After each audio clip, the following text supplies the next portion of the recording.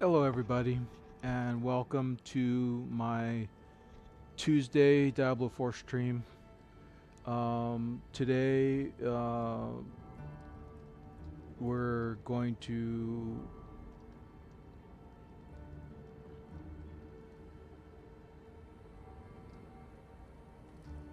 continue on with starting with my picks for um, this Wednesday in comic books. So, give me a second. I'll call up the information, and then we'll get going.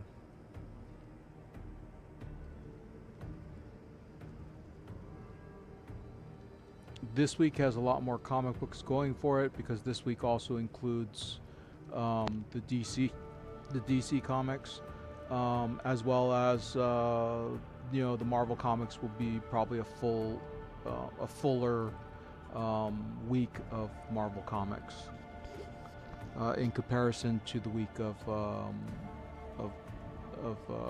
the new year. So get ready. Um, and let's start the breakdown here. Comics coming out this week. The list starts with the all-new Spider-Gwen, number 6. Basically, if you love Spider-Man and you love the various spin-offs of the Spider-Man family of comics, Spider-Gwen is a fairly good representation of one of their better books. And it looks like Spider-Gwen 6 also involves a team up with her and Arachne. The I don't know what you would want to call her, but the more uh, mystical Spider Woman type of Spider-Man related characters. Okay. There's apparently two variant covers to this book. So basically, when you're at your store, pick out the one you like the best, and then go from there.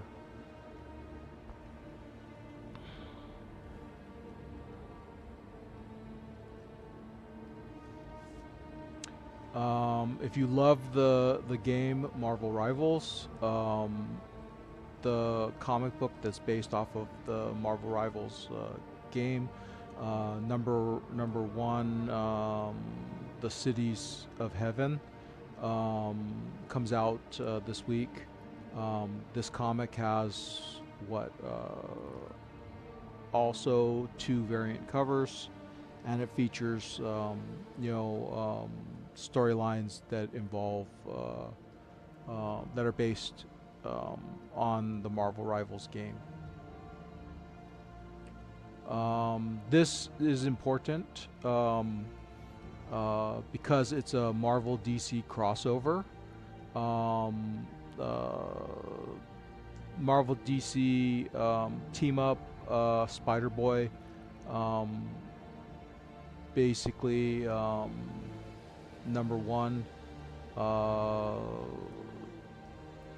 Oh, okay. This is a facsimile. So, basically, if you didn't get it originally, they're re-releasing the Spider Boy team up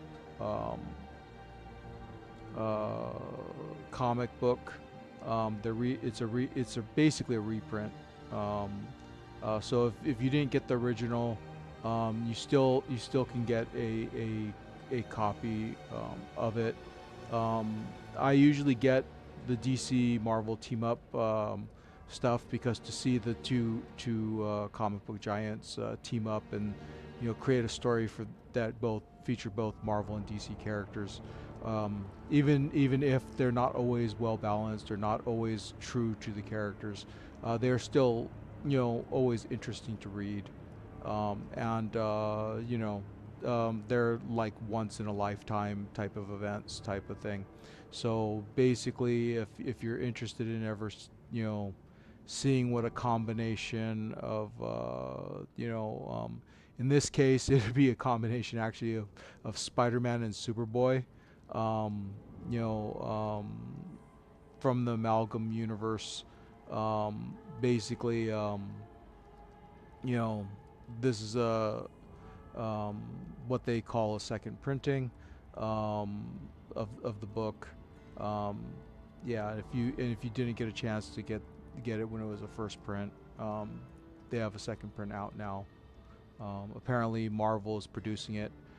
Basically, these comics flip sides. Like this time around, Marvel is reprinting it.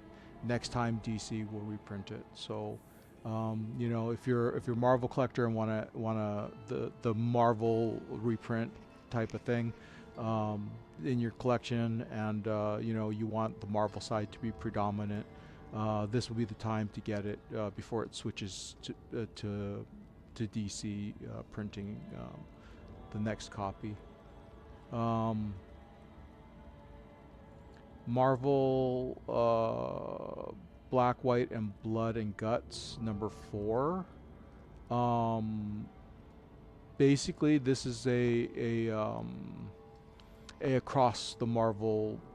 It's a big event mini series that is in the tone of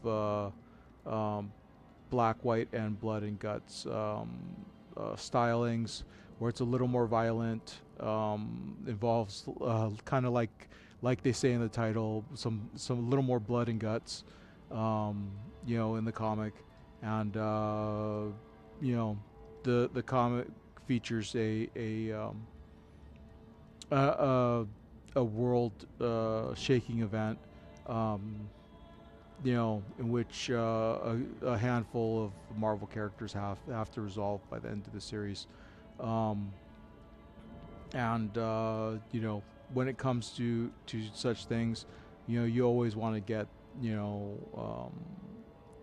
more adult versions of the Marvel universe anyways. So especially when dealing with characters that would befit the genre, such as Punisher or Wolverine, or some of those a little bit more violent, a little bit more adult themed characters, and their situations, because then you get a lot less holding back, you get a lot more gritty, you get a lot more that stronger storyline. um, I would suggest, if you have kids under the age of 13, that you might want to look at the book first and okay it. But a lot of times it's not that bad, and due to the fact that this is the modern world, a lot of kids probably have seen more violent, more bloodier stuff in movies than probably is represented in the comic. But might as well always double check. If you're a parent, it's always good to make sure that you're okay with what your kid is looking at anyways.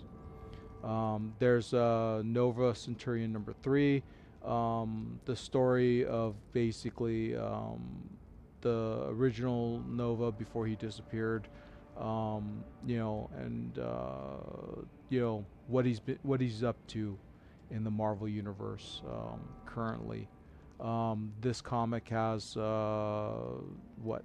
three variant covers? No, four variant covers. So, be on the lookout. Find the cover you like and then go with that. For those people who like something slightly different but like Spider-Man at the same time, Spider-Man Noir #4 is out also this week, and it has only one variant cover. So you could choose between the main cover and the variant. Let's see here. For those people who like collecting Star Wars comics, there's Han Solo and The Hunt for the Falcon #5. Han Solo, Millennium Falcon, it's always a good ride. My favorite character in the Star Wars universe has always been Han Solo and Chewbacca. They didn't do him justice in the that last trilogy with Rey, but you know, I have since come to terms that that was more of a Disney thing, and I'm fairly confident in that I'm correct, because Disney, almost every Star Wars project it's really touched has been dog shit. So the words, I'm just hoping that the new management team of the Star Wars properties of Disney basically pulls a lot of the Star Wars movies and TV and all that, the media, out of the toilet that Disney seems to keep wanting to shove in deeper and deeper. Disney, it's nice that they got the properties, but the thing is that they should recognize, that they need the right management teams. They need the right people to get them that money that they is basically their only motivation. I mean, if you think China is bad, Disney is 10 times worse. But at least Disney does not have world conquering goals or world ruining goals. It just has the goals of any major corporation, that they want to suck out as much money out of the people as they can, and they go at great lengths to do it, and and it shows. Anybody who really looks at Disney, I mean, people love the parks and all that stuff, but that's because they're ignorant. They don't look at the real Disney. They just look at the nice packaging. But oh well. Disney is one of those things that you basically got to take, make sure that you enjoy what you like, and skip what you don't, because the words, every time that they do something wrong, is usually a sign that they're on a trend for self-destruction, because like their woke directive, they're still, even with the failure of woke across the board, they still keep pursuing it in one way or another, and they just haven't gotten the message that woke is just not viable. Woke is not a sustainable, or even something that people really cared about. It was always a fringe thought. It was always a fringe following. And that the majority of America and the world don't even like woke stuff. So, and the Han Solo, the Hunt for the Falcon, has one variant cover, so basically be on the lookout. Amazing Spider-Man number 19.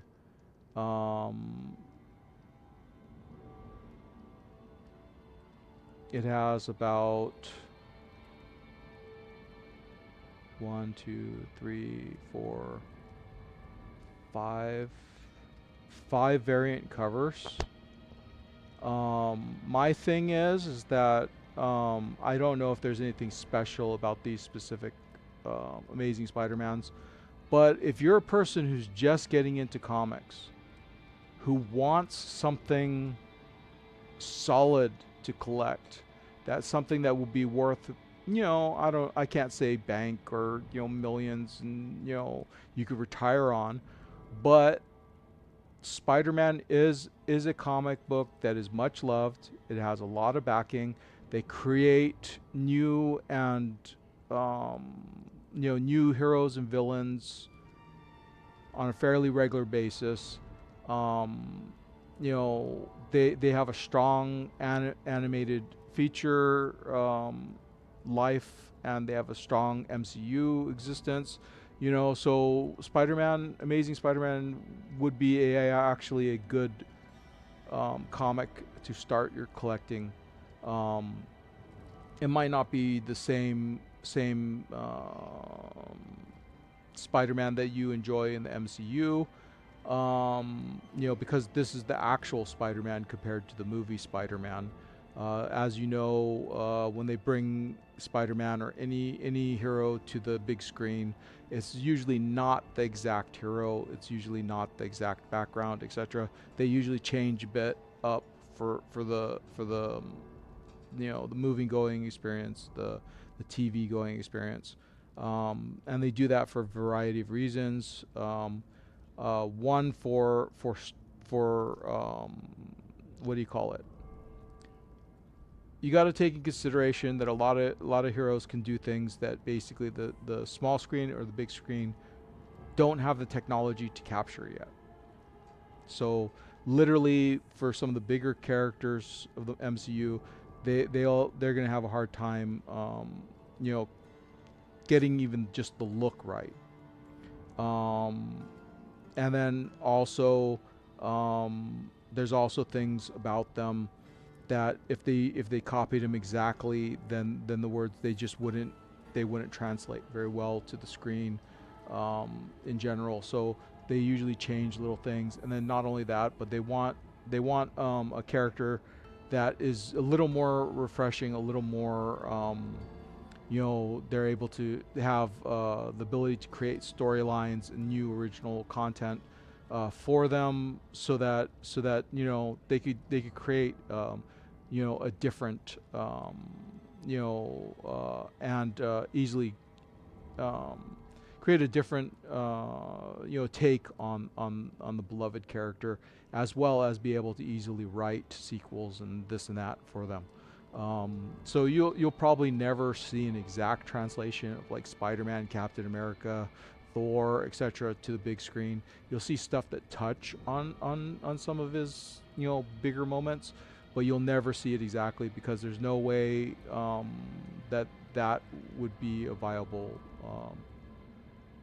you know, situation. No matter how much the fans would love to see Thor, in animated, or a live action thing, you know, acting out some of his comic book great moments, it's just not you know, realistic type of thing, or at least not currently. Maybe in the future, maybe with AI, you know, maybe one day you'll just be able to go up to your AI and say, well, I want this comic book arc to, you know, to be recreated, but I want you to animate it so that it's actually a live action or a computer generated, storyline, etc. And you're gonna have to have the AI fill in the blanks, because I mean, comic book panels are what they are. They're just moments. They're not the complete, every second type of thing. So basically, you know, I mean, one day maybe if you could talk to your AI and your AI just, you know, can do it for you, that, you know, that might be the future type of thing. But even with that type of future in mind, I still see that the creativeness of comic book creators, artists, and writers and stuff like that will still be needed to create the stories, to create the content in the first place, to inspire the people to, you know, to love and appreciate the comic book first, and then, you know, create their passion projects on their AI after. But yeah, if you want to get into collecting comics, Spider-Man, especially Amazing Spider-Man, is one of the best options to start your collecting, and then go from there. This comic has 1, 2, 3, 4,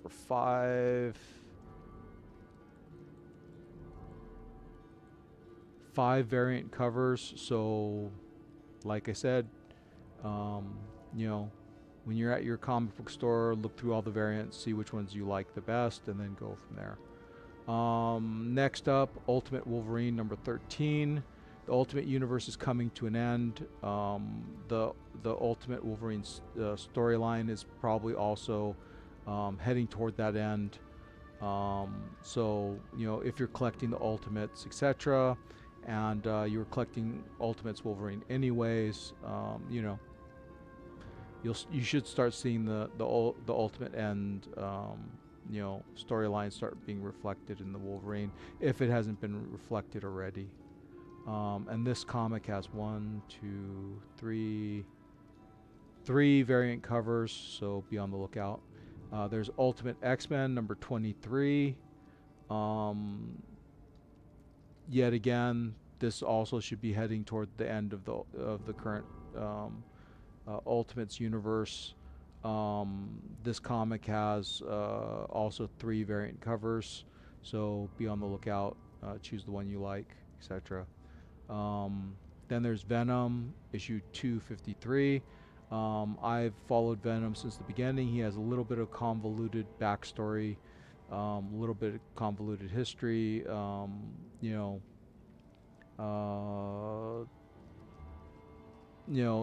Between a couple their series and mini series, they introduce things that they never really clarified in the past. But Venom is who Venom is. He's always been a fairly interesting ride. This comic book wasn't quite as good when he was alone, but when he has a direction, when he's actually bound to somebody, and they're doing the anti-hero stuff, they're always a better book when that happens.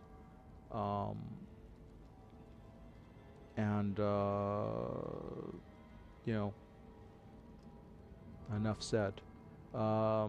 His comic coming out this week has 1, 2, 3, 4, 5 variant covers.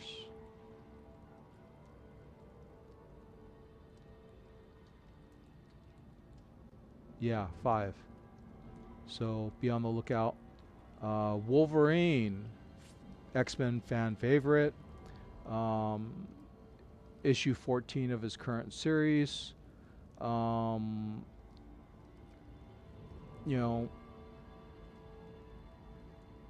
don't know.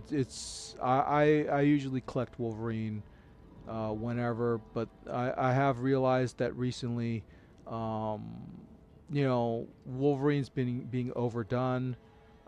There's a variety of writers, who've taken liberties and basically, Wolverine just isn't the Wolverine that I remember him to be anymore. And I'm afraid that eventually they're gonna make him kind of a wuss. They're gonna change him from the X-Men who kicks ass and takes names to the X-Men that walks around with loafers and sits and watches Golden Girls. But until that happens, I mean, in some cases it has kind of slowly happened. Enjoy the ride, enjoy the Wolverine comics. Wolverine has always been never the best written, just basically popcorn thrill ride comic. So if you want something that could be either hit or miss, that you don't mind because it's because it's Wolverine, you'll want to pick this up. I pick it up because I don't know, maybe I'm a sucker. Maybe I have too much hope that they get a writer who could actually write a good content for Wolverine.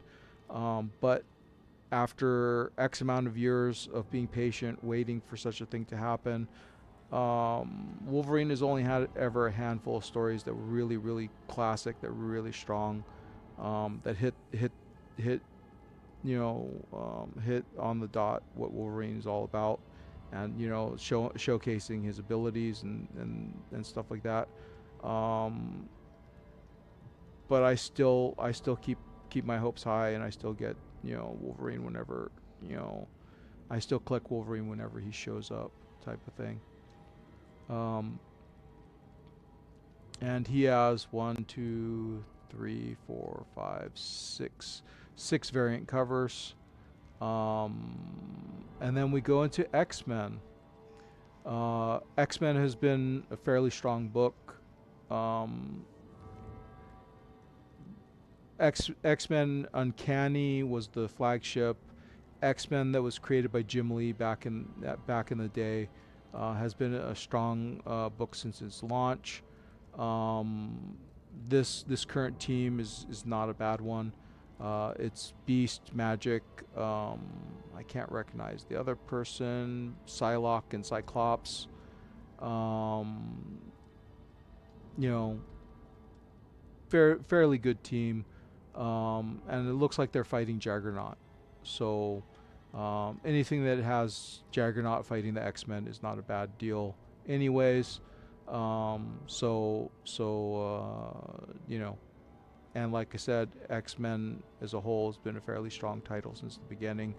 So you know, it's not a bad deal to pick it up.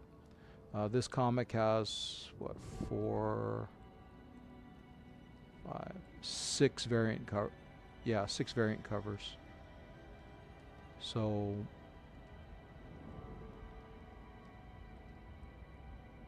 you know, you wanna pick and choose. Now for what you've been waiting for, you know, DC Comics. Now this comic, I don't know, it was good, but I don't love it as much as other people do. Cuz I'm not a fan of every Jim Lee project that you know that he touches, because sometimes he is just not doesn't do the, what do you call it, he tries, but he doesn't do the he doesn't end well, you know. And the Absolute Batman, the Long Halloween, you know, the original was a classic, or is now a classic, even though you know, like I said, Jim Lee's storyline in the original to me um, was not as great as people made it out to be. But you know, if Absolute Batman, the Longest Halloween version, is a little grittier, a little more exclusive, you know, it might be better. You know, I'll leave it to people who pick it up. I would suggest picking it up if you're not collecting the Absolute Batman. It'll at least give you a peek into what the Absolute Batman is like. It's supposed to be a little more violent, a little more grittier type of Batman. The villains that he's going to encounter are going to be a little bit grittier, a little bit more, you know, violent also. So just buckle up and enjoy the ride on in the absolute version of the reinterpretation of the Long Halloween. Um, then there's Absolute Green Lantern, number 10. The um, the Green Lantern in the Absolute universe is different. So basically, it's not Hal Jordan. It's somebody else. So you'll just have to get used to the fact that, you know, it's a different Lantern. But other than that, if you like Green Lantern stories and you want to see the difference in the Absolute Universe's Green Lantern versus the regular DC Universe's Green Lanterns, this would be a good place to see it. You know, so basically, you know, if you have a chance to get number 1 and get all the back issues, getting at least the first 12 might not be a bad idea. Just to see what the new Absolute versions of your DC favorites are like in general. There's Absolute Superman, which yet again is a little bit more, you know, grittier, a little bit more, you know, darker Superman. Number 15 is coming out. Oh yeah, and the Green Lantern, it has three variant covers. The Superman, Absolute Superman, has 2 variant covers, and apparently there's a mini series, Adventures of Superman, or is it a alternate ongoing? I don't know which. Because I'm not really collecting the comic, but I myself, if I was collecting the comic, I would collect at least to 12 to see what the Superman's like, what the Absolute Universe is like, type of thing.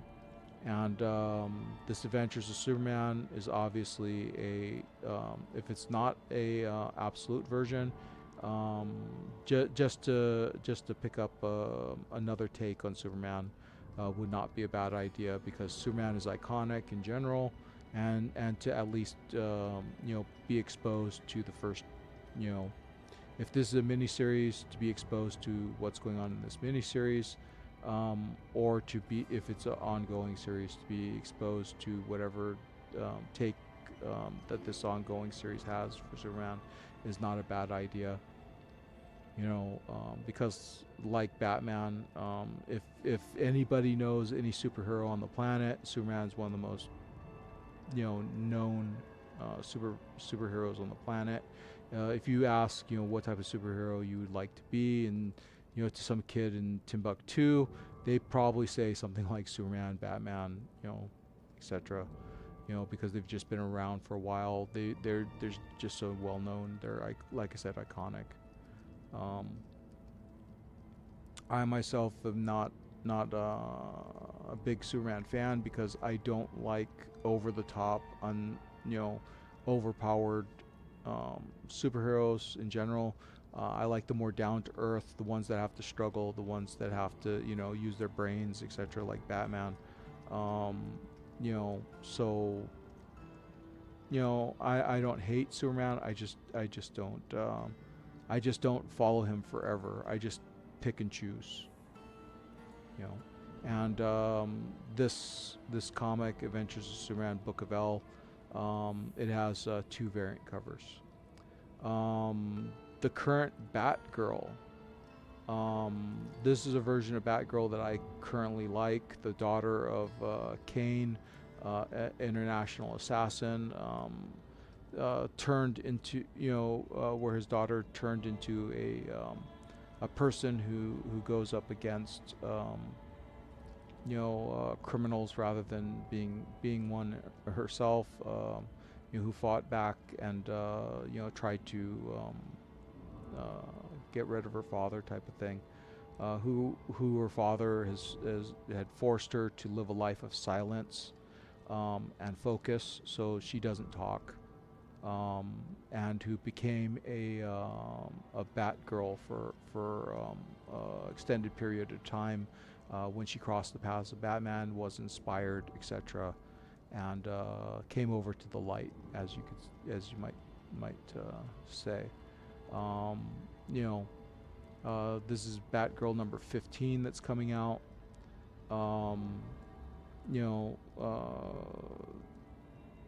I currently don't know what the storyline is like, but I probably would follow her if I followed a Batgirl comic book. In general, I currently am not a fan of the Batwoman comic book. I'm not into LGBTQ stuff. I don't hate LGBTQ people in general. I do.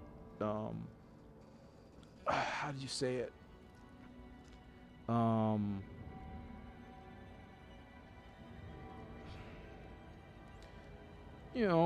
respect them as people. They're just, to me, they're people. They're good and bad depending on who they are. If they treat me badly, then I don't like them. If they treat me good, then they're okay. If if they want to be friends, we'll be friends. You know, I don't have that real urge because of color, race, and all that stuff to hate somebody just based on the fact that they're different. I really only dislike people who basically have shown signs of being bad to me or disliking me for some unknown reasons. You know, I tend to be pretty broad-minded. You know,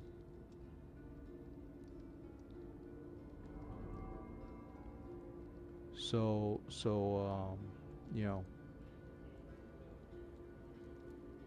go back to this. Okay, so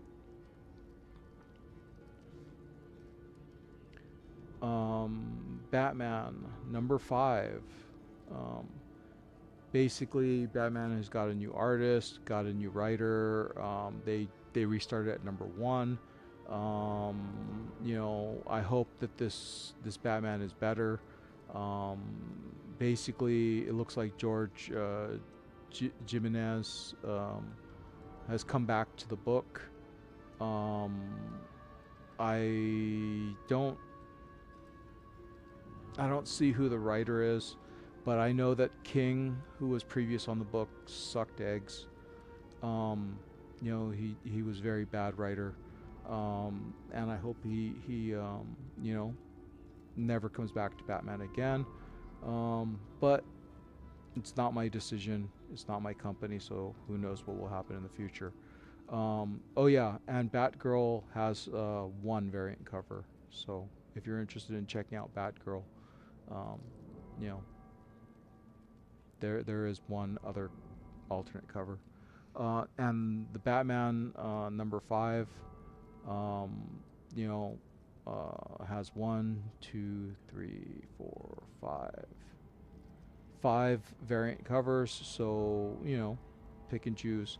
Also, this is another comic. If you want to get into collecting comics, Batman regularly adds new heroic people, adds new villainous people regularly.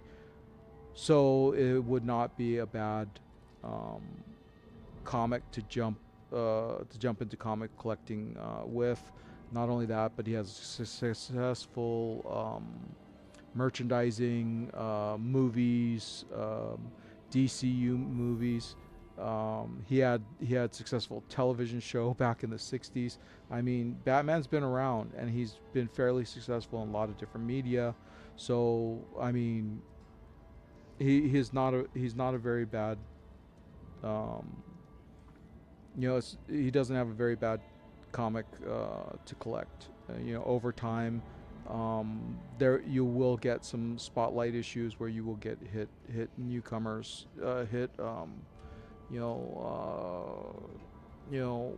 Batman issues. So, and they hold their value, and they tend to you know, go up type of thing. You might not be able to you know, send your kids to college on them, but you know, you will get some value out of them. So next up, Cheetah and Cheshire robbed the Justice League. Apparently this is most likely a mini-series. You know, and of course the main villains are Cheetah and Cheshire. So the words number 6 is probably the middle of the series, because a lot of DC miniseries are 12 issues. I mean, this could be the last issue for all I know. But if you're interested in seeing Justice League books, Justice League, you know, and seeing the Justice League in action and what's going on in this book, basically a handful of villains have decided to rob the Justice League, like it says in the title, and it's spearheaded by Cheshire and Cheetah. So the words, you know, if you're fans of Cheshire or Cheetah, and also there's other villains involved, so you might want to take a look into that too. So you know, it might be a fun read. type of thing. See what they stole, why they stole it, blah blah blah. You know. There's a Batman Green Arrow Question Arcadia comic. That is most likely a miniseries. That number 2 is out. There, it looks like there's only one cover to that, and that one should be interesting because Green Arrow, Batman, they're a fairly good duo together, solving a crime, solving a mystery. You know, it could be fun.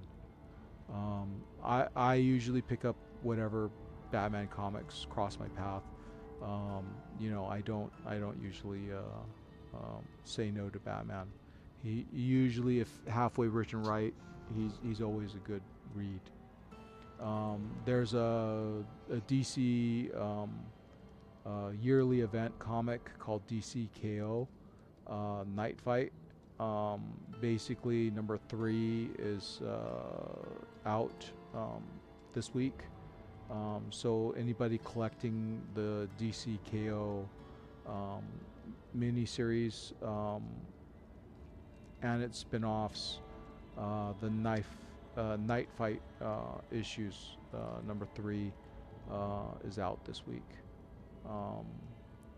There's also a Gotham Academy first year number 4, which features various other heroes and villains in the Gotham sphere. You know, if you're collecting that, the words number 4 is out. It has looks like it has one variant cover. For those people who are collecting the JSA,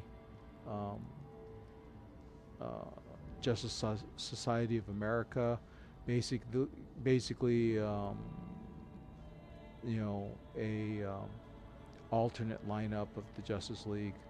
Number 15 is out with one variant cover. Basically, if you're a Justice League fan, like all the Justice League, you know, type of comics, JSA number 15 would probably be for you, where it's basically a team book of various DC heroes taking on various DC, you know, big bads.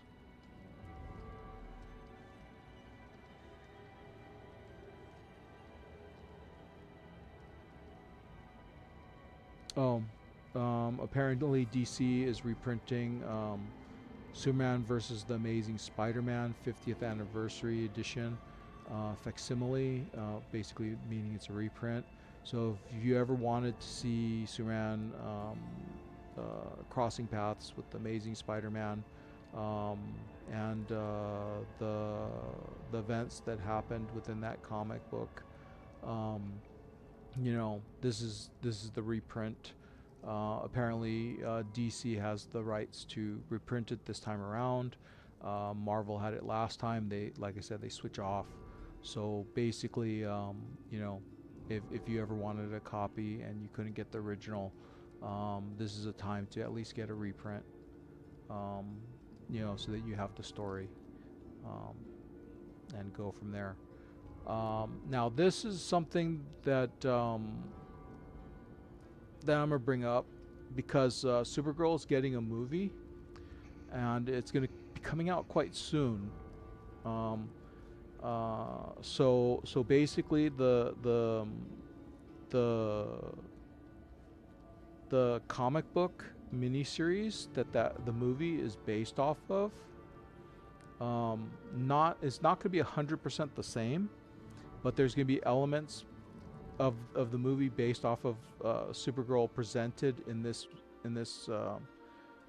trade paperback that I'm going to mention in a moment. Supergirl Woman of Tomorrow is the comic is the trade paperback of the comic book series that the Supergirl movie is based off of. So elements of the Supergirl movie, you know, if you want to see where the original inspiration for the Supergirl movie is, or comes from. The Supergirl Woman of Tomorrow is the inspiration. Um, so if you're interested in that, they are coming out with a Supergirl Woman of Tomorrow trade paperback, and it'll be on shelves this weekend. Um, so um, let's see here. Is there anything else? Um, from IDW Publishing, if you love Godzilla, Godzilla number 6 is coming out. This week.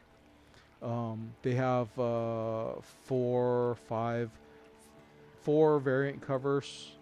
Um, uh, they all look fairly cool. Um, I think that the Death of Superman homage cover of it is probably something to you know that one would probably be one that you might wanna get the most, but the other ones are not that bad. If you're fans of Godzilla, even though the writing for the Godzilla comics are usually a little over the top, a little not quite the same, um, you know, but can be still enjoyable. The words, number 6 is coming out. Now this is something that I didn't notice before, but my picks are new. We've only been doing this for 2 weeks now, but apparently there's a Teenage Mutant Ninja Turtles crossover with Godzilla.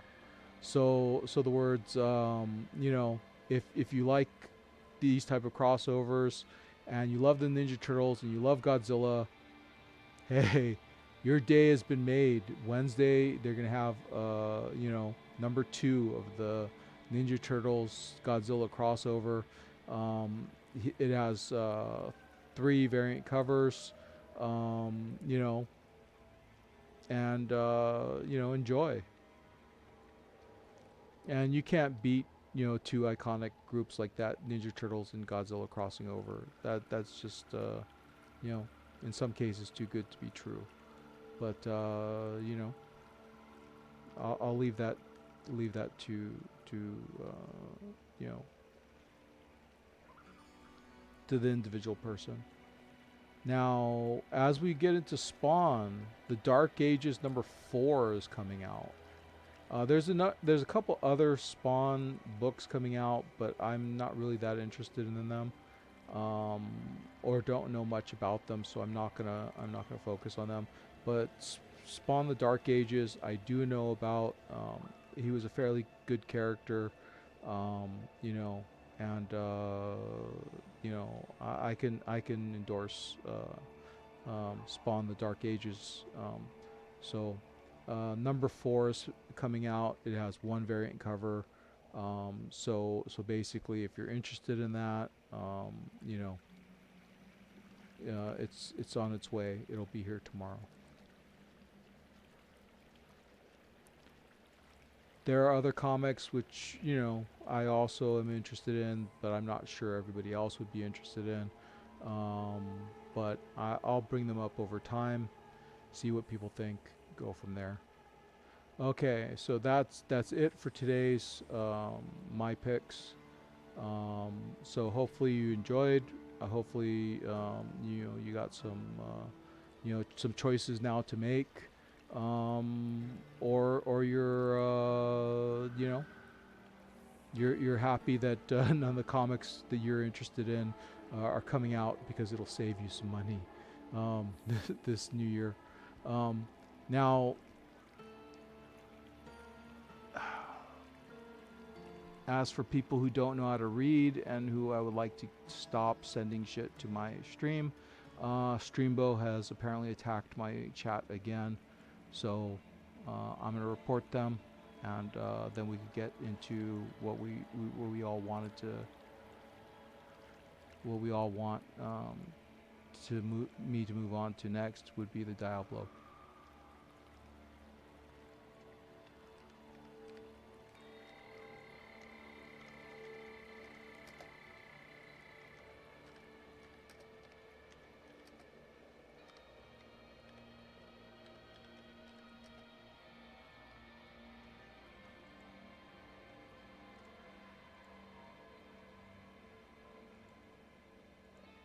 Okay.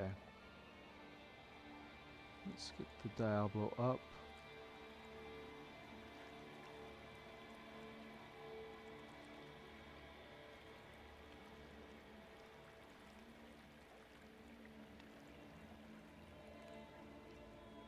Did the game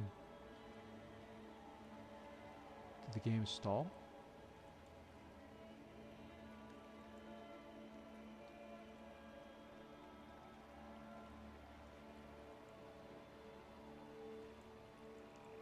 I think the game froze. I'll restart it.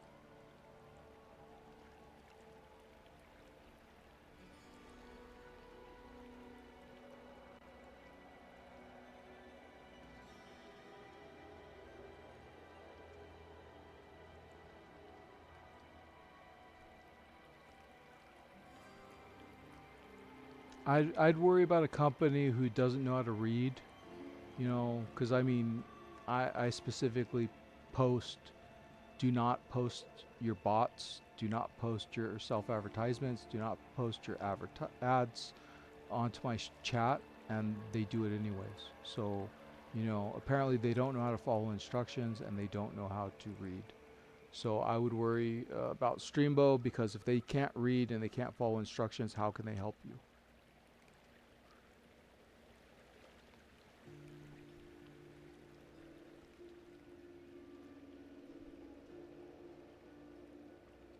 Come on now. Diablo is not... Something's up.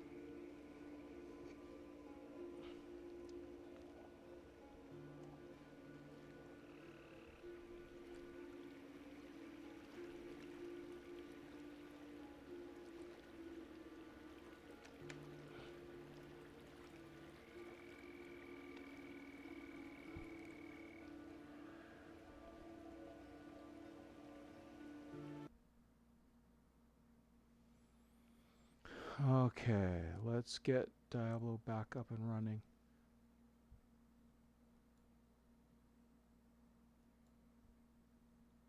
Could it be Twitch? Could it be...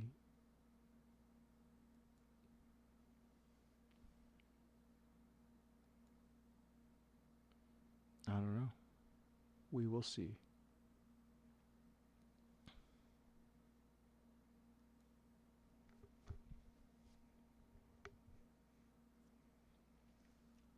And it's the same thing that goes for the self-promoters, like the people who like, oh yeah, I'm a graphic arts designer. If you can't read my notice that I don't want people posting their stuff in my chat. Now, the reason why I have socials, I have an email listed in my socials for people who want to, you know, be my graphic arts designer, wants to be my, you know, that's the whole point of having, of putting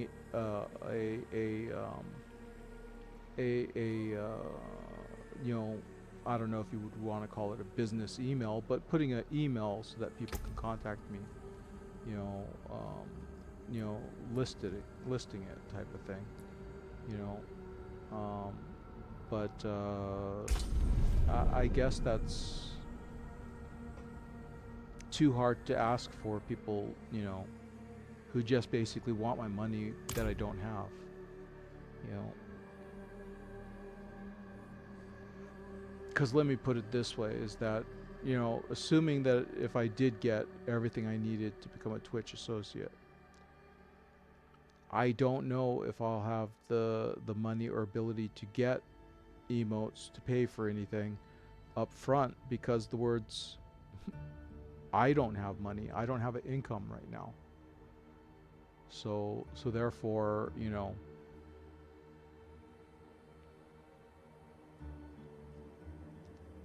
it's gonna be you know, when if I do ever become a quote successful streamer, a partner of Twitch in the future, where I have thousands of followers, which I doubt, that's going to be a long time to accumulate that many. But the point being is that you know, if I do gain some sort of level of success, it's going to be a long time. It's going to be a lot of work. It's not going to be goblin hunt is over.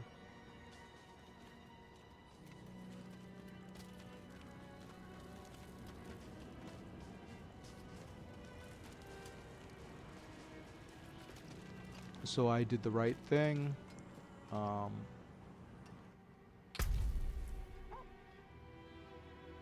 I gotta get 10 more Duriel, Pangs of Duriel. I gotta get a number of,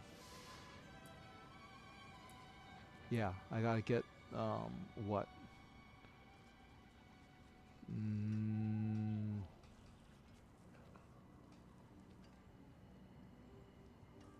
100, maybe 100 more Aether from the hordes, and then I've completed all of. I pre-completed all of level 4 of the seasonal. So once I get to torment rank 2, or even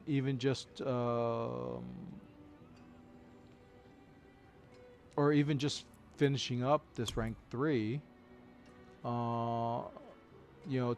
seasonal rank 3, I'm gonna blow past rank 4 because I've completed everything.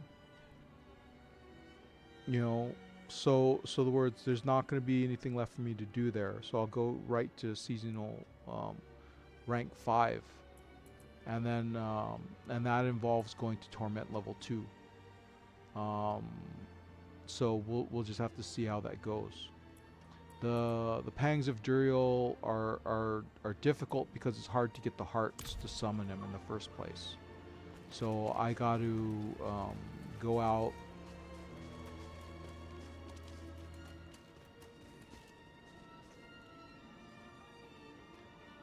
Let's see. Okay, so the stream is working. Hopefully the lurkers are lurking. Hopefully everything, the followers are following, etc. Yeah, yesterday, I don't know, I guess because I was late, who knows, but I had next to no viewers yesterday, which is a bad sign.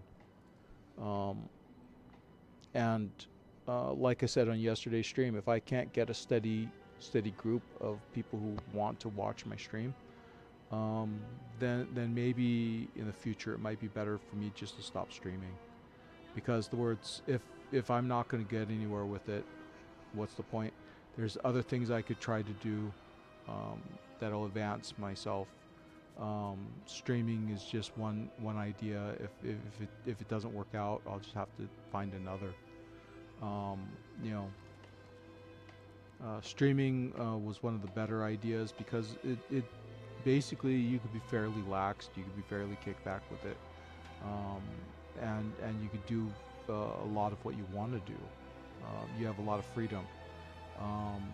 But the thing is that, yet again, if it's not going to help me, I'm not going to have any sort of success, then there's no point continuing it.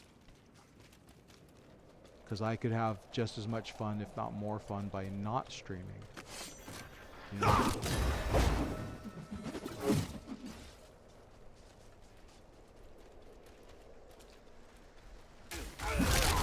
back and play my games privately.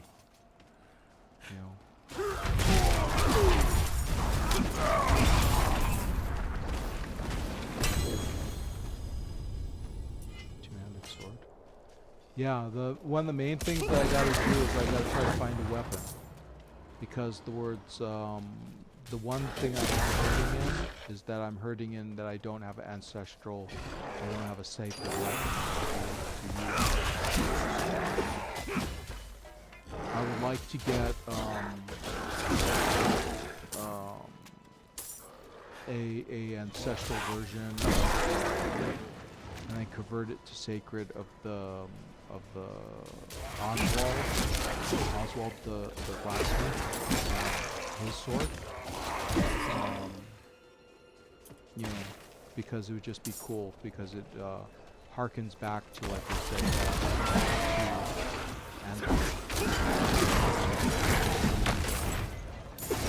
just be a badass paladin with a sword of Oswald.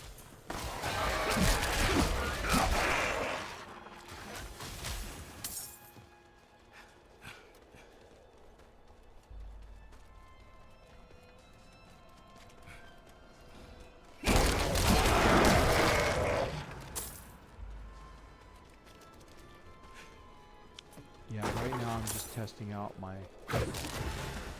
mouse. It seems to be okay.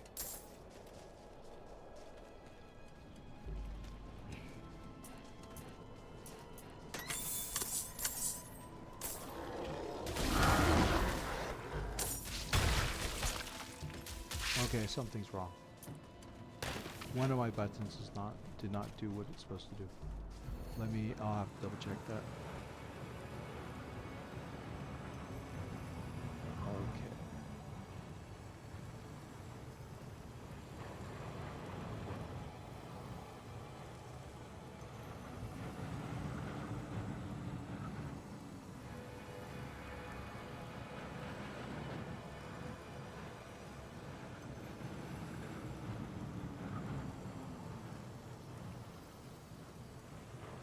Okay, let's see if this does it.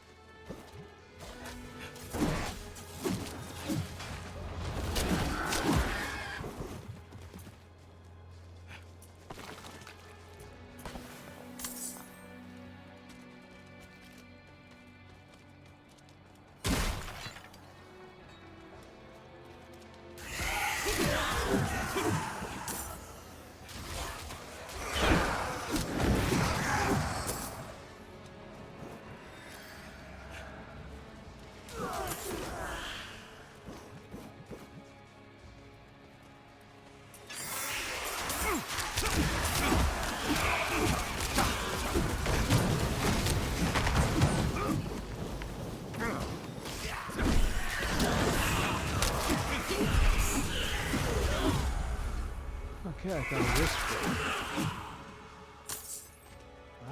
That's cool.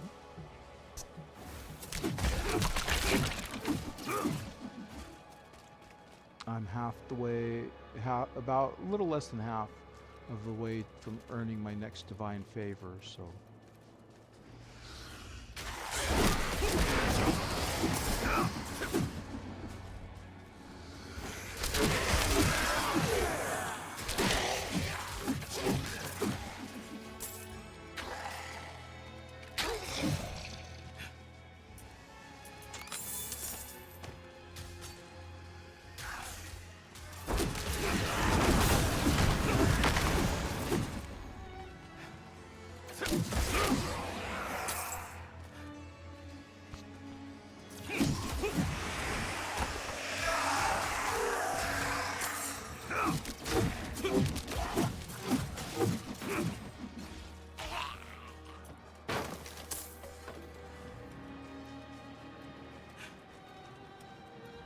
So for those people who live in New York, I feel sorry for you. Because Maldani made a statement that literally he said that basically he hates white middle-class people. And that he basically wants to see them basically submit to him and his beliefs. That basically they are the root cause for all the trouble in the world. Considering he's a person that most likely some of these people have voted for, when he comes and takes away your house and you start begging for somebody to help you, I hope nobody helps. I say things to say that they treat you. Even the Jews, their comment was, "Oh, I thought you were going to protect us." The Jews, they're the rich people that live in New York. The people that Madani hates. Because he's a socialist, communist, blah blah blah, something something. You know, he why would he protect the Jews? That makes no sense whatsoever.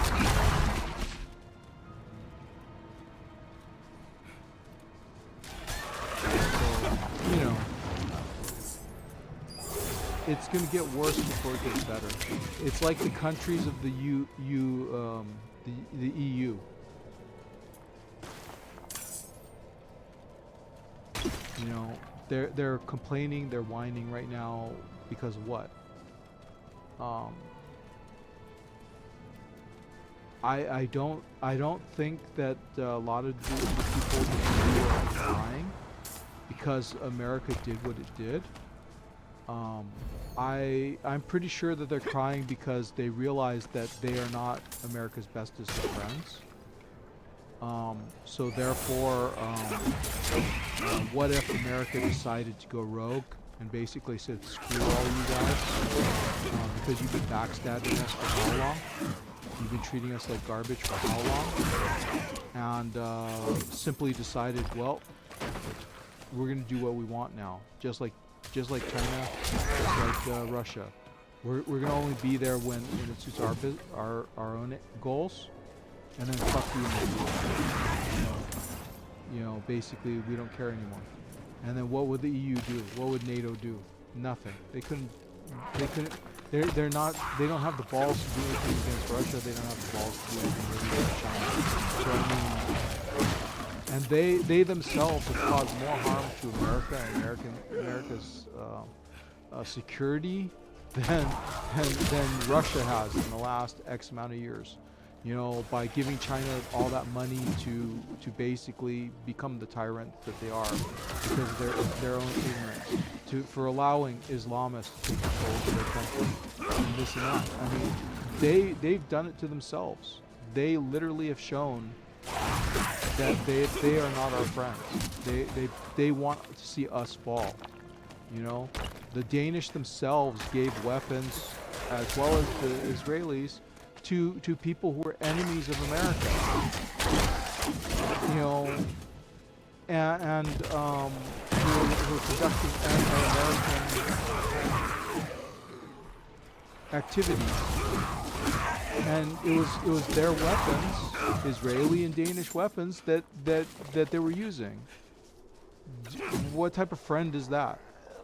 So if the EU ever gets in trouble, they better be very nice on the phone. They better talk very, very nicely, and they better say please. Because if America has to, you know, if they have to beg America to help them, you know, with their Islamic problems, their internal problems, because they're stupid, you know, then that's all on them, you know. And I bet you some of them are not going to call for America to help them when they because their pride will keep them from doing it. Like Canada is making all this posturing that, you know, oh, if America should come after Canada, blah blah blah. First of all, Canada would do what? Piss in their pants? Most of their people won't even fight because they're all Islamic, or they've been taken over by a lot of Islamic. They have a high population of gay people. They have which wouldn't want to fight either. Maybe if you fall for the transgenders being more violent, being more aggressive, well, what, the transgenders are going to save Canada? I mean, not impossible, but you know, it's hard to see. You know, so I mean, come come on, Canada, get real. You're not even you're destroying yourself right now. So why would we care if you know, about you claiming that you have all this military blah blah blah when at a moment's notice you know, you could just be wiped off the planet, which of course we wouldn't. Why would we want to wipe you off the planet? That's another thing that people don't understand. Yes, we had nuclear weapons. Yes, we used them against Nagasaki. But the thing is that why use them? Because money-wise, as a capitalist society, to use a weapon that actually destroys your ability to capitalize in your country, you know, to expand our capitalist reach, you know, is not worth it. You know, that would be like extreme circumstance. And you know, so I mean, they should be more afraid of China and Russia doing stupid shit with their nuclear weapons than America, because America, yeah, we've used them in the past, but the words, it's not in our financial best interest to ever use them.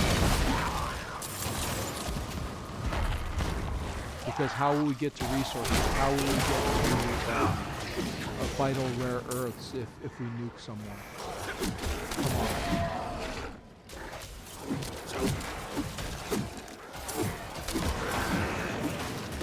And then their fear of Greenland. Now that's funny. The first thing that people were afraid of after they, you know, obviously they're in the pocket of the Venezuelans, but that's a whole other story. But the point being is, a lot of these countries are afraid that, well, if you do that to us, man, oh my god, or if you do that to Greenland, why the hell would we want to move on Greenland like that? You know, we want them to be our friends. We wouldn't want to take Greenland like that. You guys got to be retarded. The EU must be frickin' insane to think that we would do, you know, that type of thing to some of these other countries. You know,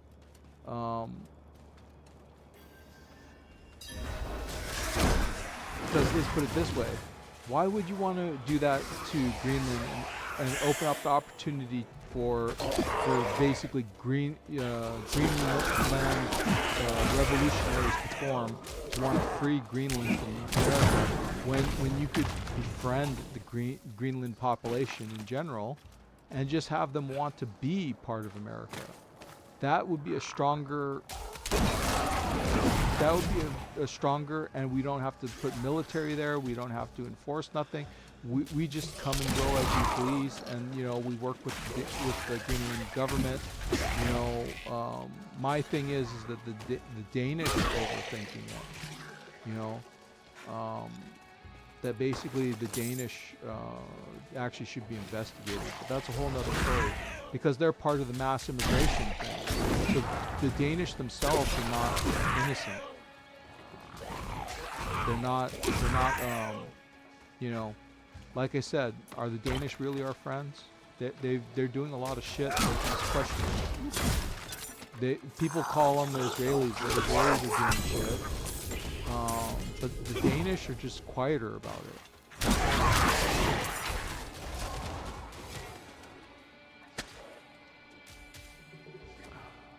Now let me see if that's what I wanted. My Sanctify is working.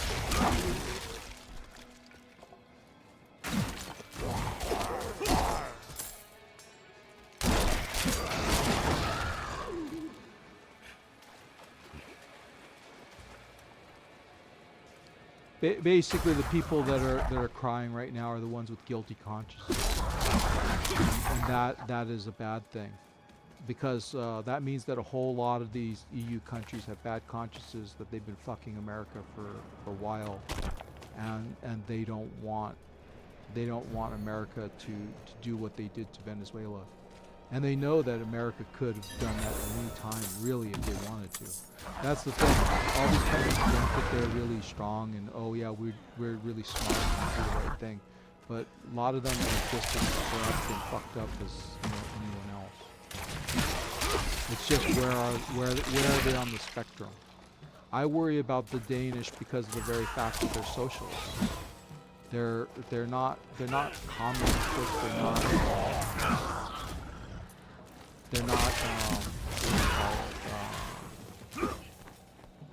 call it? They do have some capitalism in their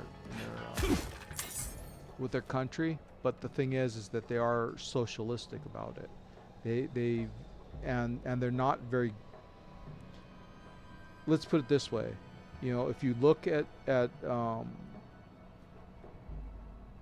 amount of money they suck out of the average person,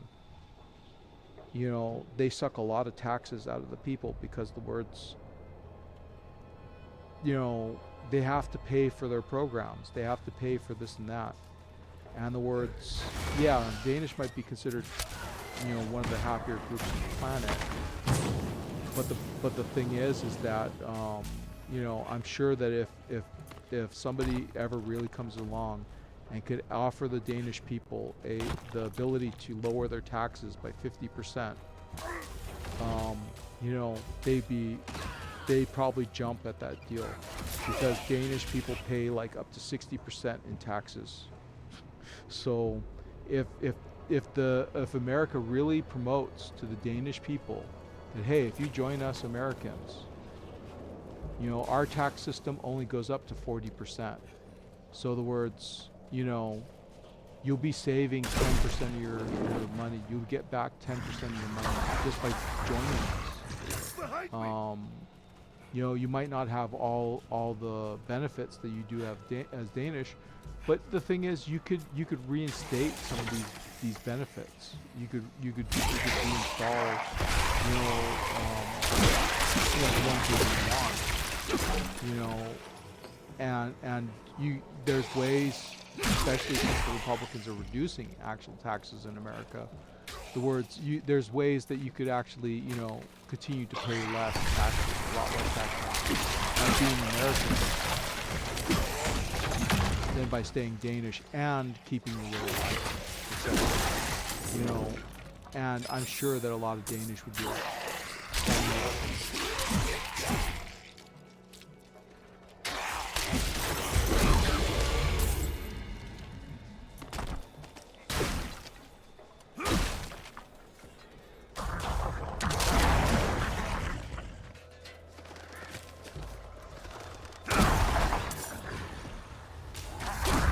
because just because they become a American state, etc., doesn't mean that they have to give up being Danish.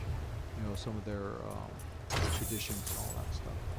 Just like if Japan decided that we'd be willing to become a 51st state, etc., it does not mean that they have to give up being Danish. They have to give up their Japanese culture. It just means that when it comes to establishing their state-run government, that basically their government, the state government, has to involve themselves in maintaining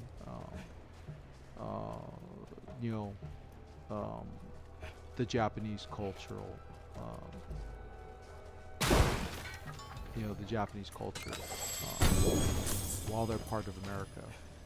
Just like Hawaiians. Hawaiians don't have to give up being Hawaiians. They were never told to give up being Hawaiians. That's up to them. We offer them the opportunity to share in our holidays. They have the option to add them.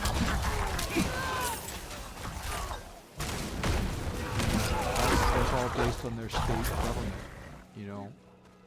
And as far as I know, there are still a lot of Hawaiians that are Hawaiian, that still follow the Hawaiian, as long as it doesn't conflict with American, rules and things. America doesn't really mind.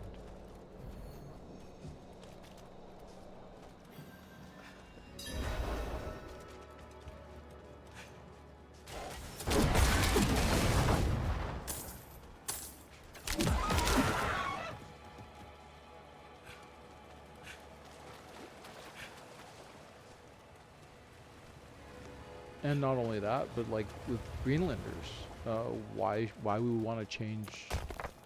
As far as I know, they don't have off the wall rules, you know.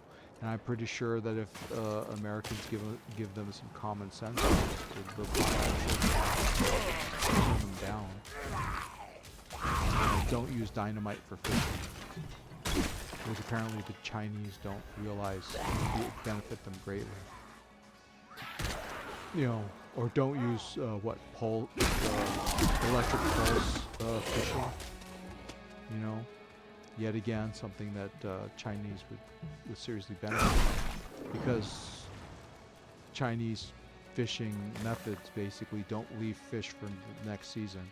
So you kill all the fish once, and then you have nothing to come back to. So the word you know, if they're killing off their food stores, you know, they're not caring about it.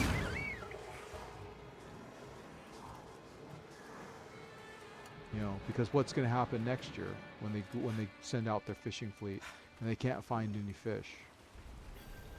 But you killed them all last year. You know, I mean, that's how dumb this is. They're not just depriving other people of fish, they're depriving themselves of fish. And that's what I don't understand, why they would.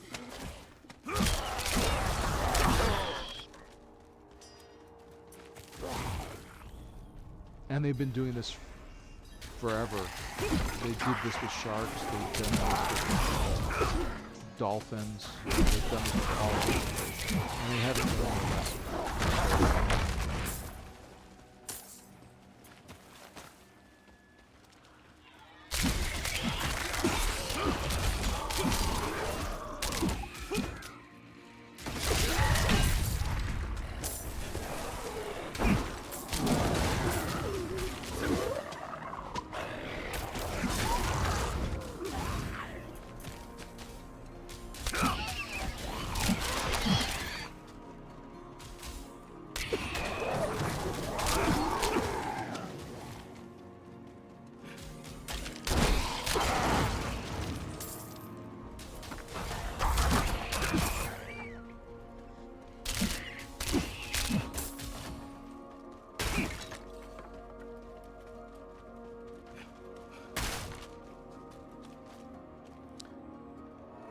Okay, test accomplished.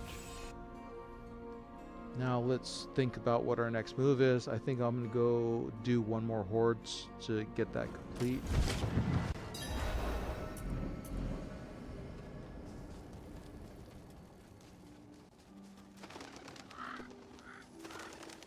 It is done.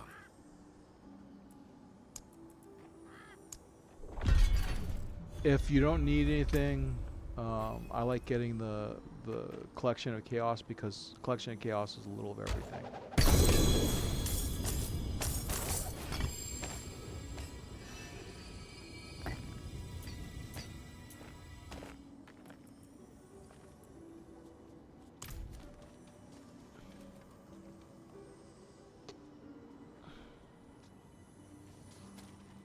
I'm waiting for the day in which China is gonna say that they were the original creators of the hamburger. They're claiming to be the creators of everything else, so I'm sure that they're gonna find a way to justify that. Oh no, we created the hamburger first. That America appropriated the hamburger.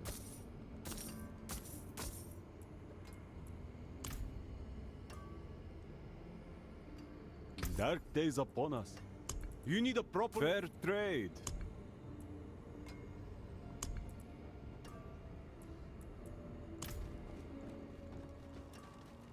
Or maybe they'll do that with the hot dog. Who knows? China has been bad like that lately. Everything under the sun. Especially if it's Japan. Oh no, Japan appropriated that from China. It was never.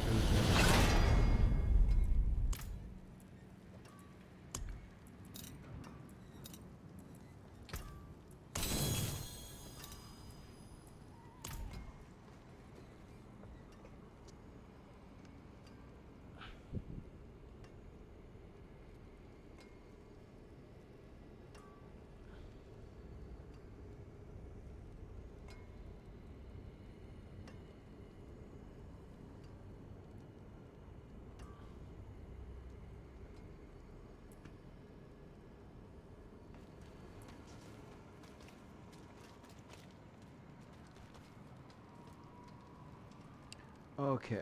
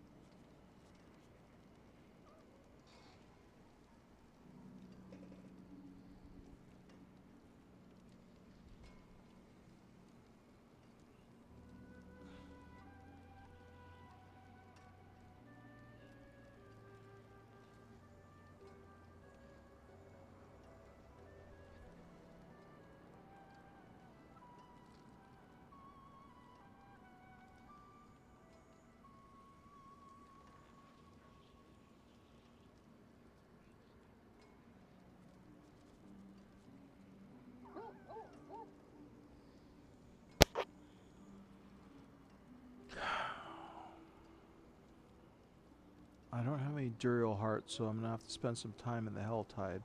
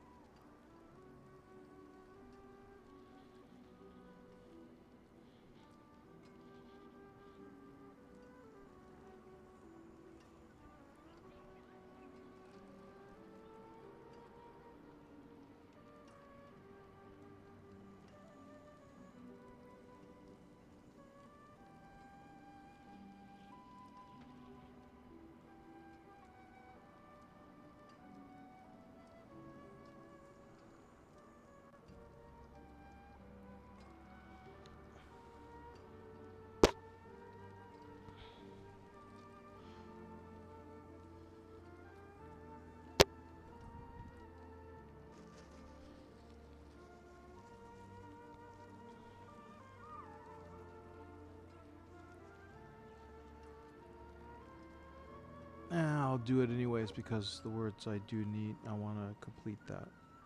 That'll knock down this piece of the puzzle.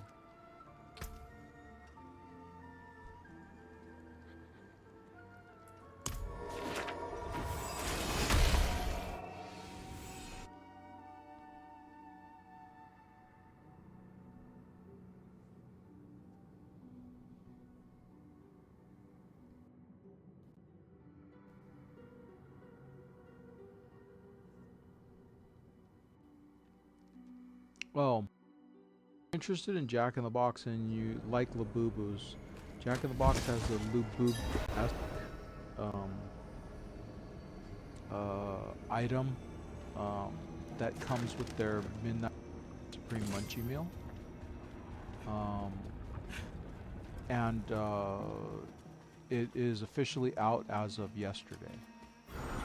So basically, if you're interested in collecting, I think there's 4 of them.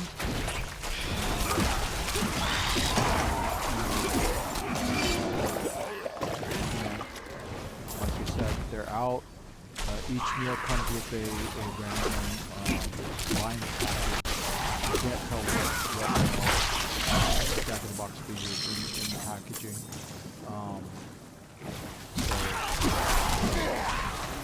If you're interested in, such items, it's your time.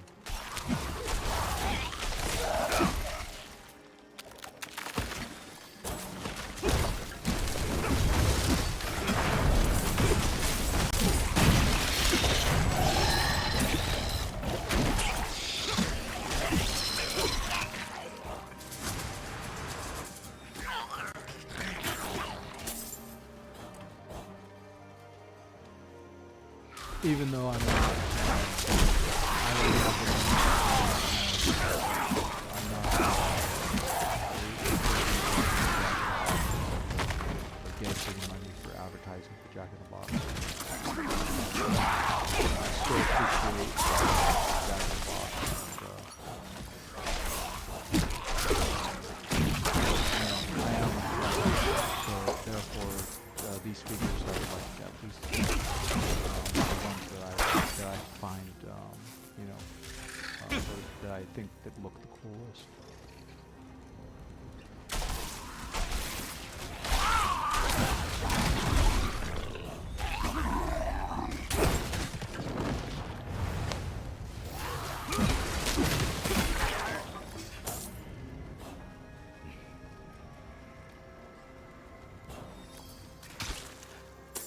Yeah, these are the hearts I'm talking about. For whatever reason, this season with Duriel, it's harder to get those hearts. The last season was a lot easier. Excuse me. So basically, I got to run around here and hope that I kill the right elites. And, I get the hearts going. Because I need at least, 10 more and not every time I can get a 10. I found that out yesterday.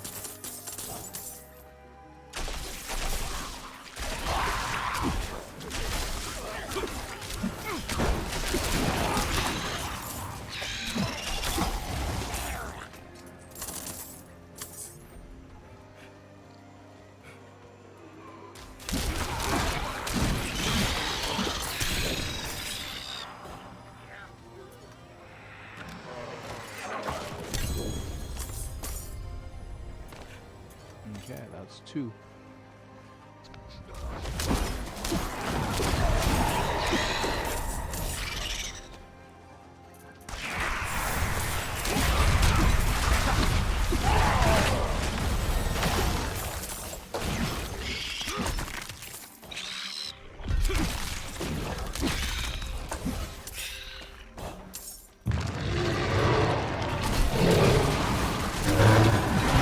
I had a girlfriend once upon a time that actually worked at Jack in the Box. She was fairly cute. You know, in the end, she wasn't. Me and her basically, she wasn't looking for what I was looking for. I wanted her actual girlfriend. She just seemed to want a friend, and I just couldn't.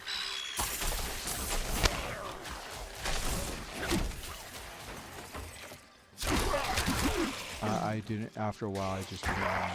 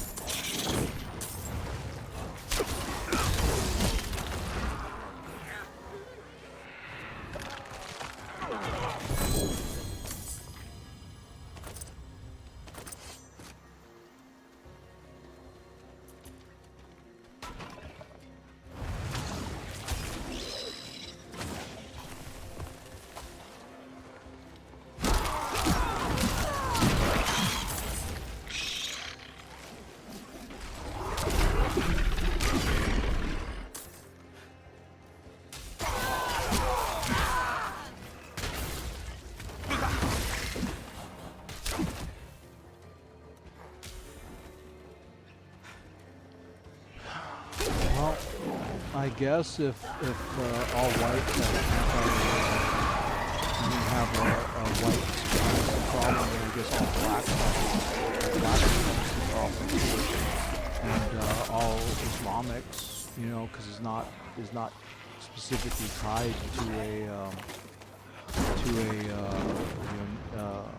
race.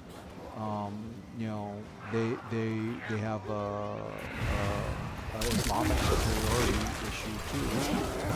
So therefore, you know, we gotta stop all these people of all these different nationalities and groups, you know, from acting so superior. You know, the French, the British, the Dutch, you name it, the Israelis. They gotta stop being, you know, superior. They gotta all be, you know, pussy whipped bitches, you know, so that everybody gets along.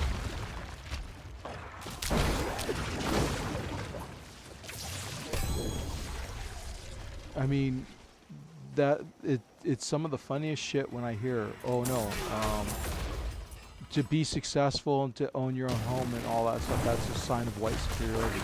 No, it just means that you work hard, you have a good, strong work ethic. You know, where's that? I mean, what you're gonna say then that Japanese, Koreans, Vietnamese? Oh yeah, they have Asian superiority problem then, because they're successful and they're doing better than you. You know, and so that's a sign because they want to do better than you. That's a sign of superiority, right? You can't have that. You can't have people acting superior. That's the bullshit that's going on, and that's the bullshit that you should reject. That's all crap. You know, if you're working hard and if you want to better yourself and you achieve it, that's not superiority. They're twisting lines for whatever reason, but you know, I know why Mahmoud is doing it, because he wants people to be Islamic. He wants people to be on their knees. He wants people to obey. And you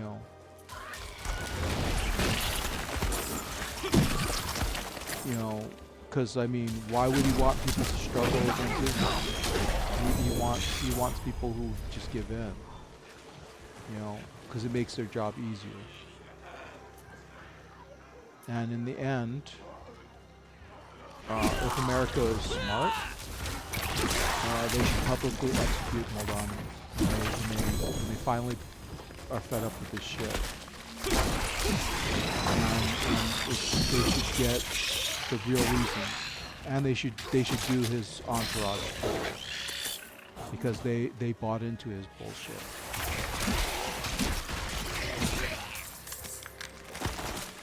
Because they're gonna be just as much traitors. They're gonna cause as much problems in America and tear down hardworking people, you know, in a bad way. You know, as Moldani is gonna do. And they should be punished accordingly. If Moldani gets publicly executed, they should be publicly executed. Because they were right beside him and they willingly joined him, etc. When Moldani is telling them to, take all the wealth and property from all the middle class white people because they all are white superior.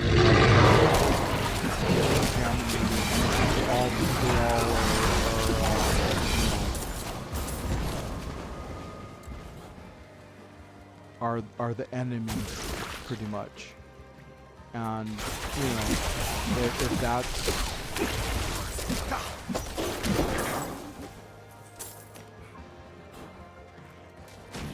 if that's how communism, socialism rolls nowadays, then fuck communism, fuck socialism. And anybody who's backing Moldani, they should also be investigated You know, maybe they should join in too.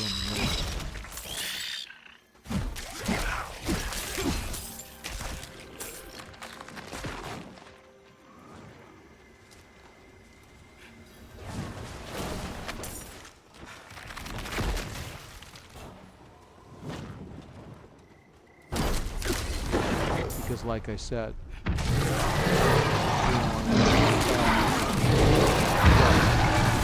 Bernie Sanders is funny because that comment that they made today about dismantling the middle class, Bernie Sanders claims to be in the middle class. He's one of the people that Muldowney has targeted to be. Oh, you have white superiority issues. We're going to take away all your property. We're going to take away all your we're going to make sure that you get put down. So I mean,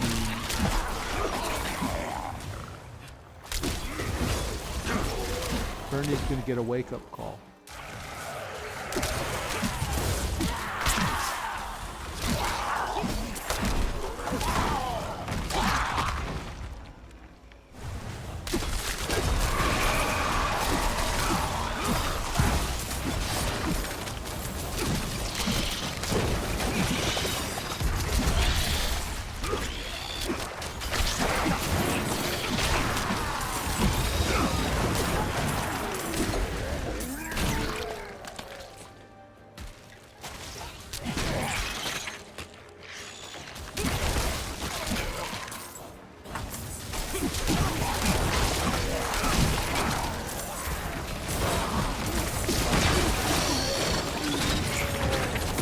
Because the problem with Bernie Sanders is that he talks a lot of stuff, but the thing is that, he has to be consistent in where he draws the line. Because who's an oligarch really? Is it really just being rich, or is it a person who is rich and is using his richness for power, and personal gain? Because the words.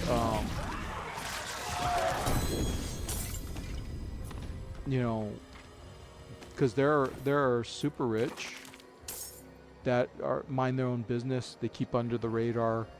They just live their lives.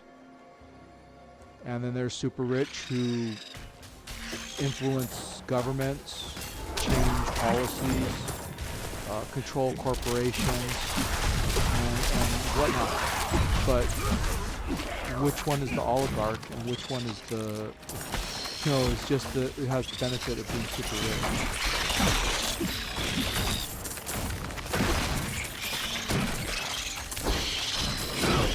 Because I always consider the oligarch the ones that use their influence to affect other nations, affect other group.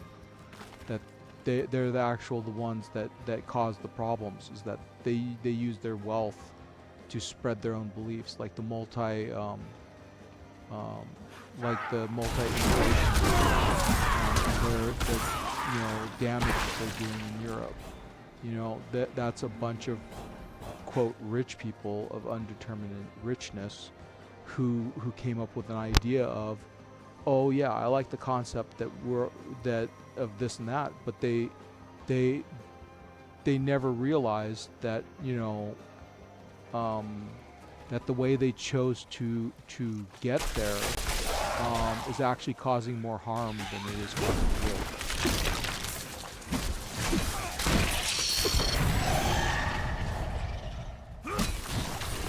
And those people I would consider oligarchs, because they're the ones, like I said, they're occupying governments. They're manipulating things. So, because if it's true and that the Maduro presidency was paying off U.S. senators and then they were technically oligarchs. they were people of Venezuela using their own influence and power to basically pay off and control American, government.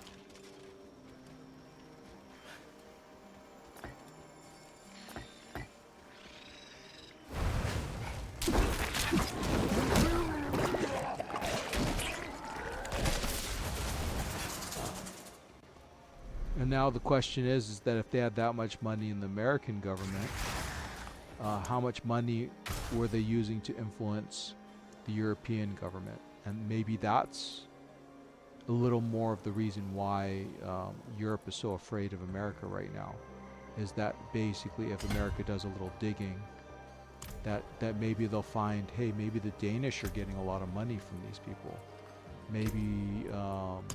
Maybe the Dutch are also in that line. Maybe France. Maybe France is also, in the pocket of Venezuela, And if that's the case, then it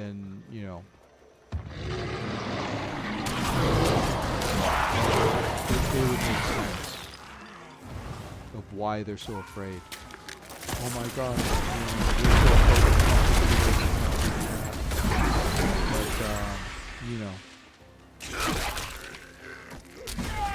But the real reason why they're afraid is because they're afraid that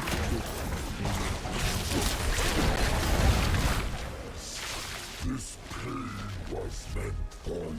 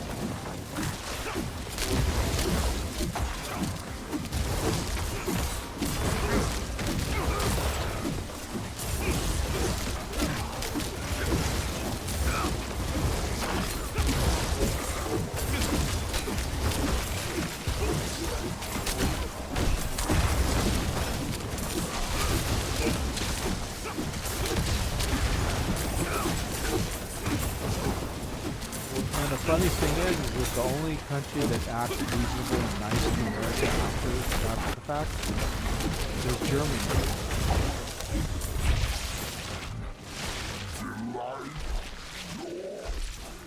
And you would think that England would have been on the phone, like I said, acting nice,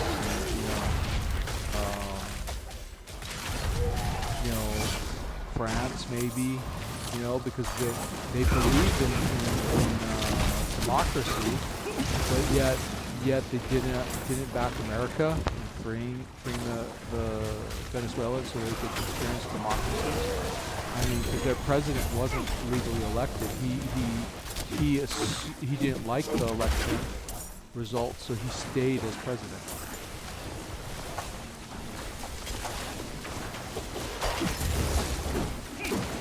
I mean, isn't that something that the French would approve of?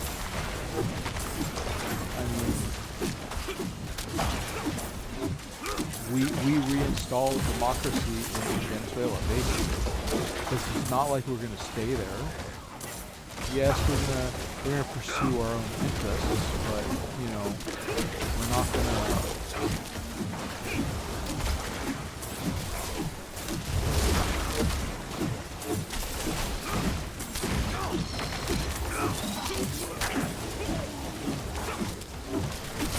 We're not going to occupy Venezuela, let's put it that way. We'll probably make treaties of how the oil is going to be utilized, so that our, quote, enemies won't get it. And then, you know. Oh, cool. 4 more. I'll take this exclusive blood. Because I mean, what did there was a Venezuelan who said it best. You know, basically, you know, China was raping and Russia were raping Venezuela harder than America did before. So why would they want to go back to Russia and China? And China and Russia have a tendency.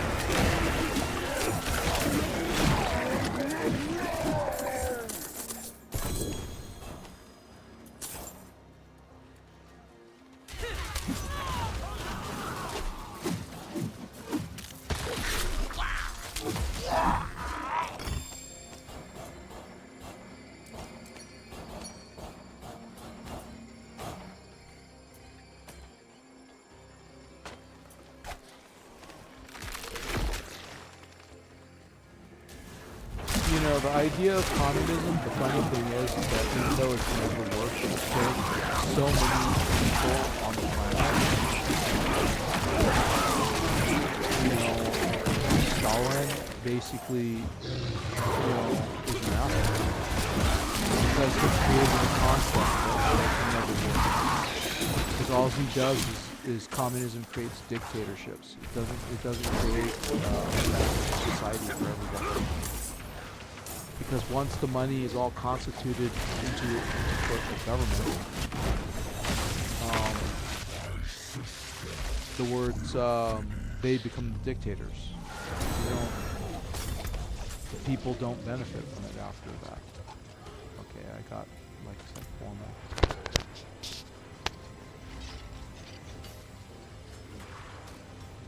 Yeah, I don't need any of this other stuff. I now.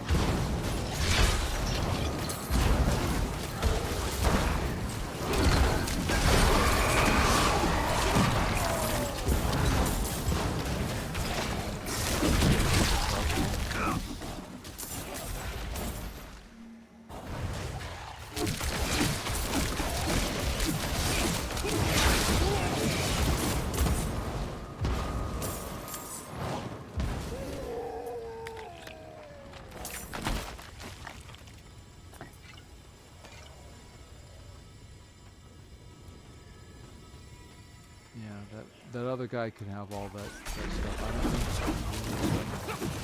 I don't need, I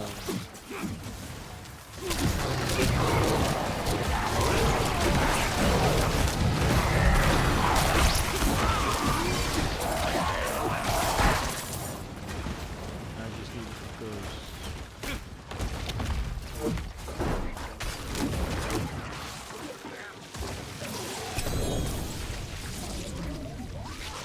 I need some ancestral weapons, though.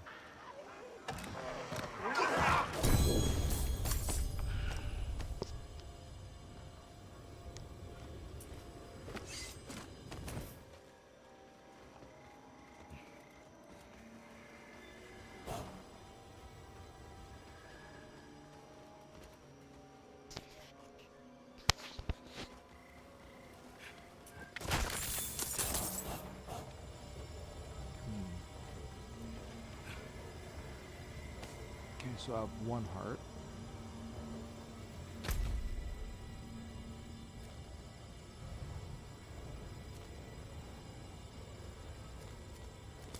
Let's go here. Let's see if we can get another heart out of that chest.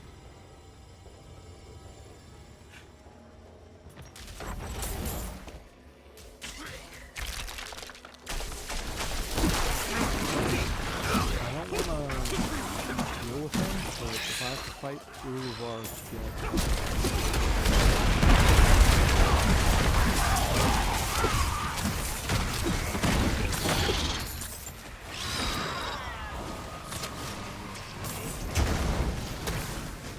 hopefully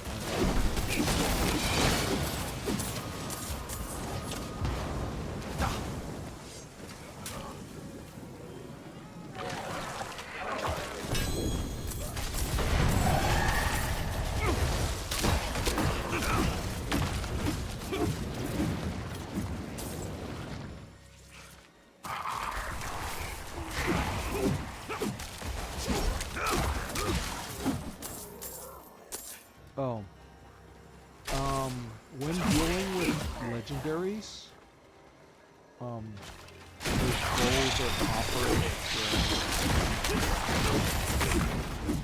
items that drop sometimes. You have to pick them up because if not, because once they drop for you, they're yours.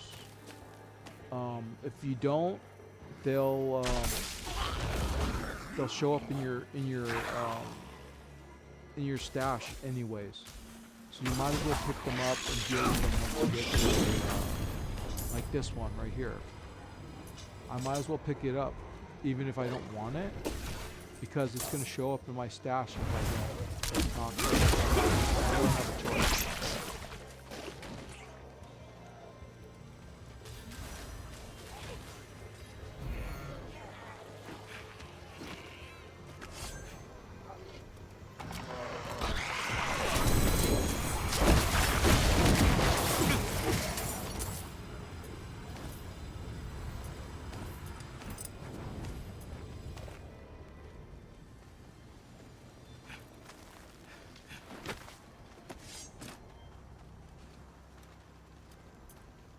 Be careful!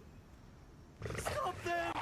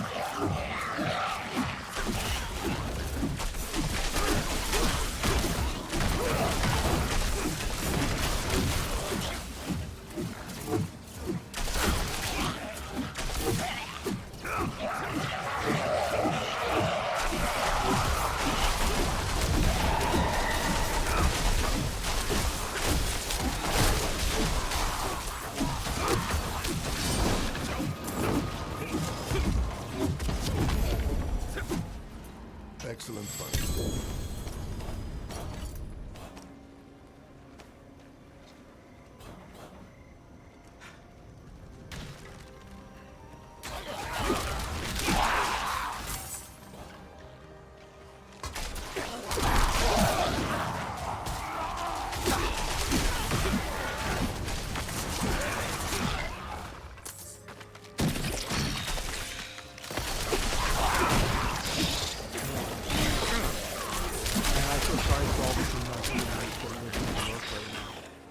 Because as of January 1st, when he was sworn in, Don and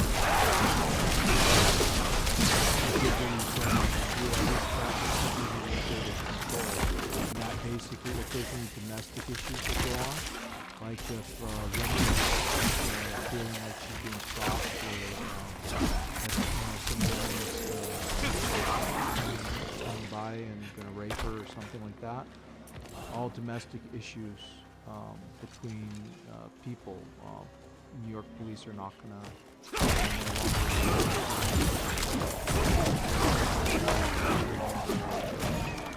consider crimes to a Maldani.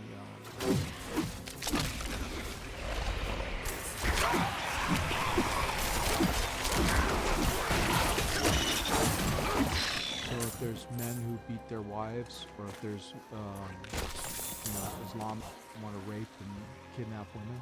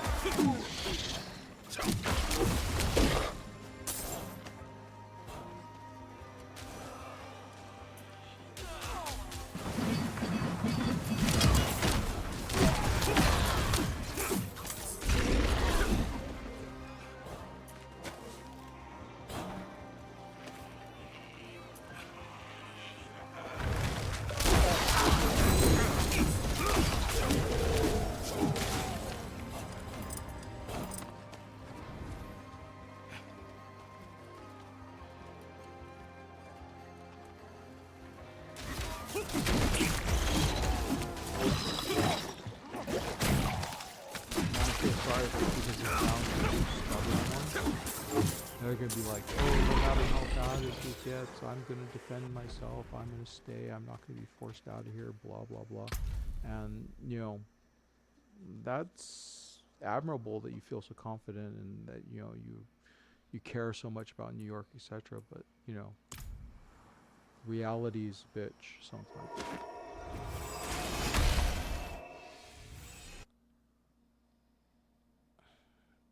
And you never know what happens.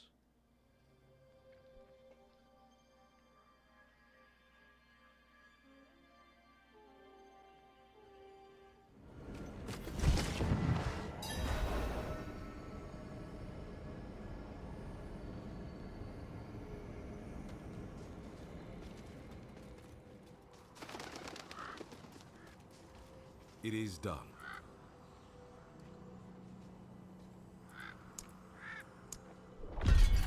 Let's see if this will get me my sword. Doubt it though.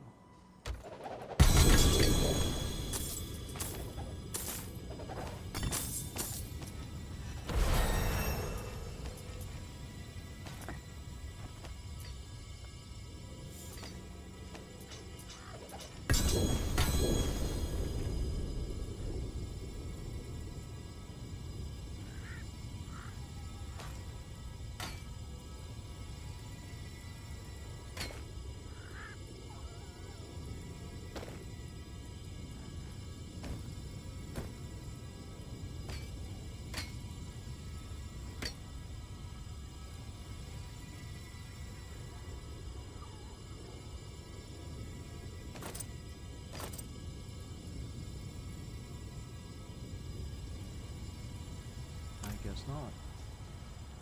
I'll have to come back.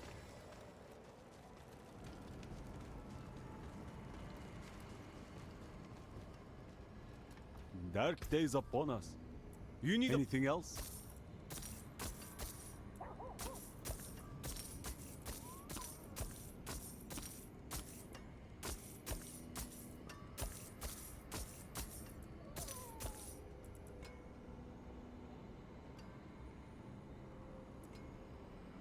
Raise the father.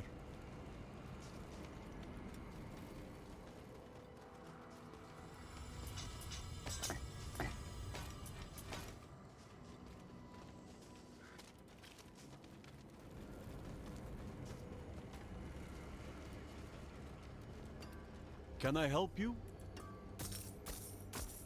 Well struck.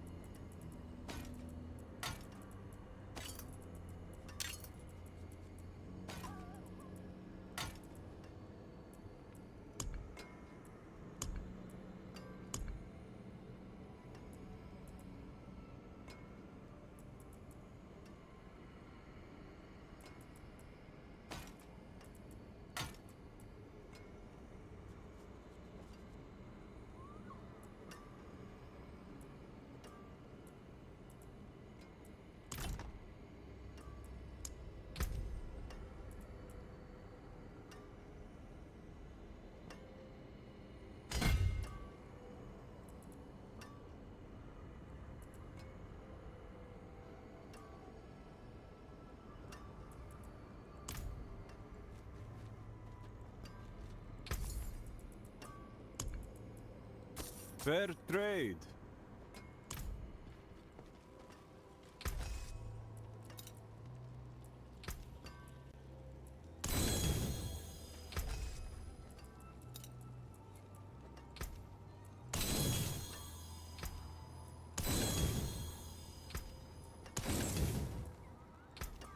You can take what's left.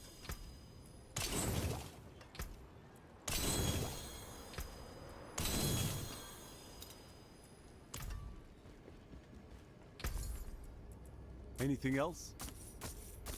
Arms for the light. Okay.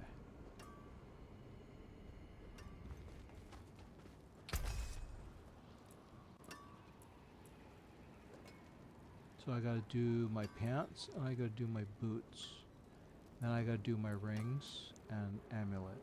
And then everything will Come be back if you need work. maxed until I find ancestrals. I'm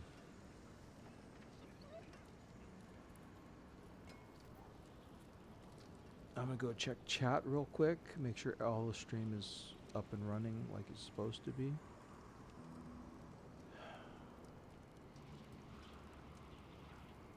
Okay, everything seems to be pretty fine now.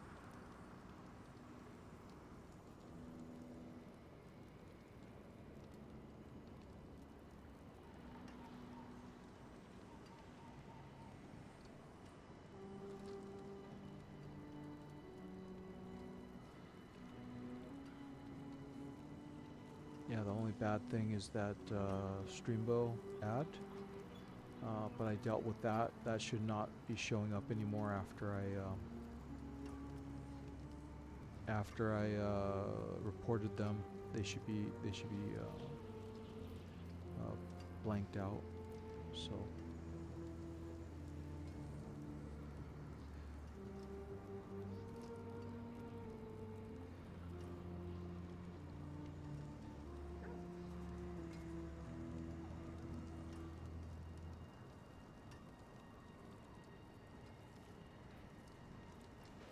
Oh, damn.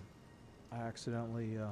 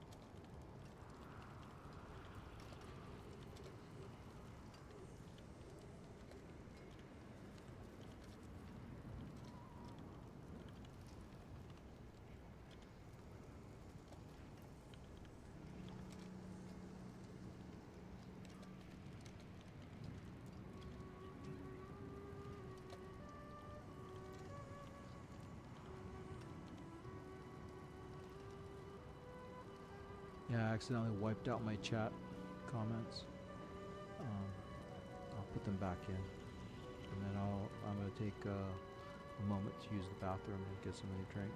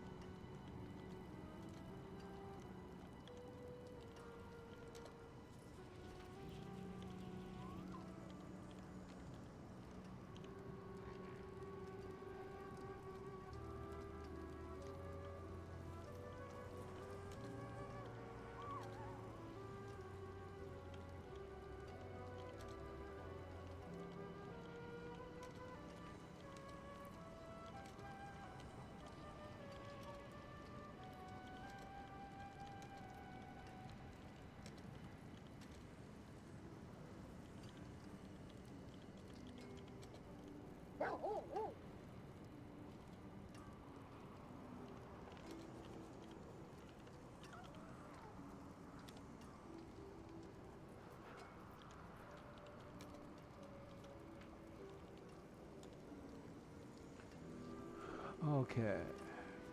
Yeah, chat is the same.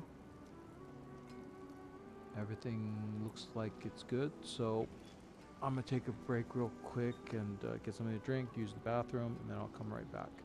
Okay, so hold on. Actually, don't hold on. Everybody who's out there who's watching, if you need to use the bathroom, if you need to get a drink, if you need a snack, whatever, this is a good time. You know, and then hopefully we both meet up back here when we're done. Okay.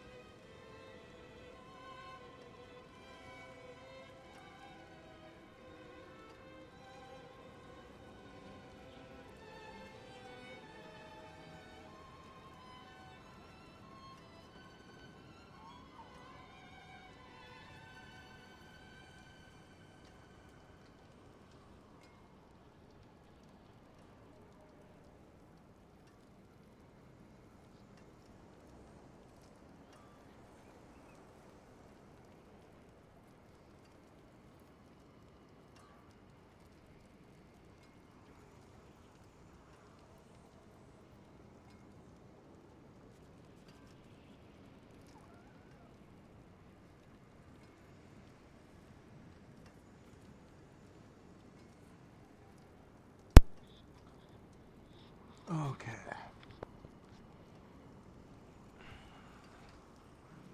Let's knock as much of this out as we can.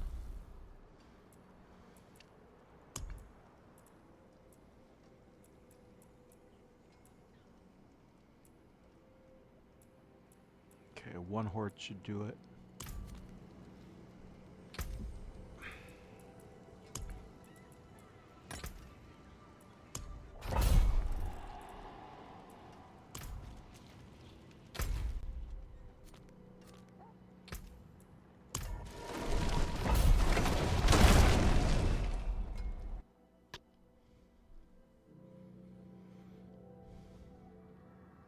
Yeah, basically to me, you know, white supremacy, which is like, I don't even what the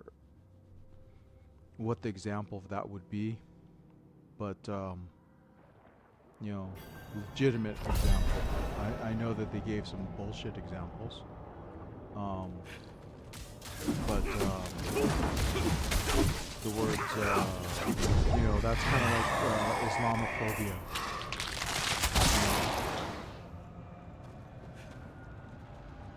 You know, it's only a word that, you know, is being used to prevent people from defending themselves against attacks by Islamists. Because they'll just give the excuse. Oh no, it's Islamophobia. You don't want to get into us. You don't want to be our slaves. You don't want to be. You don't want to get on your knees for us. And give up your bacon. Give up your dogs.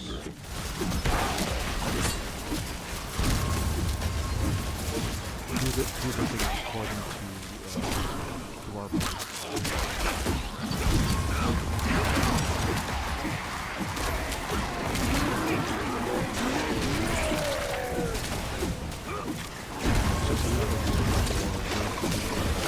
White people are struggling too much. We want them to obey us. And because of that, we're making white people disease. We're demoting.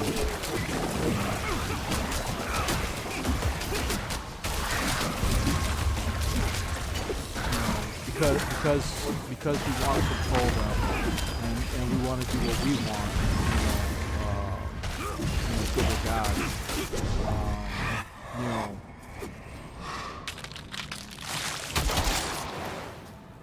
Yeah, and we want them to be subservient to us. You know, then everything is white supremacy. Everything is white. You know, they're the problem because they're not bending over backwards and with no leads. They're just struggling too much. We're not that endurant. You know, so we gotta make them feel less scared, and we gotta make them bend.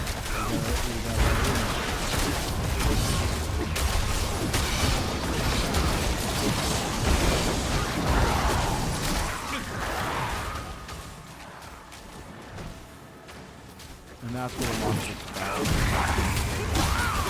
That basically is punishing people.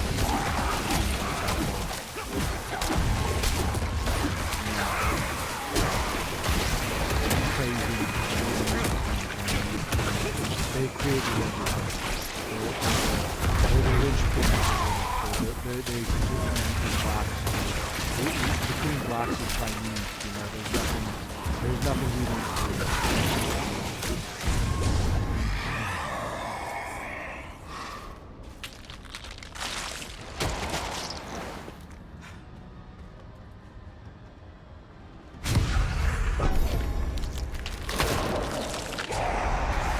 I mean, I'd just be happy if they get those black people in Africa get their shit together.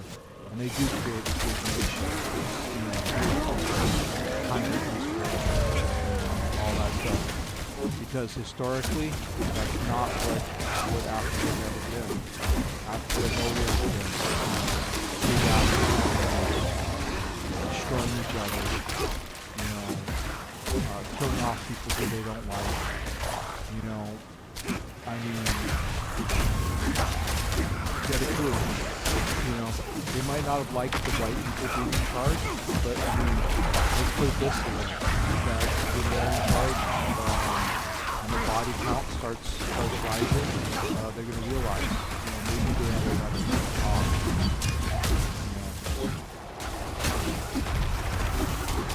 The only thing is that now they can say that, you know, it wasn't the white people. So,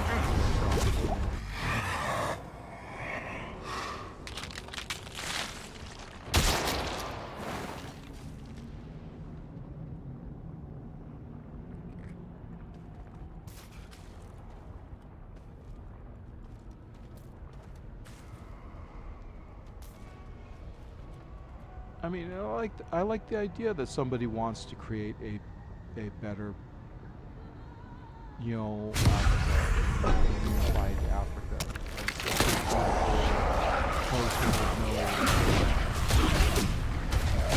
You know, that's a center for intelligence.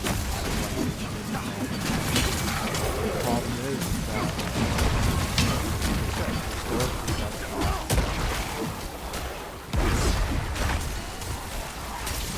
and even right now, there are people dying in Africa at the hands of Africans.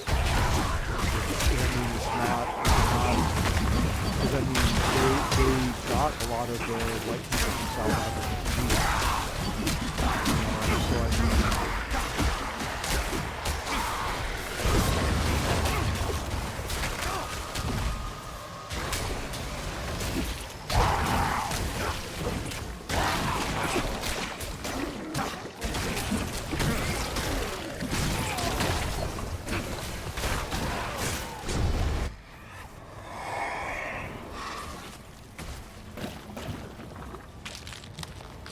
that sucks so much, the lag.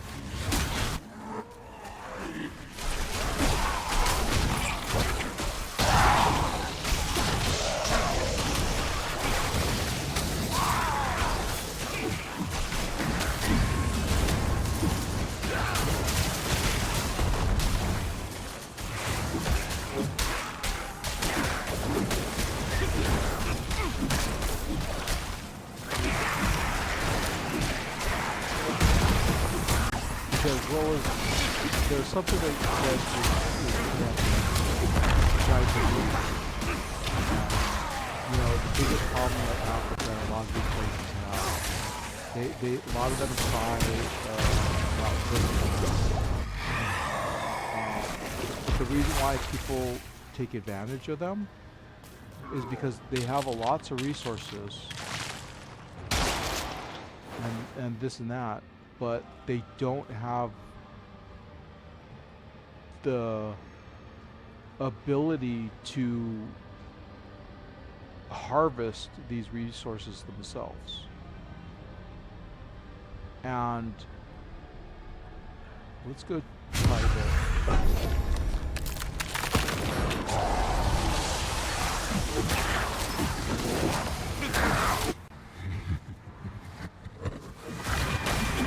Well, with the lag, this would be problematic. Because the lag will hurt my chances of even seeing.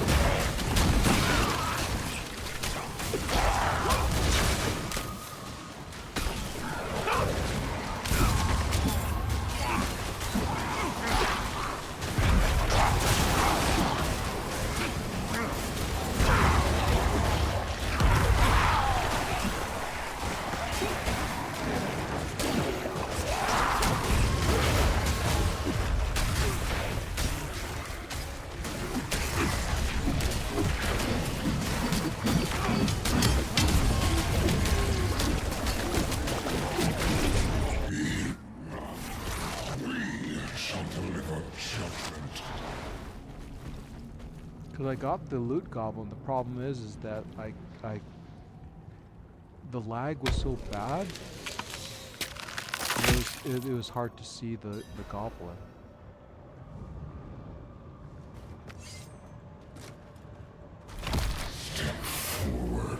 And for a while there, it was hard to see just even the enemies and where I was at. You know.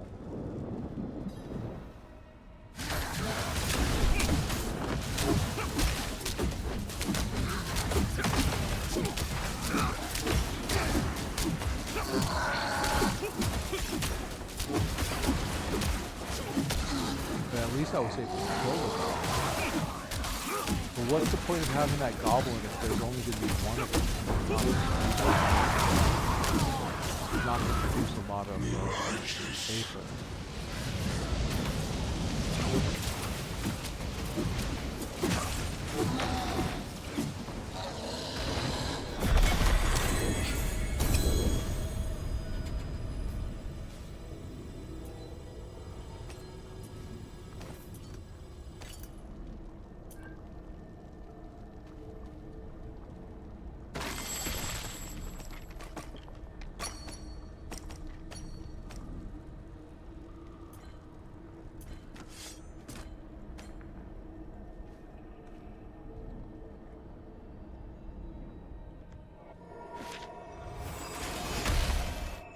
Yep, treasure lousy. Let's hope I got the aether I needed to complete.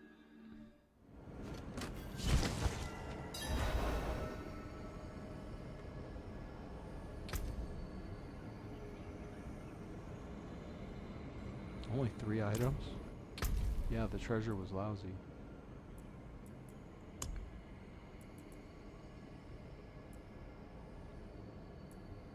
Yep, got it. So I just need to finish this Duriel thing and I get to skip 2 levels.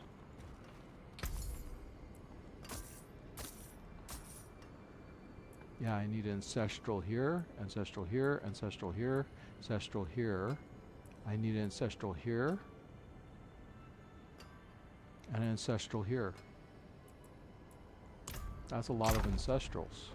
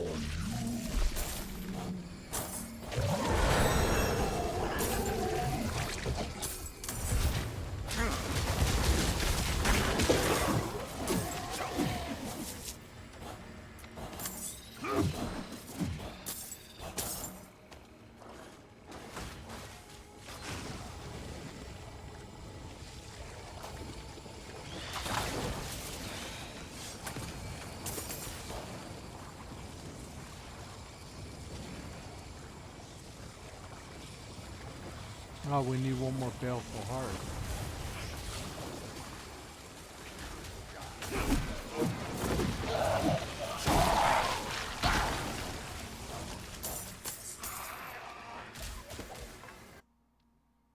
Hey.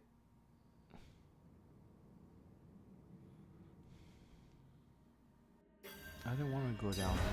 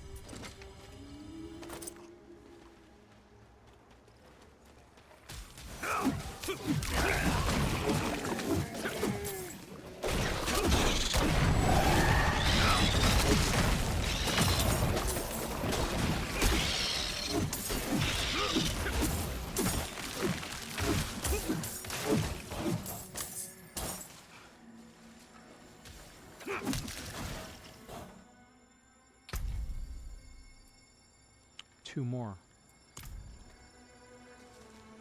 I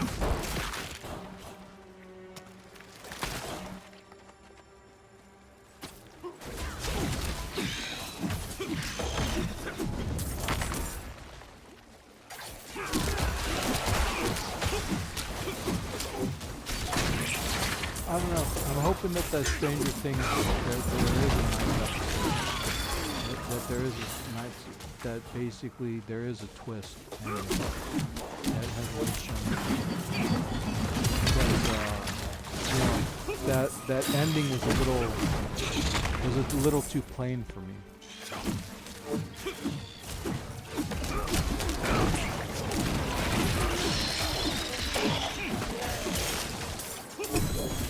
I mean, it was nice and all, but the words, it could have been a little, like I said, it was a little plain.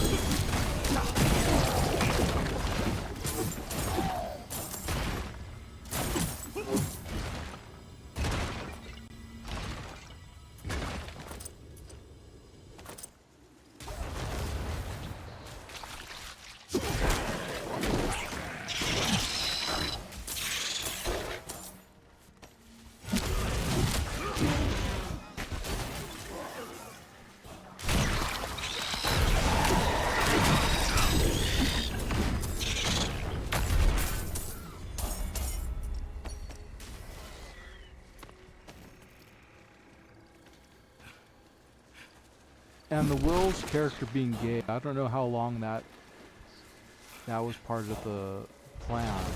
But I mean, that wasn't...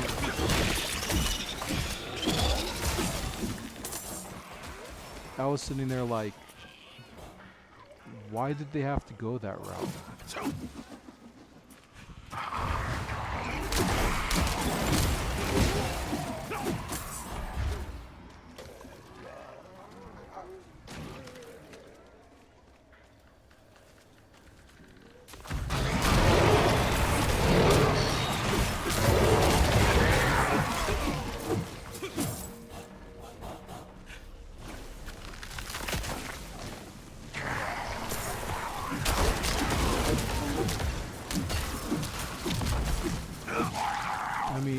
There's a reason why that episode was one of the lowest rated episodes.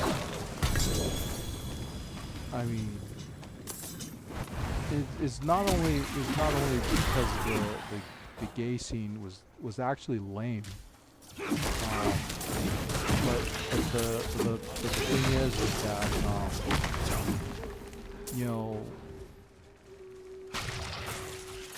it just wasn't needed.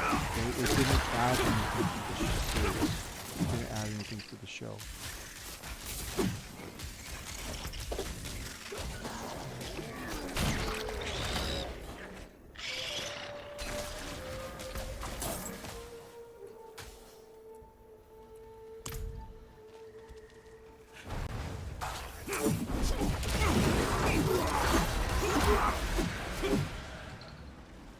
And he didn't even come out with it, you know, very well, because everything he said in that quote speech could have just meant that he was still young and that he just didn't find girls as attractive as his friends did at that time. It did not, his gay speech wasn't as much of a gay speech as it was that I'm not at that level of maturity yet. I'm not looking at girls that way yet, you know. And, you know, I don't want to have you know, because you are chasing girls, etc. I don't want you know, you know, he was afraid that basically he'd get left behind because he wasn't at that level yet of maturity.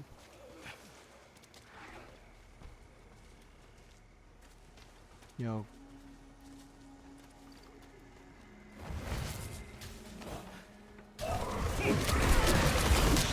because the only time that you have any sort of idea that he might be gay is when he shows up at the gay bar.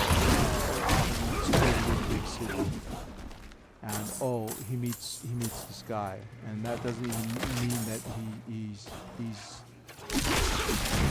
starting gay relationships. It just means that he's going out and meeting different people.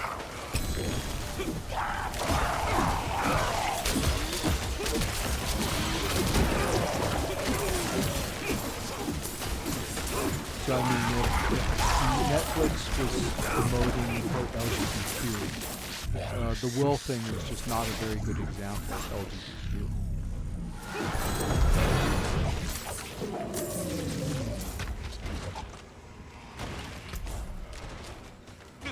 Nope, didn't get credit for it.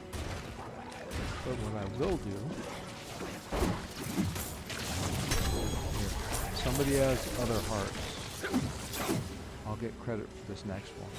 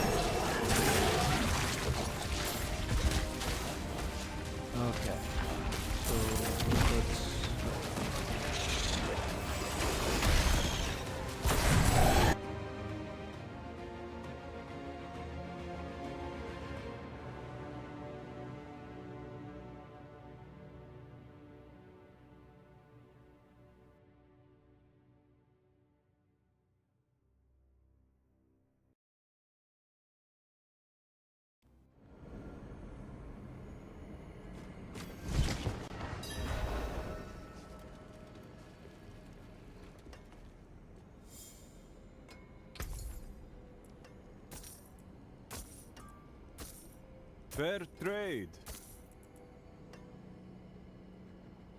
Be wary on the road.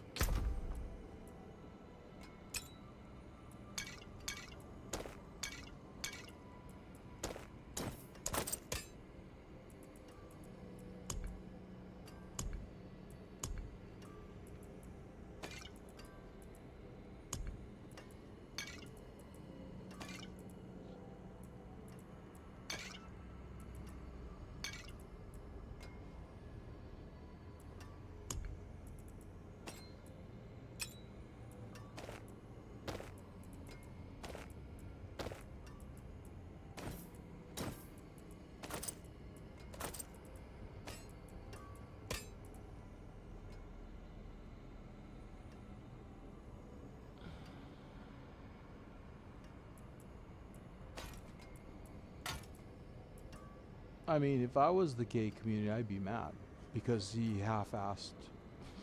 Basically, he half-assed it. He didn't actually come out. That whole after all that blah blah blah, he didn't really come out and say he was gay. But you know, like I said, they had his afterwards they showed in his actions that basically he might be leaning that way, but they never really.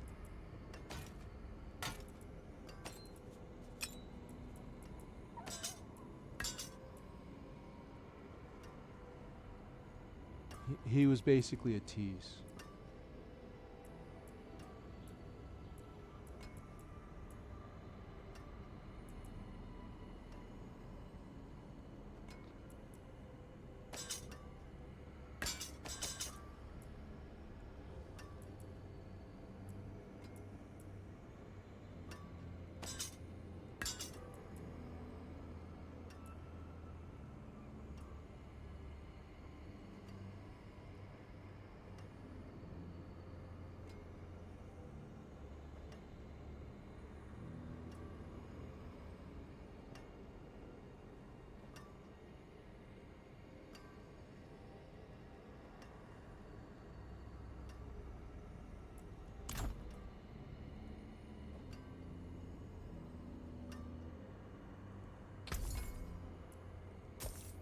Well struck.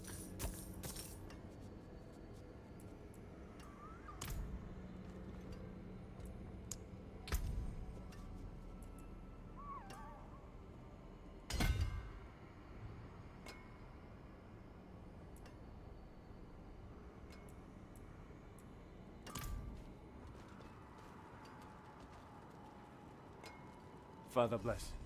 What do you need?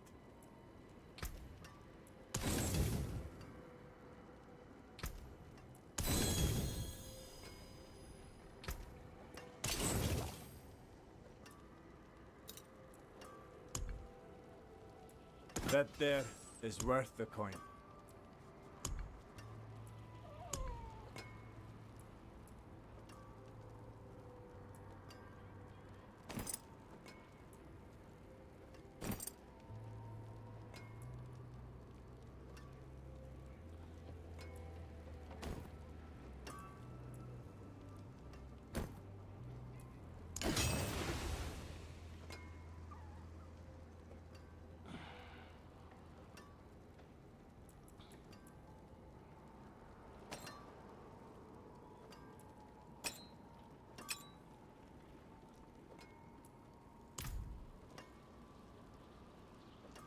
Okay.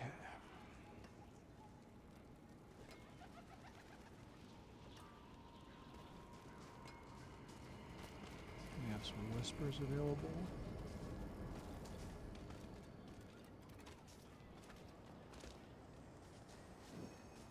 It is done.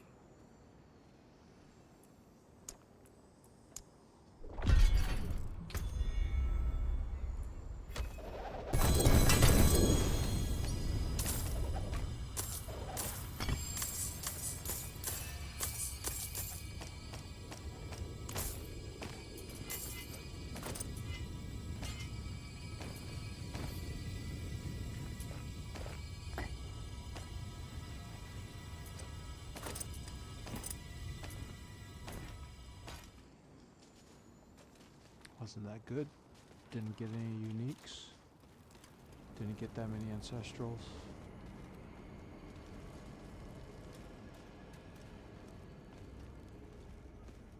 Arms for the light. Anything else?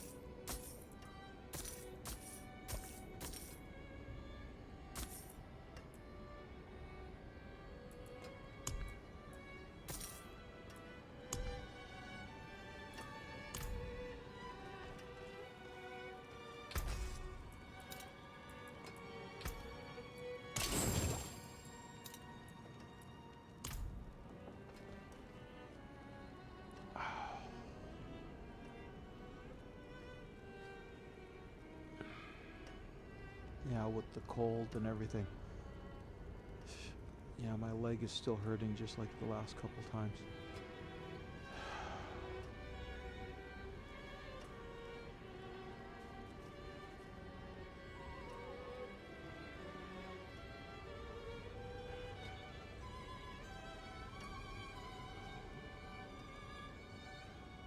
very irritating.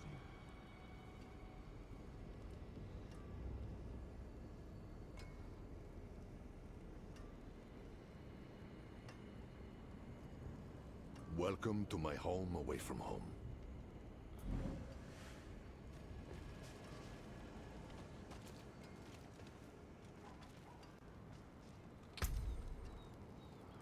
Let's see what's going on. Now, which entity was the one that I got the Otis sword from?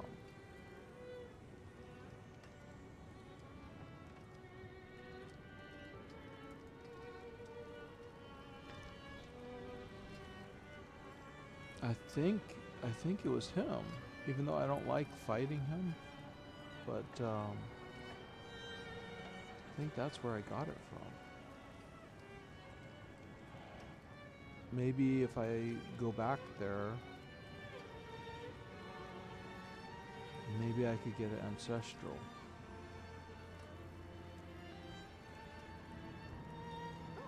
It's hard to say.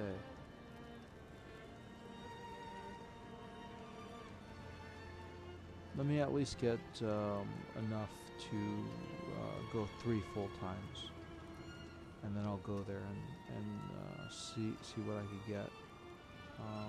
Because I know Grigori.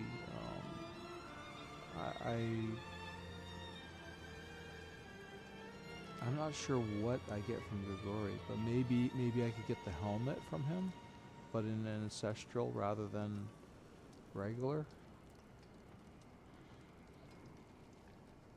I know I could go to the tree and go against Vashan twice. I could go against the Demon in Ice once. I could go against Zur, what, 4 times?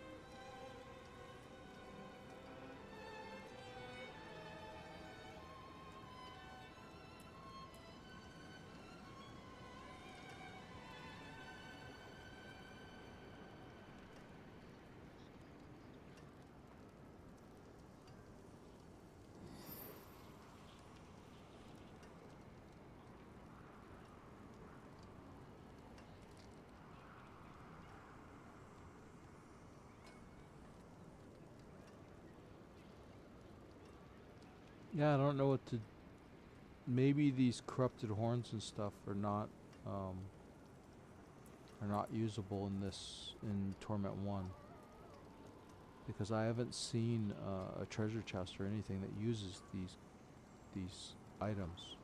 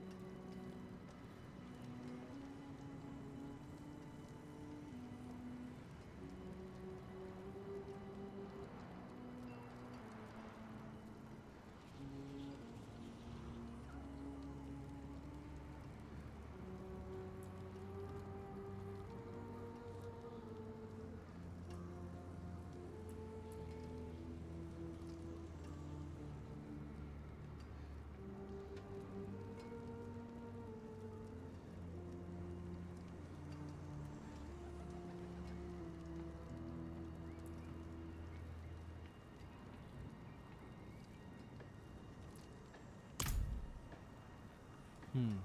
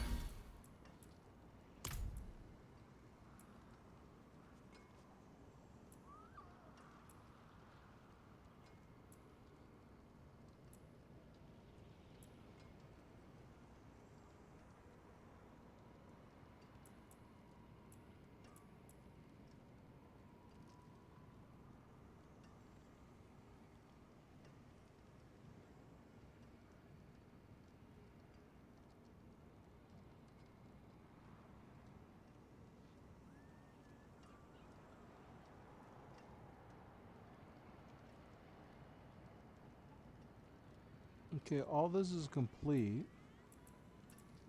But why didn't I?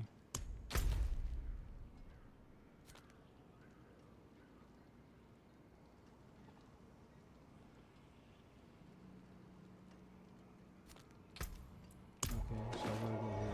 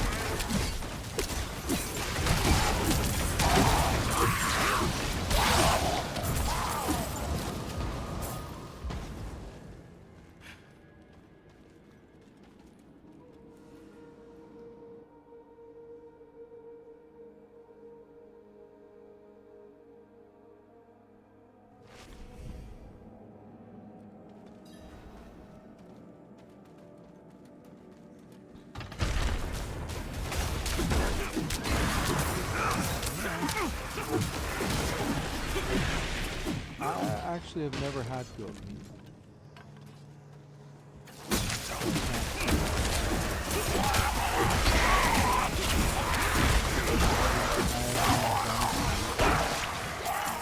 I can't say if hunting deer is worthwhile. Although, in my opinion, deer are cute. Why would you want to hunt them?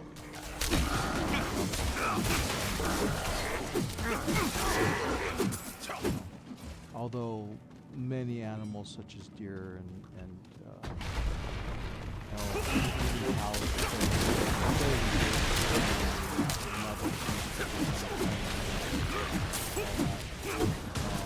so be careful. The worst thing that can happen is get kicked.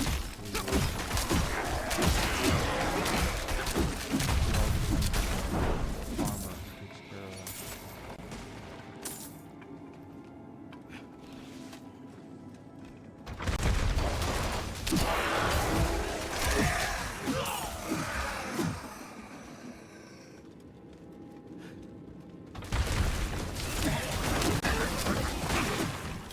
And let me put it this way.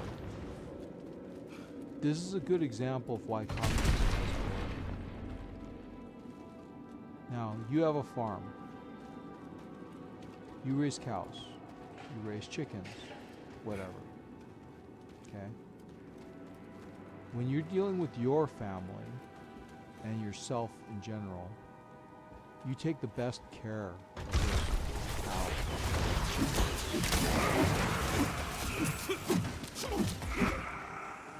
And when it comes time to making the meat, etc., of course, you're going to take the best cuts, you're going to get the ones, the best quality, etc., for yourself.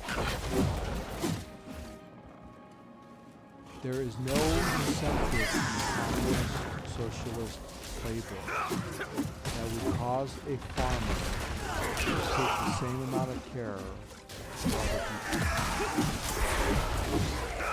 people, or even want to raise cows or chickens, etc.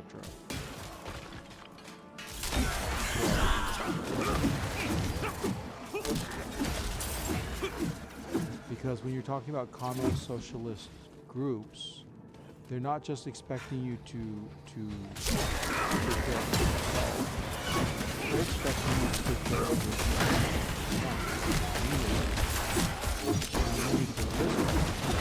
I can understand that maybe a farmer might not, like his neighbor, but people who live 10, 20, 30 miles away, they're not gonna raise cows. And not only that, but they're expected to do it out of the kindness of their heart, for free, because it's communism. It's not socialism. It's not capitalism. You know, it's not they pay you for your work type situation. No, it's a communist that you do this because you feel, you know, that you like doing it as a collective. You do it because you enjoy supporting your fellow man.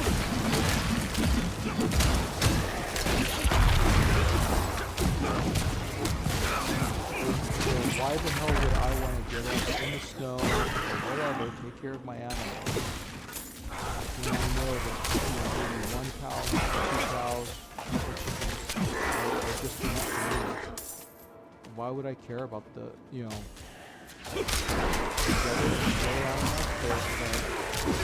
a lot of cases under communism, it's not you electively helping out your community or helping out your fellow. It's that the government comes up to you and says, no, you have to.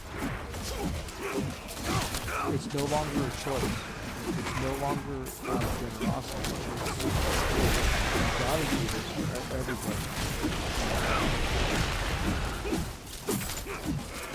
And why would you do that? Why would you want to? What would encourage you to keep doing it?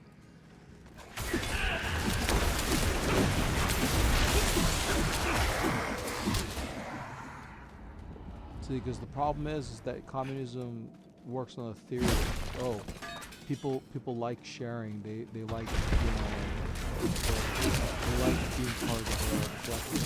That's not true.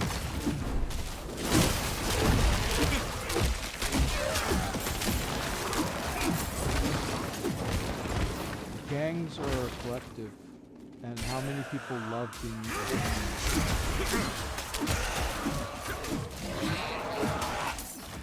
You know, and there's always one person in the gang that's telling the other gang members what to do. How many people?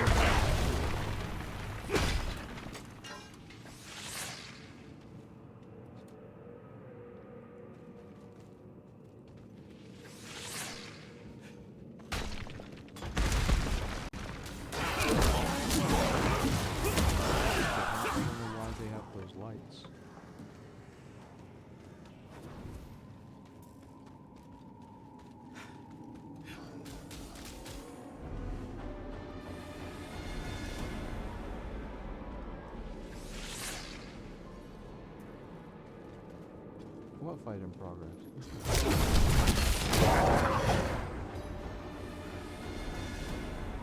Enter the unknown portal. Where's this unknown portal? Oh, there.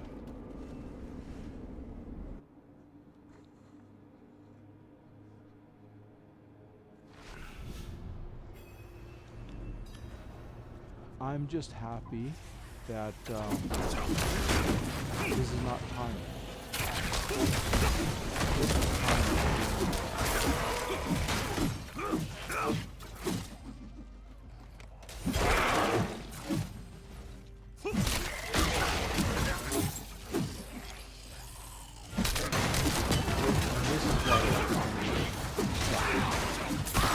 This is why China is much happier not being communist when they were communists, and same thing with Russia, because they have all that stolen money from their people, and now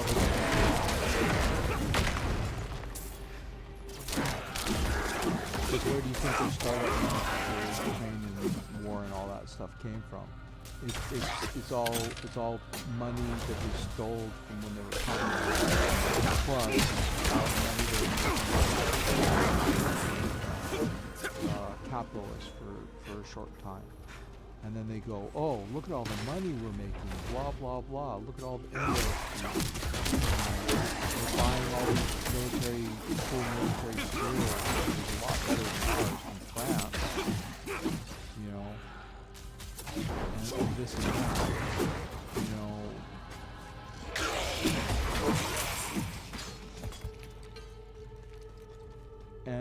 and like nobody ever. And this is yet again a United Nations thing. They saw Russia doing all this, and they never stopped and questioned.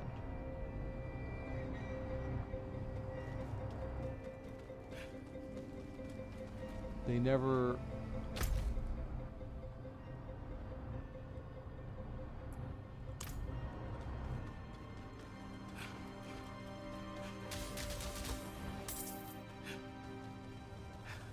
It was all, oh, they're an emerging capitalist country. They've given up communism and blah blah blah. They're okay. They're our friends now, right?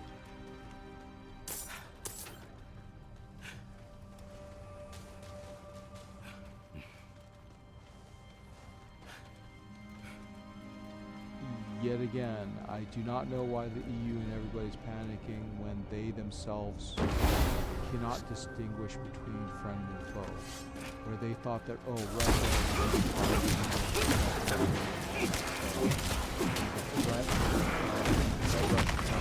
gone.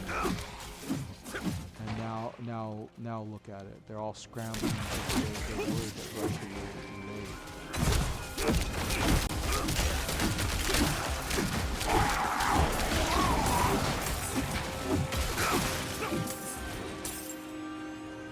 I say America should tell some of these people who are countries that really want to be part of America, really want to be a citizen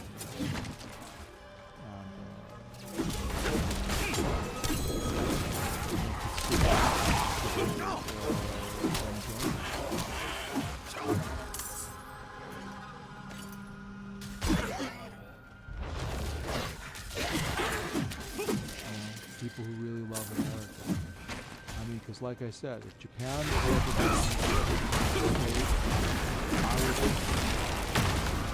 I would break my nuts right here and now. I'd be so in a good way. South Korea said the same thing. I wouldn't like their being split into north and south, and that type of thing.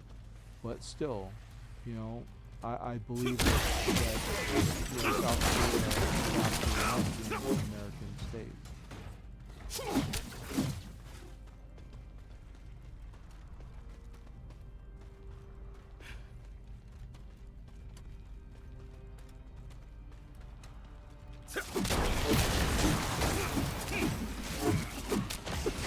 I mean, China might not like it.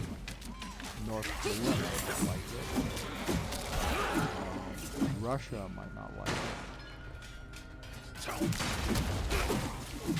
Because all of a sudden America will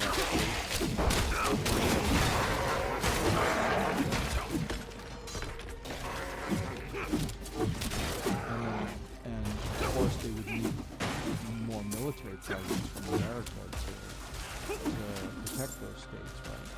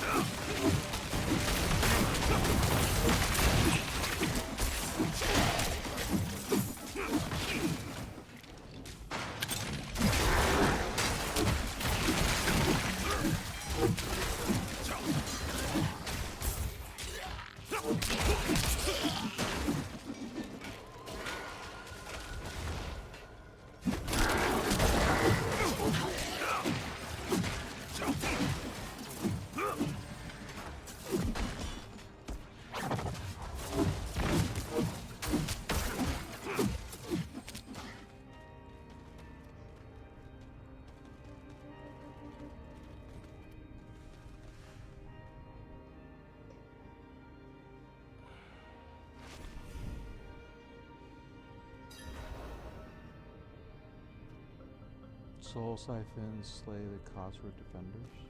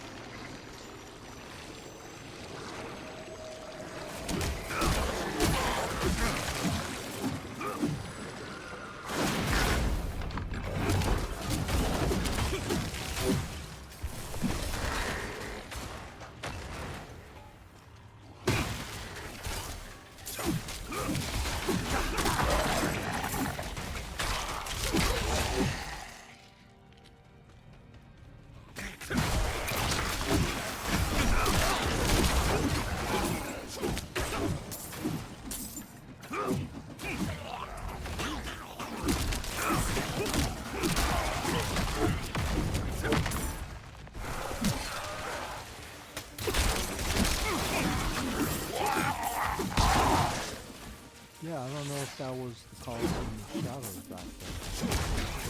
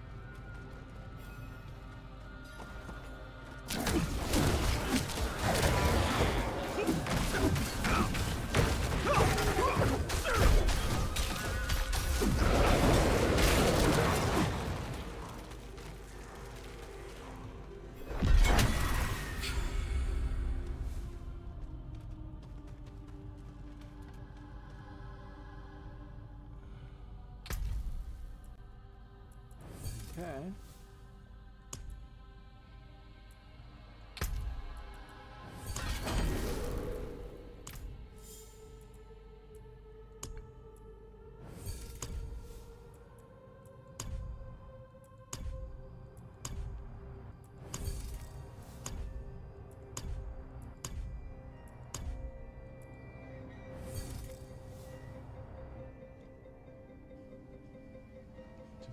We're talking about, oh yeah, I gotta go to Torment 2, and then I gotta go to Cross Under City with maximum attunement and level Torment 2 or higher. Maximum attunement. I don't know if I could do that. I'm not good at tuning, but I'll see what I can do.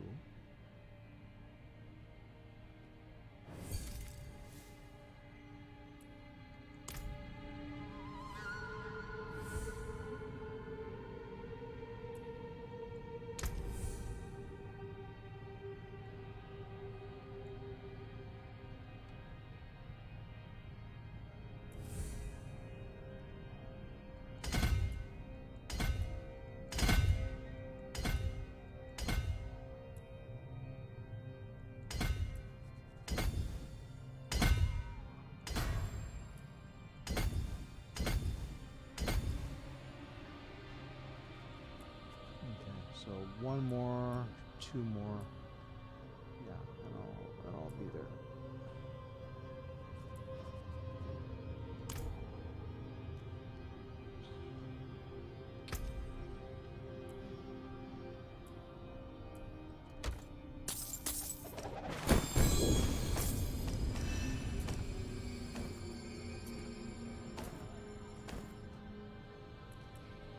That will come in handy.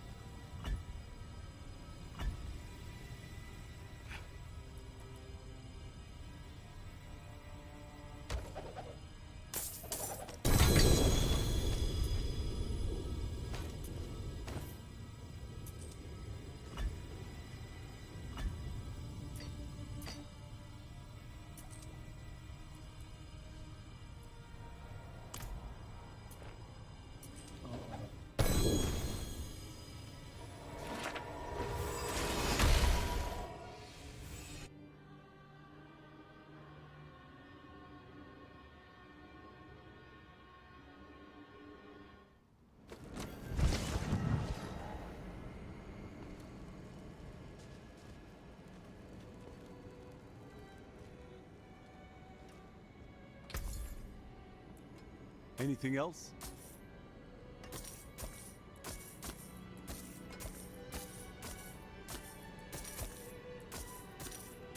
Well struck.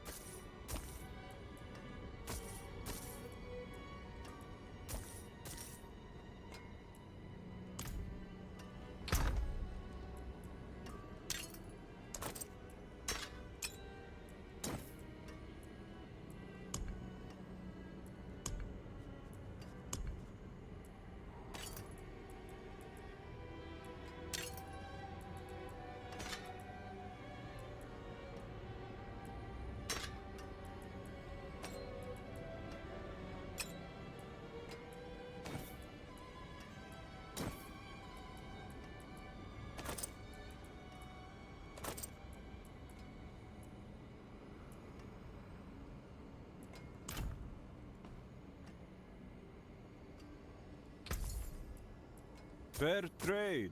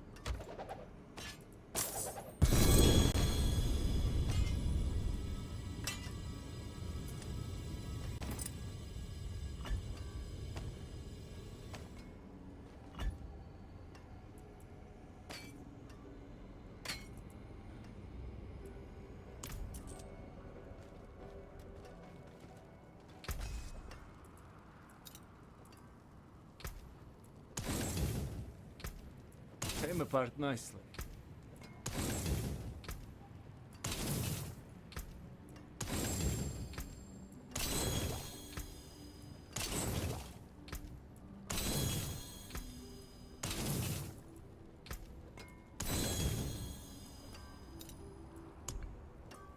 Come back if you need work.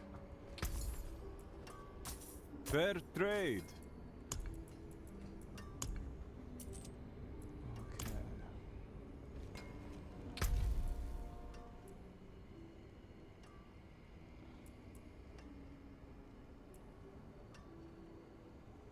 I only have 2 things I gotta do, and those involve me going to torment level 2.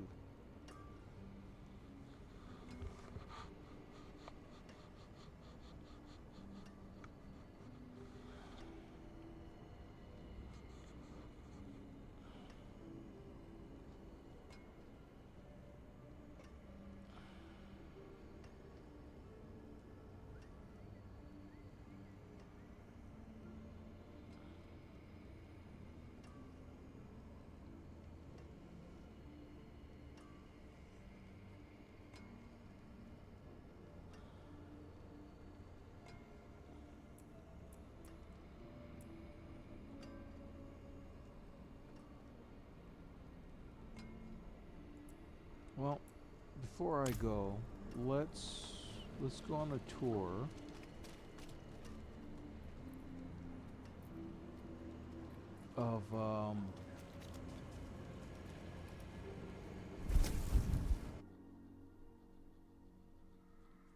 of the bosses, and let's see if we can get some ancestral legendaries.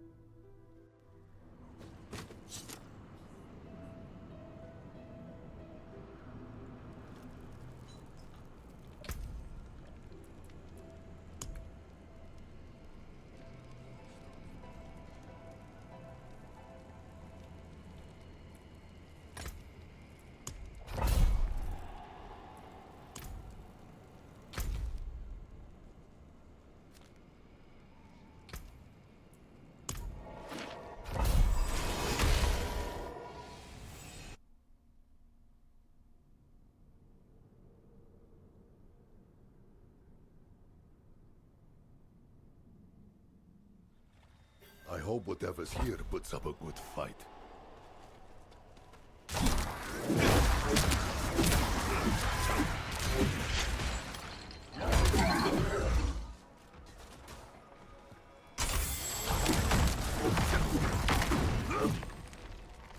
We got separated.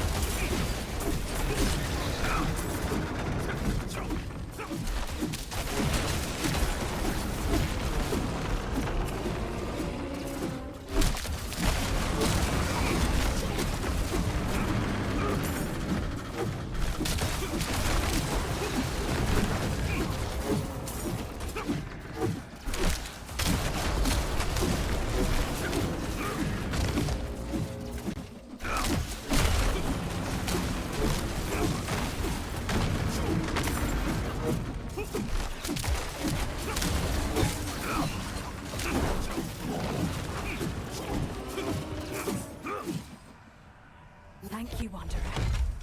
Without you, I'd be dead. I think I can manage from here.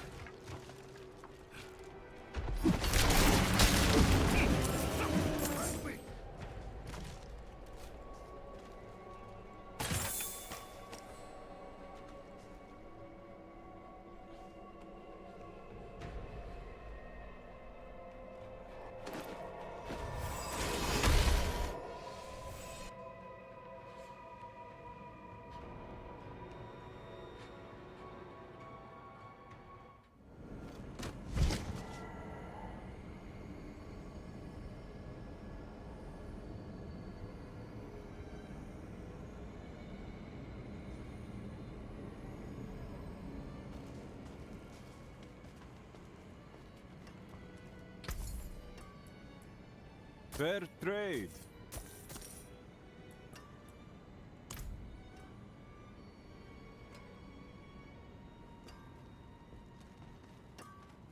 What will it be?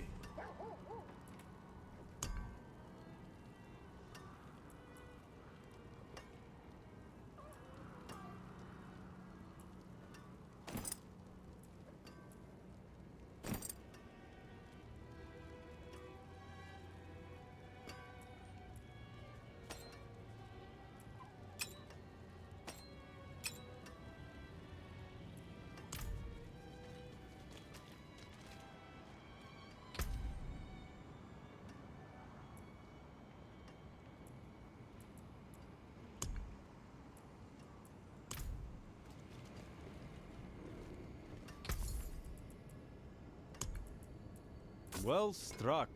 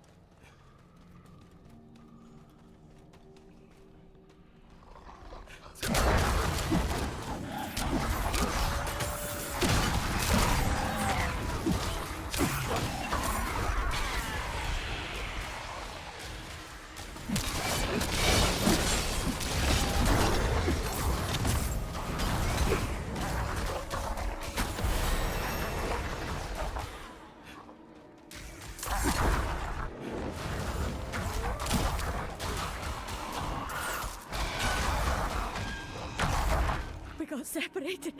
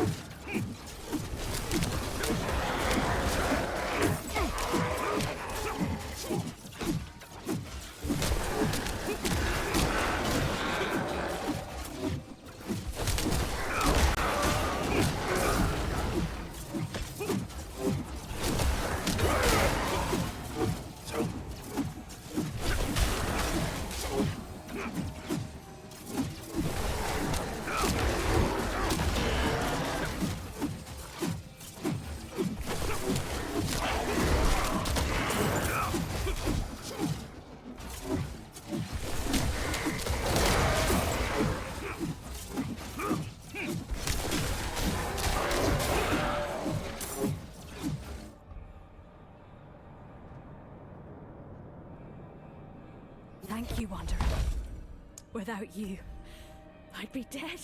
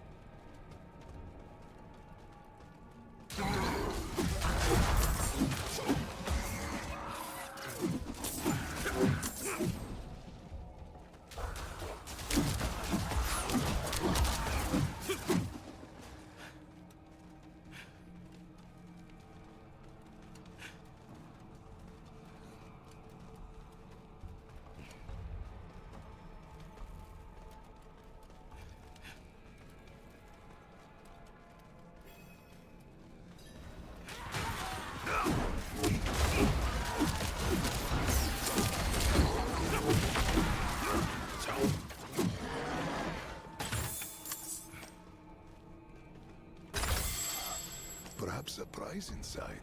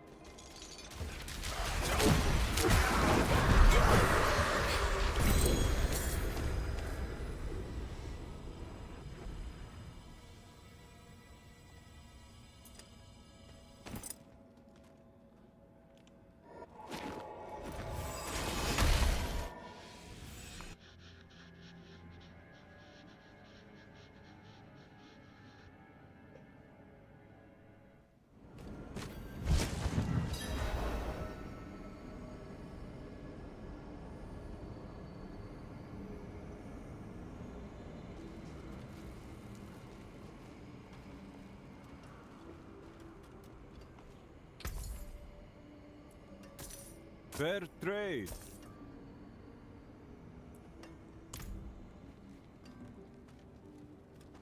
What will it be?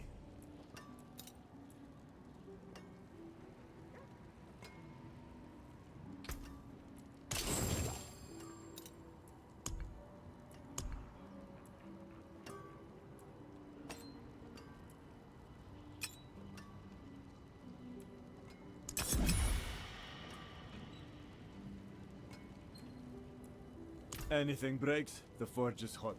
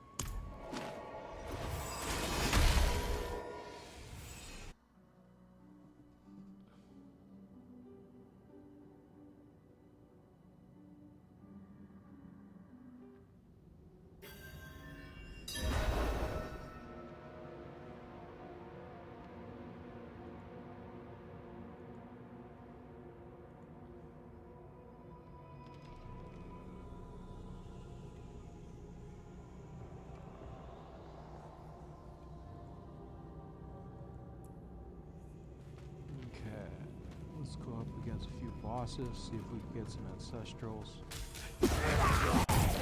You won't get past me!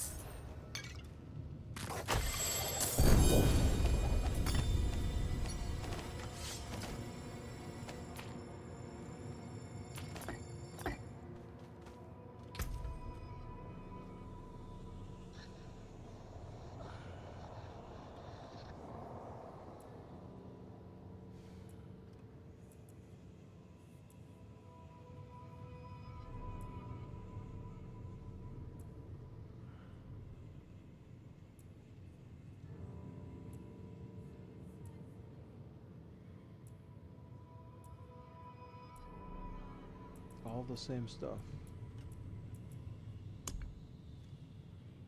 Okay, so I don't have enough to do another one. Okay.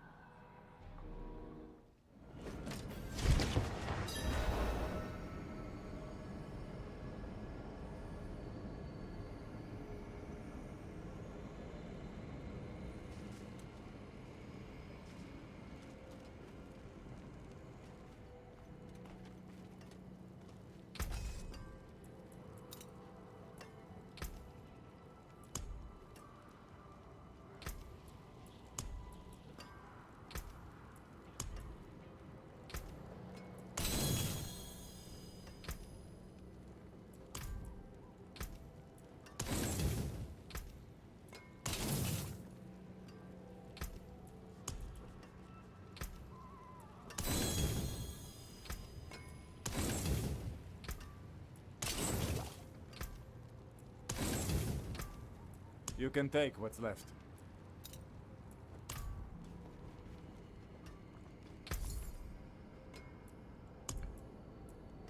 Fair trade.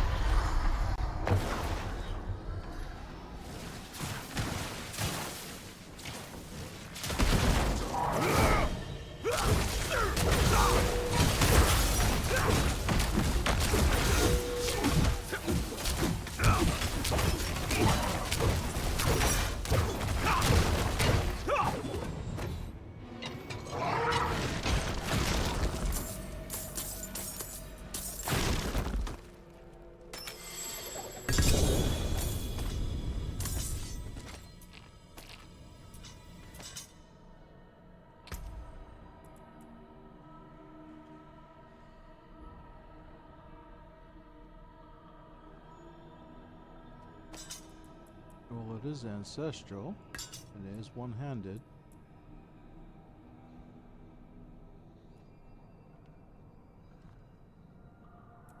I just don't have brandish.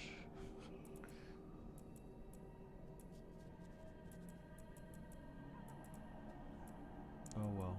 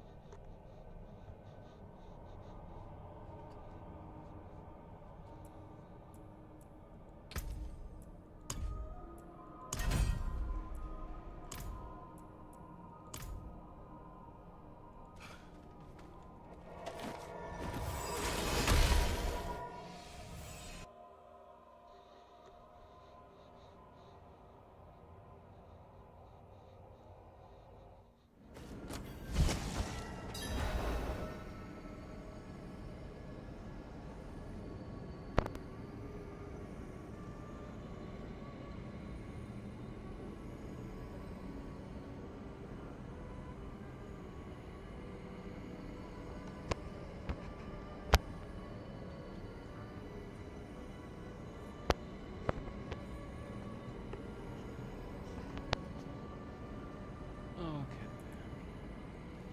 Yeah, the back of my neck is getting itchy. Don't know if you heard that or not, but that's a whole nother story.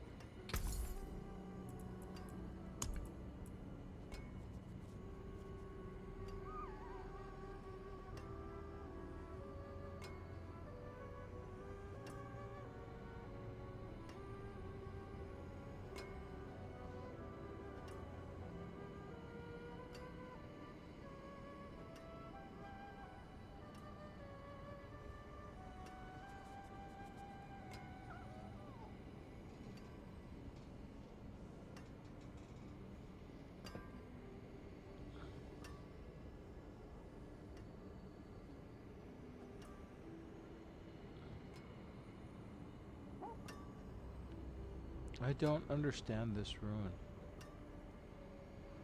I mean, is it expecting that I have 100% chance to hit non-healthy enemies? It's hard to say.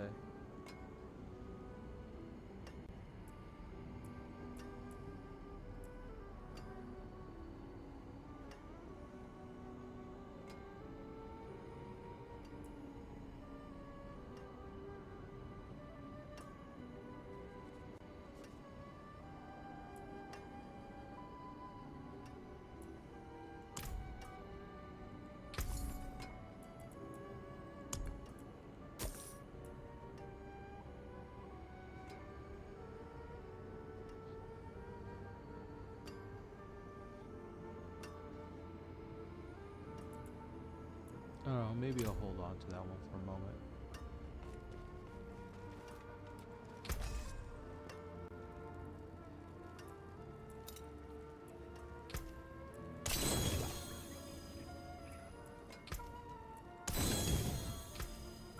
that could salvage.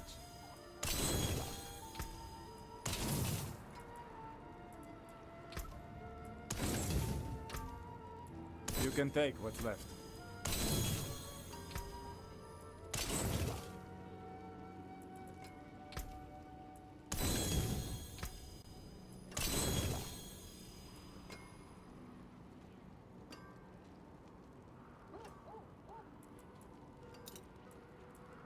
Anything breaks, the forge is hot.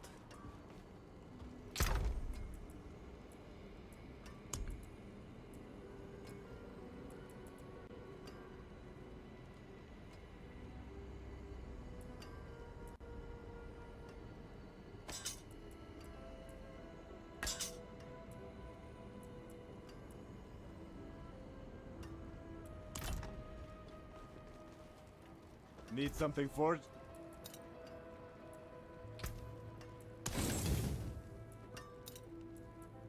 Huh.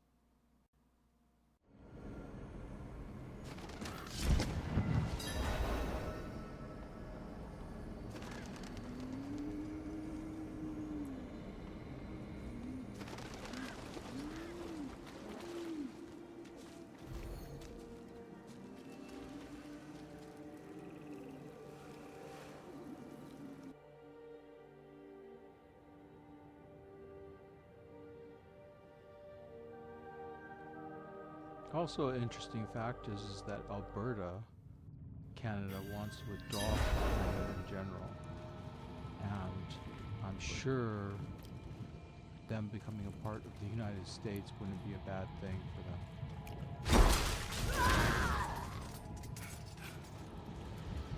And they have oil, which is also another funny thing.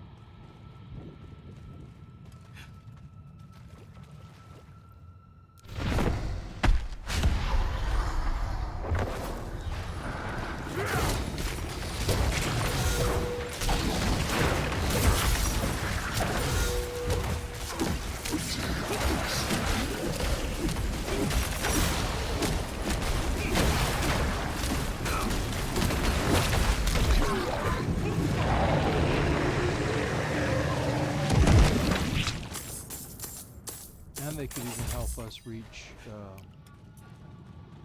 Alaska to free our oil from Alaska. Did you truly think all of this would be that easy? You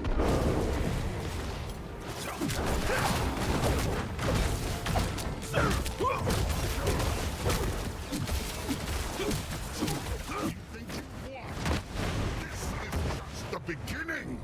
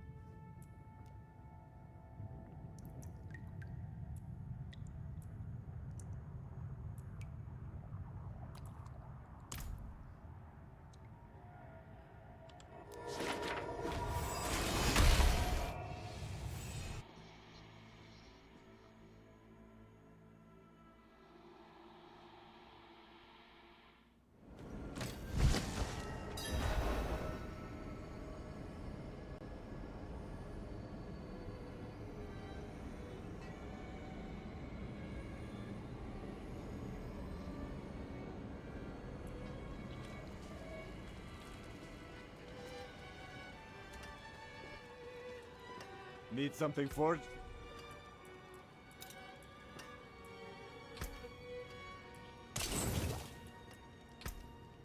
You can take what's left.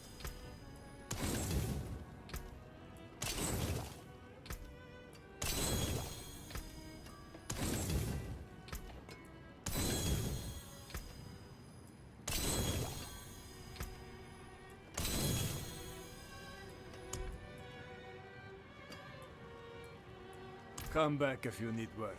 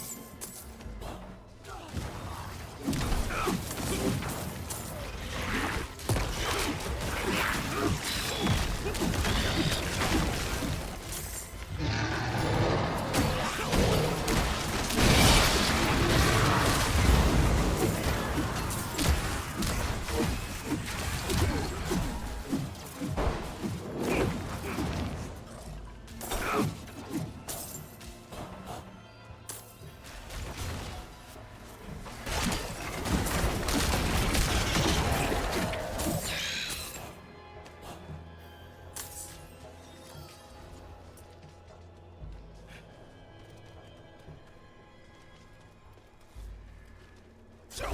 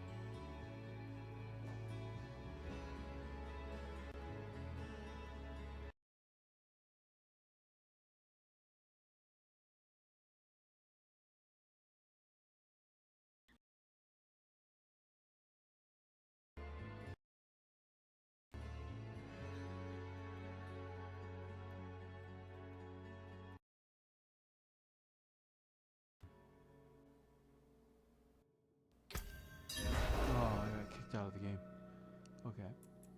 Well, at least the game didn't.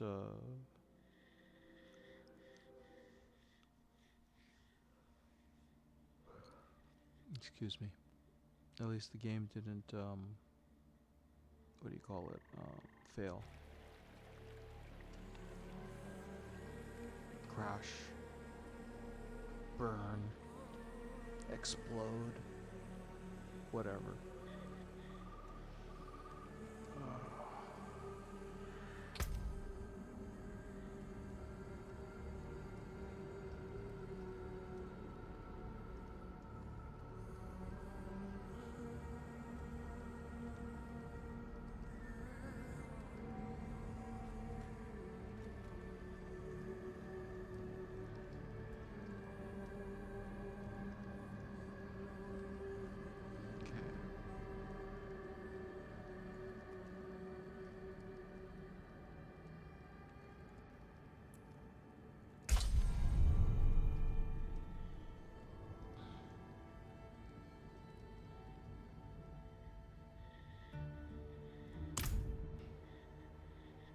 I don't know. I think I look too much like a knight of the cathedral.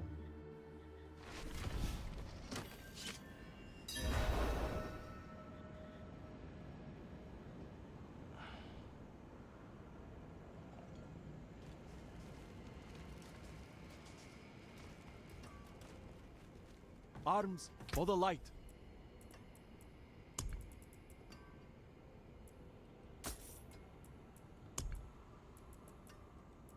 Well struck.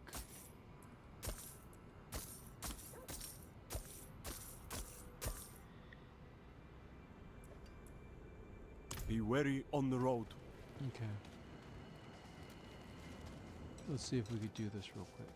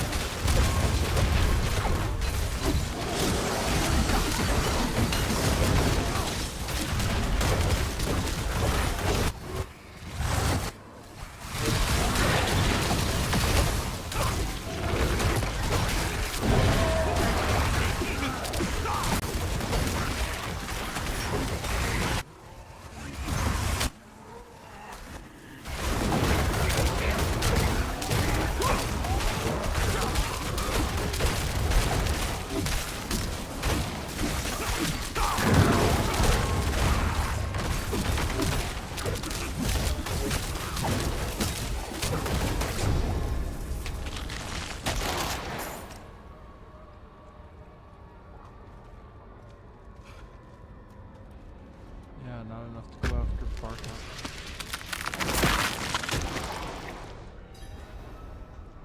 Oh well. I'll just have to try again later. Forward.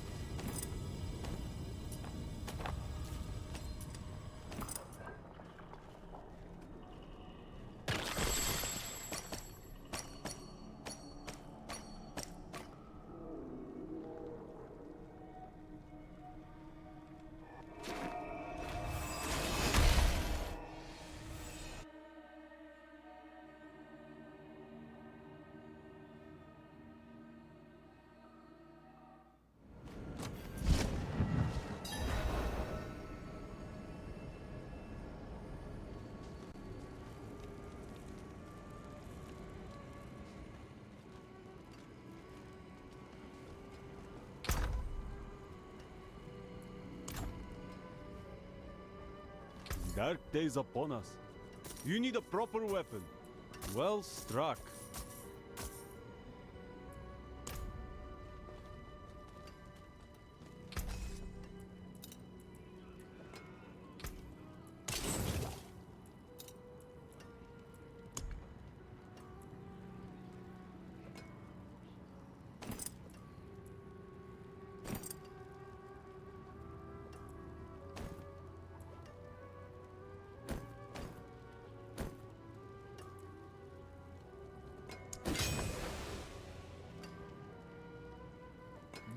That wasn't that much help.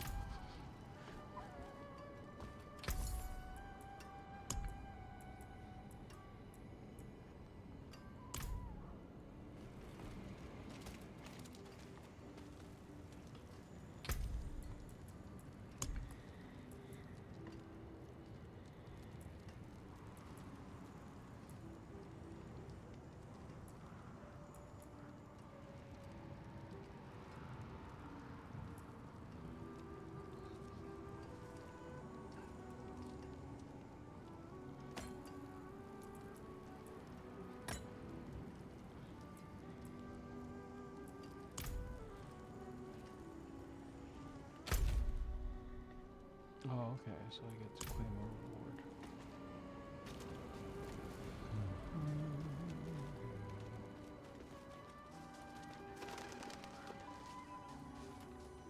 It is done.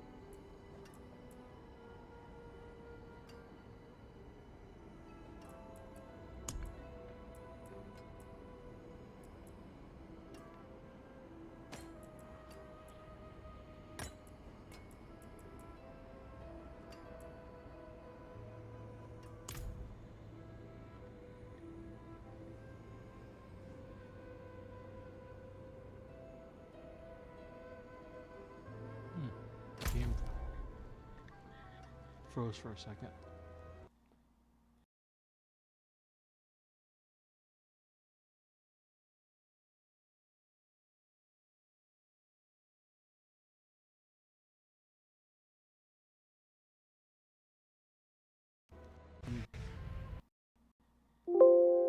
The game crashed?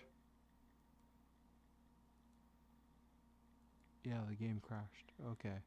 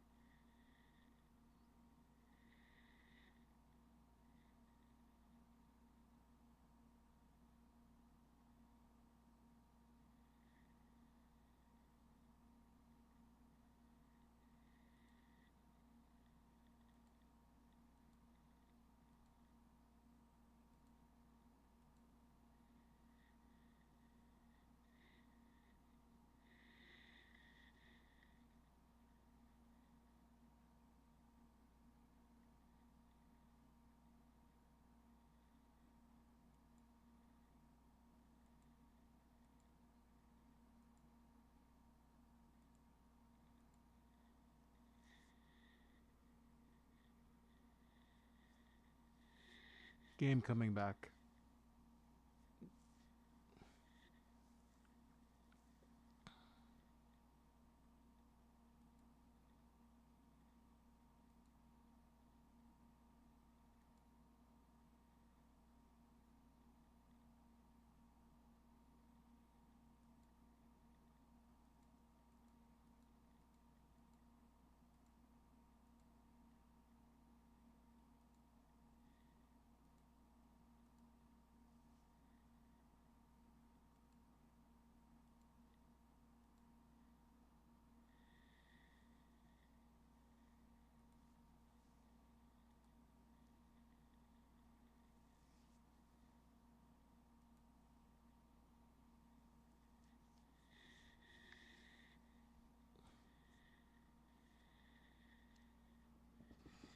Yeah, after this next battle, I'm gonna call it a night.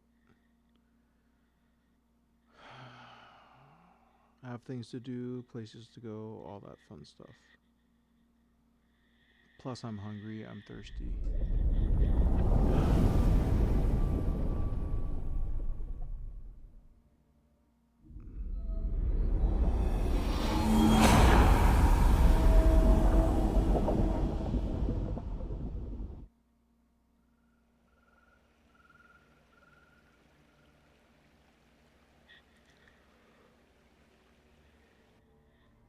With luck, you know, I'll get something good. Hopefully I'll get my sword.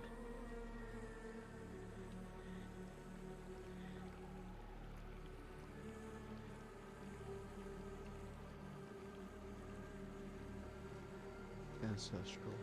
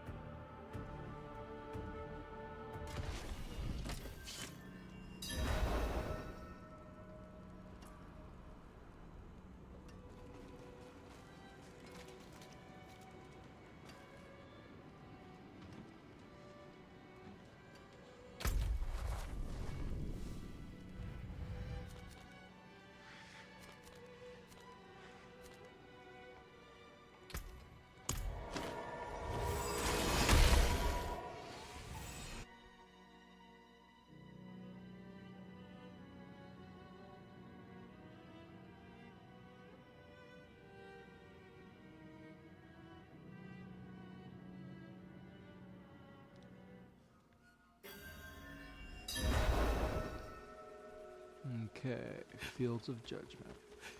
Oh yeah, this is Torment 1 I just did.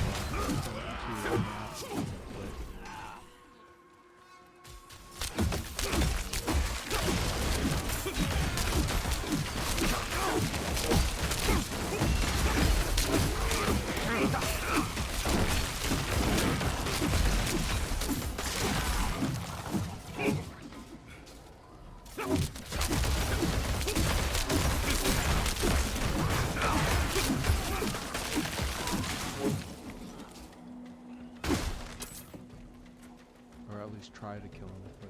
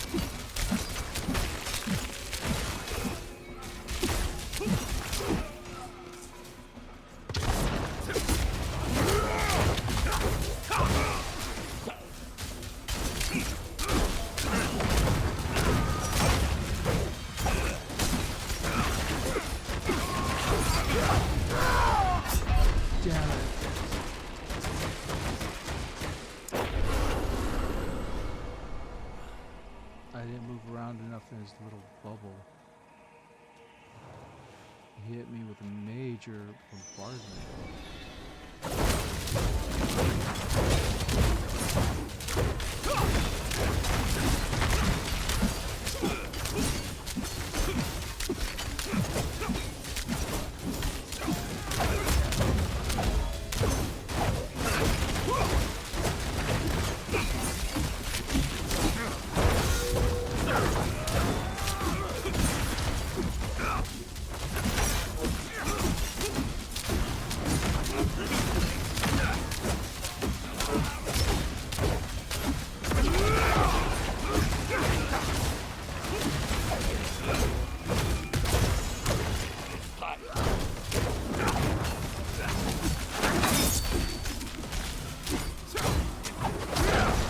From the fire.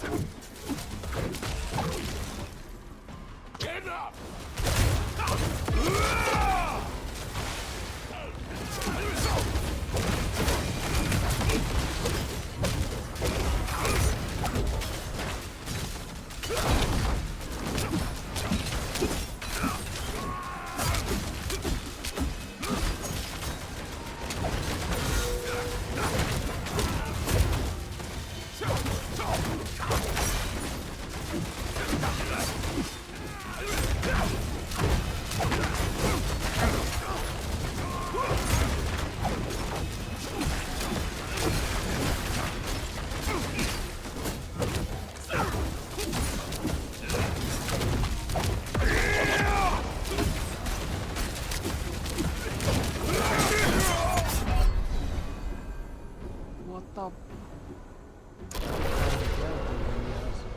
Invulnerable?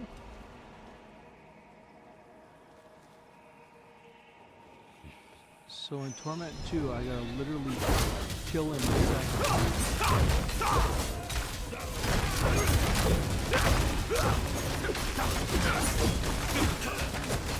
Because I'm not powerful.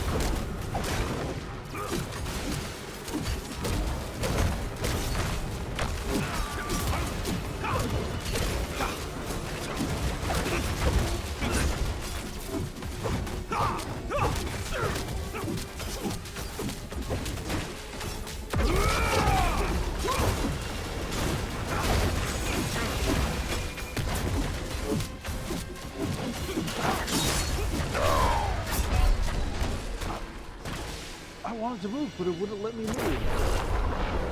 What the hell? I had him. I don't know. There's some BS here.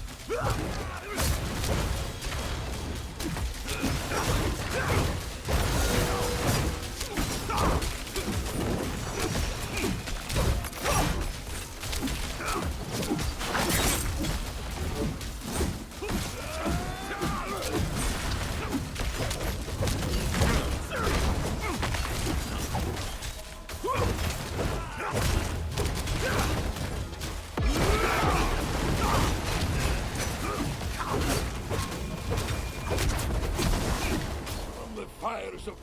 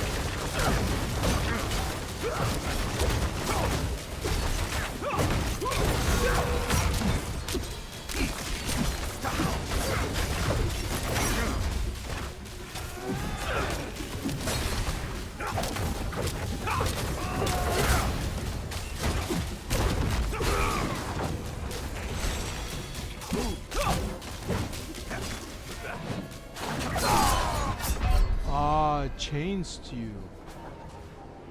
I gotta do better at keeping away from that. But he's beating the snot out of me at Torment 2. He was never an easy opponent anyways, but at Torment 2 he's a pain in the butt.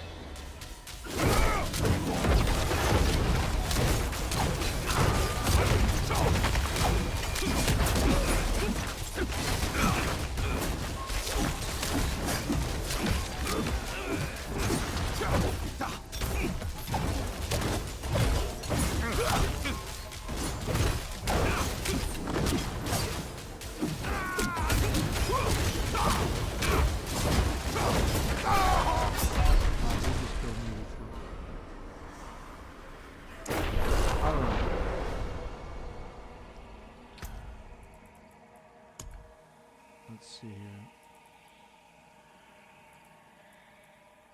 Let's go Duriel. I'm not gonna. I don't want to put up with this guy.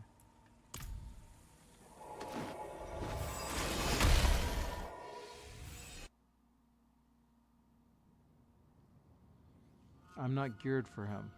I don't have enough ancestrals. I don't have enough melee. So I'm just gonna.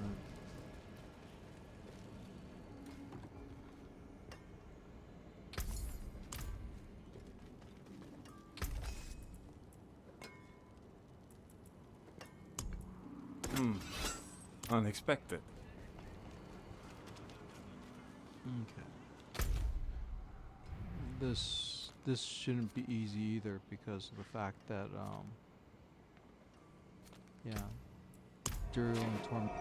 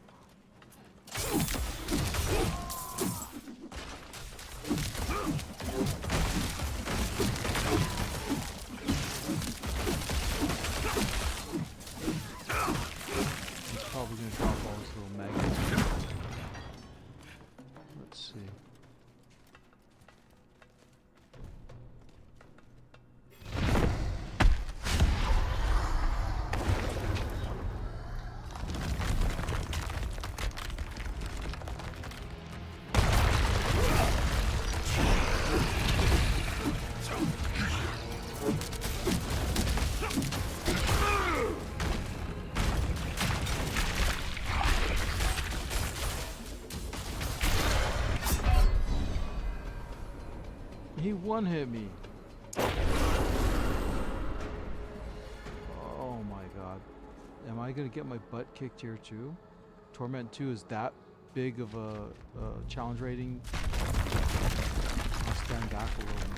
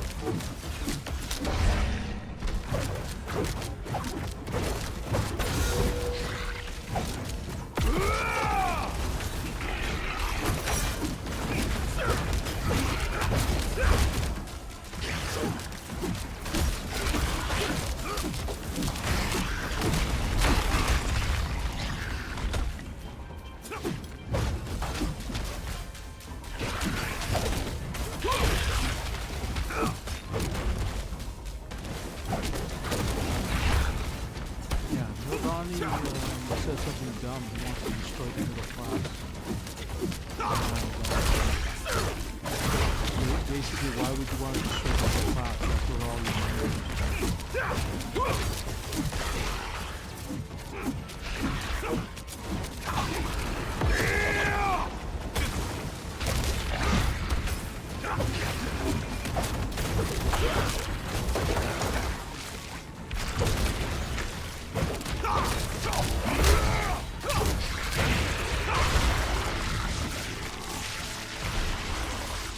because if the rich are all tax exempt and the poor can't pay that much, gee, all that money that the politicians steal, where is it coming from? Oh my god, it must be from the middle class, right? And the funny thing is that the politicians, you know, they keep destroying and damaging the middle class all the time, but they're their biggest source of income. It's just like the Democrats being anti-family, anti-children group. It makes no sense because eventually then there's going to be no more income. There's going to be no more people.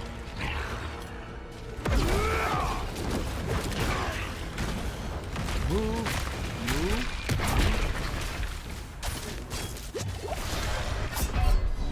Yeah, once he gets you, he kills you now. Used to once upon a time with the healing potion at the right time. Doesn't happen now.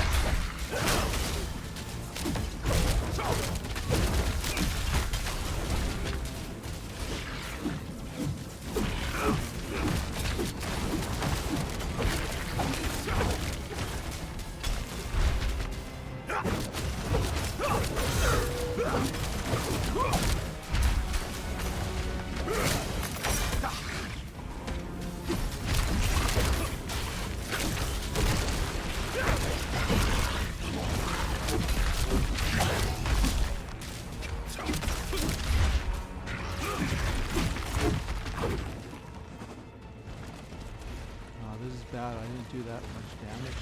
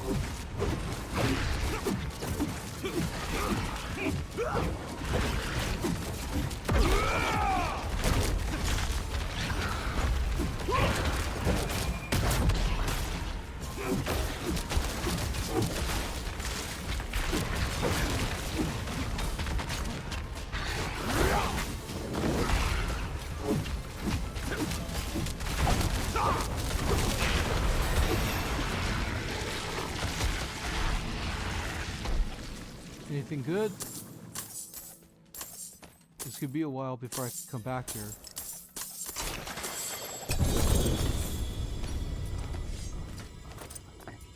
A two-handed sword, but I don't need a two-handed sword. Oh, well.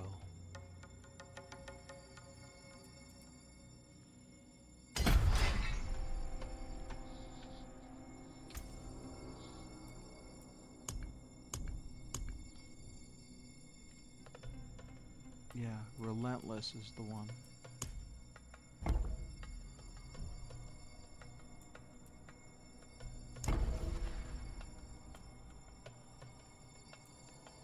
Okay.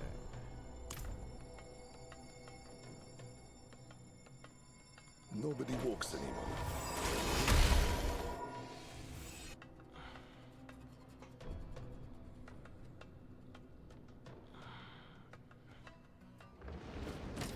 Yeah, that falling spear thing from Boulevard is just a pain in the butt. And some of them are guided, so they follow you around, which is also another pain in the butt. Oh, Red Sermon? Actually, this one isn't that bad because it gives me life on a hit. But, oh, Godslayer?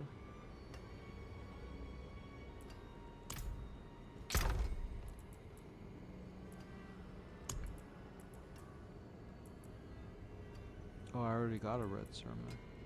Oh, hold on. This Red Sermon's a lot better. It gives me +4 to Zealot. Okay.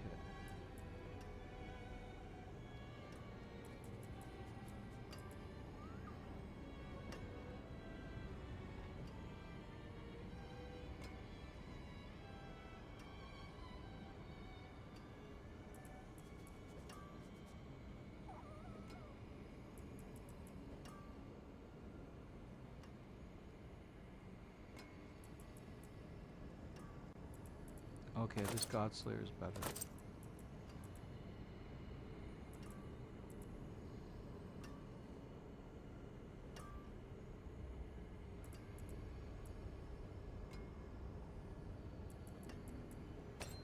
Okay, that ring is better.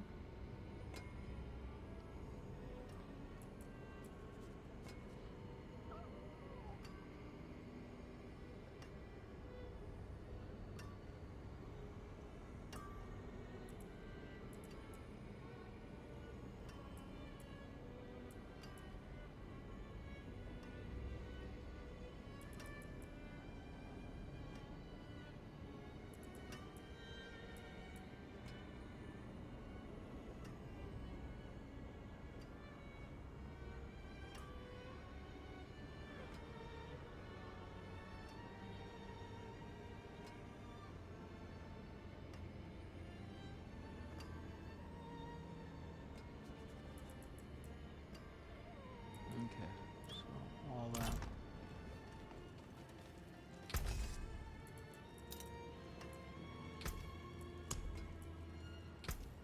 Left good salvage.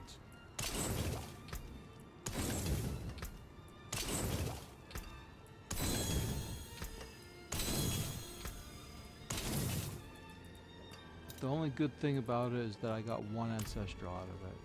But it's not an ancestral that I need. That's the only problem.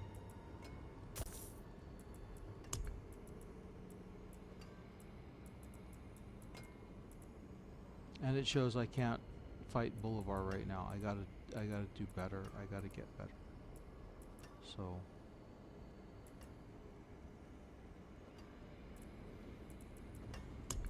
alright, over here.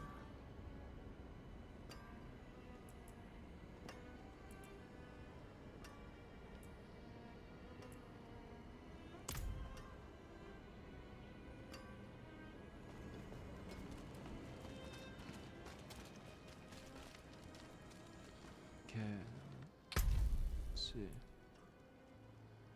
I gotta defeat Bartok and I gotta go to Undercity. Let's try to run the Undercity real quick and then call it a night. What's time is it? Okay. Undercity. this might be a little difficult. We'll have to.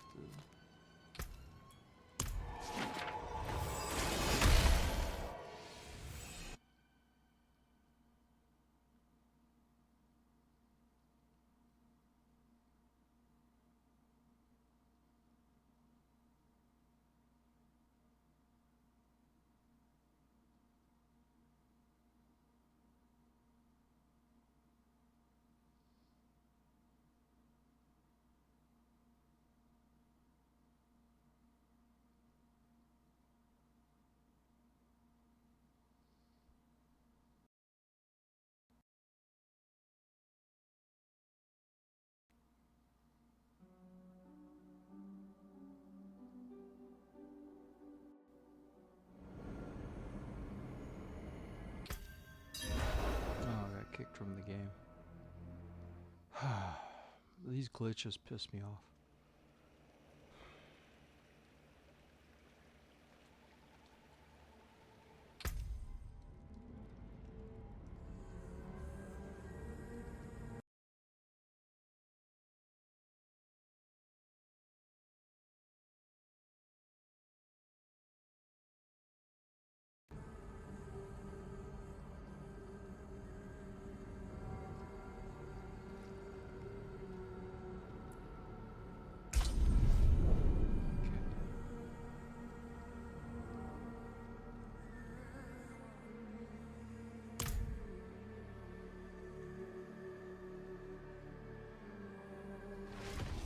I don't know. I would say that Mexico, a state of America too, but Mexicans are too proud. They would just complain too much.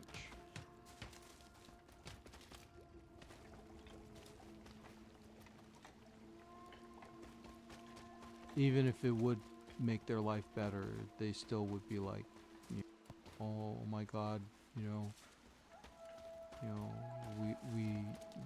want to be independent.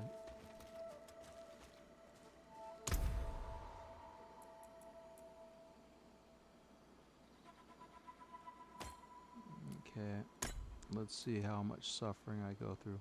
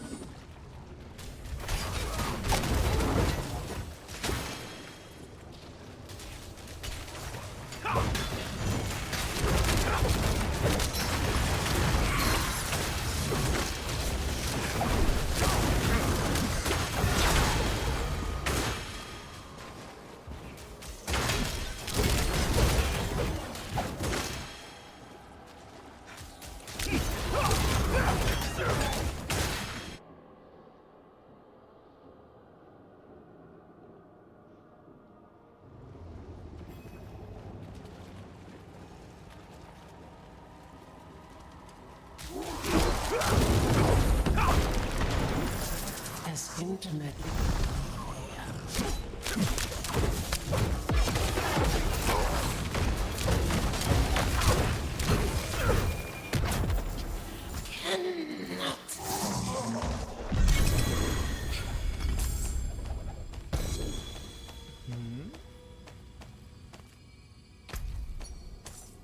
Okay, so this one is done.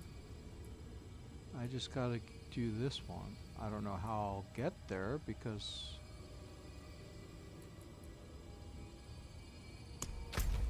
or are they giving me or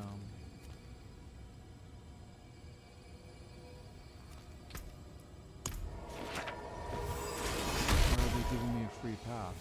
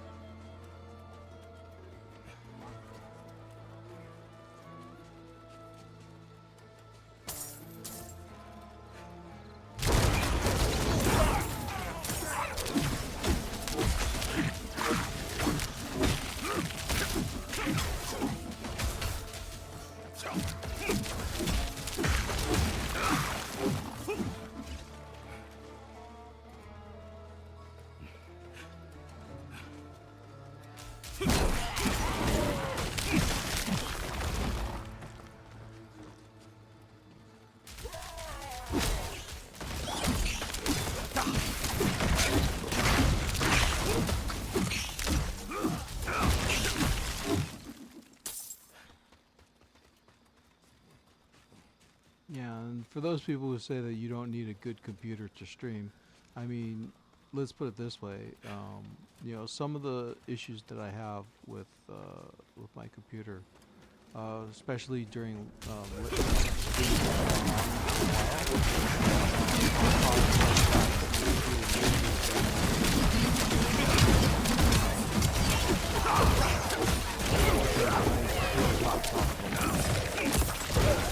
know, my computer might be good, you know, 5 years ago or so, but you know, with Windows 11 and everything,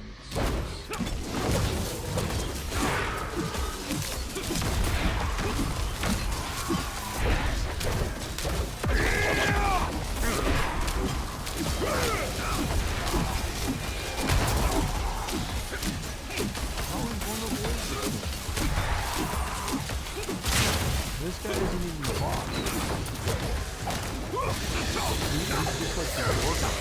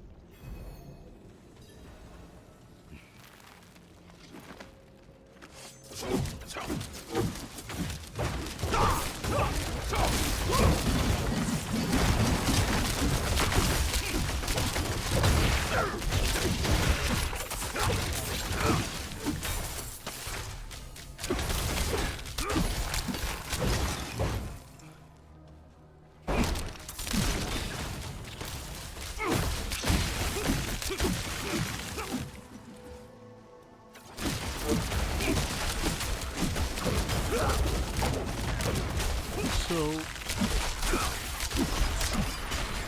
actually, this means that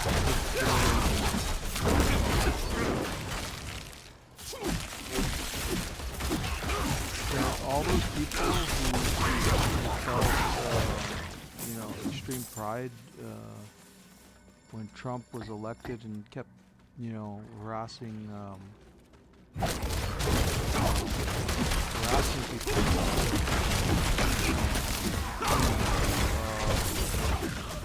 They're gonna have to fight because Donnie's group specifically just doesn't want to tear it apart.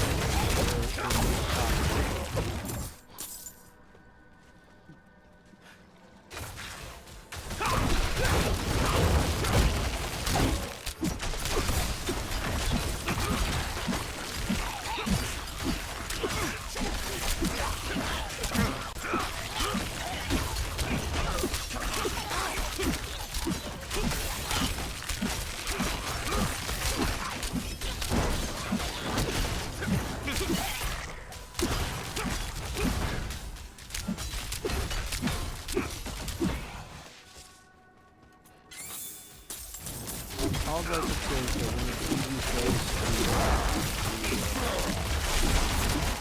piss off the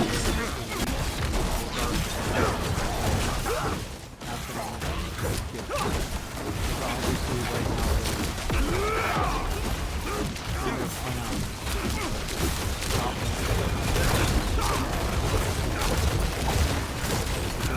they pretty much want to rock bottom prices.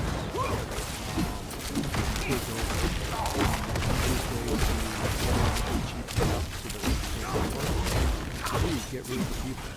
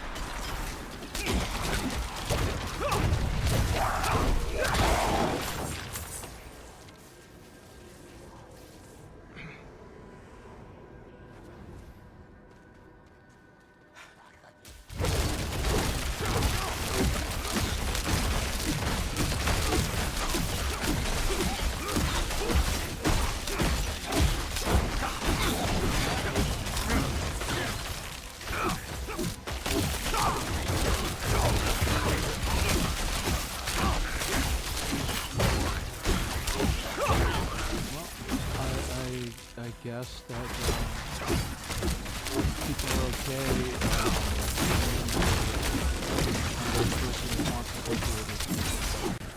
because there's no socialist country, communist,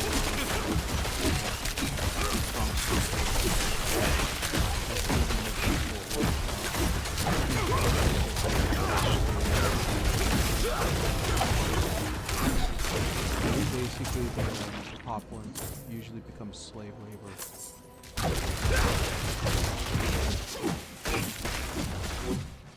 The more you jump through the hoops,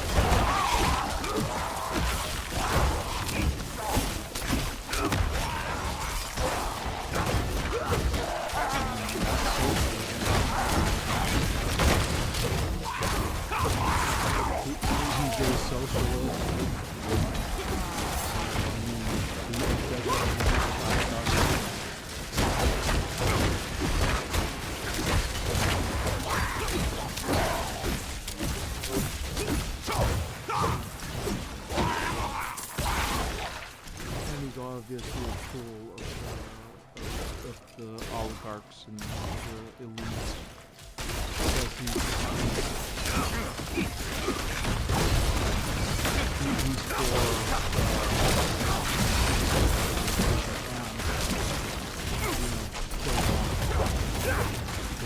They're in the way.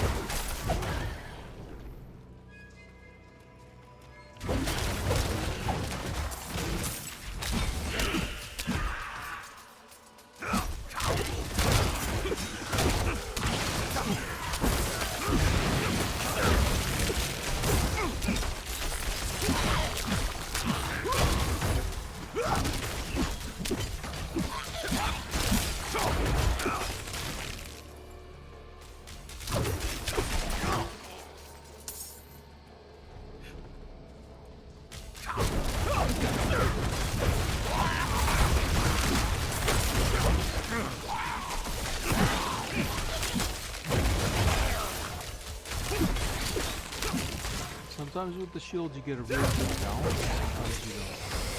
Just happy when you're happy.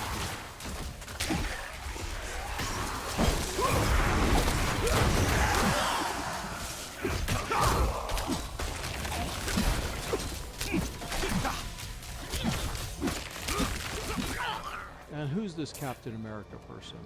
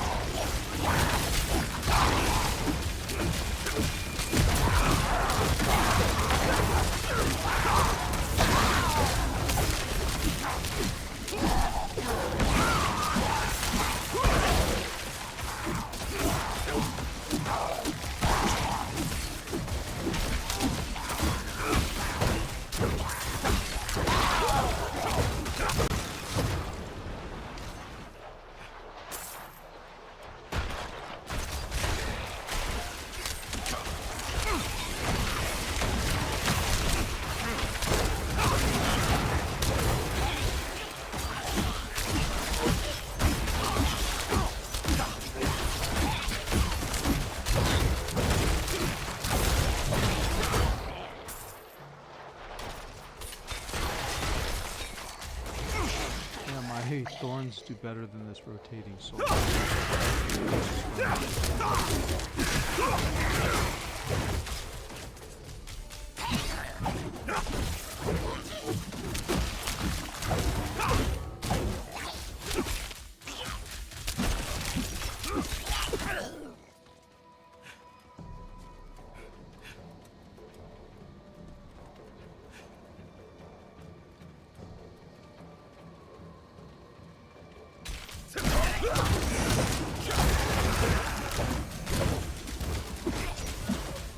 I just hope that it's quick when I finish kicking.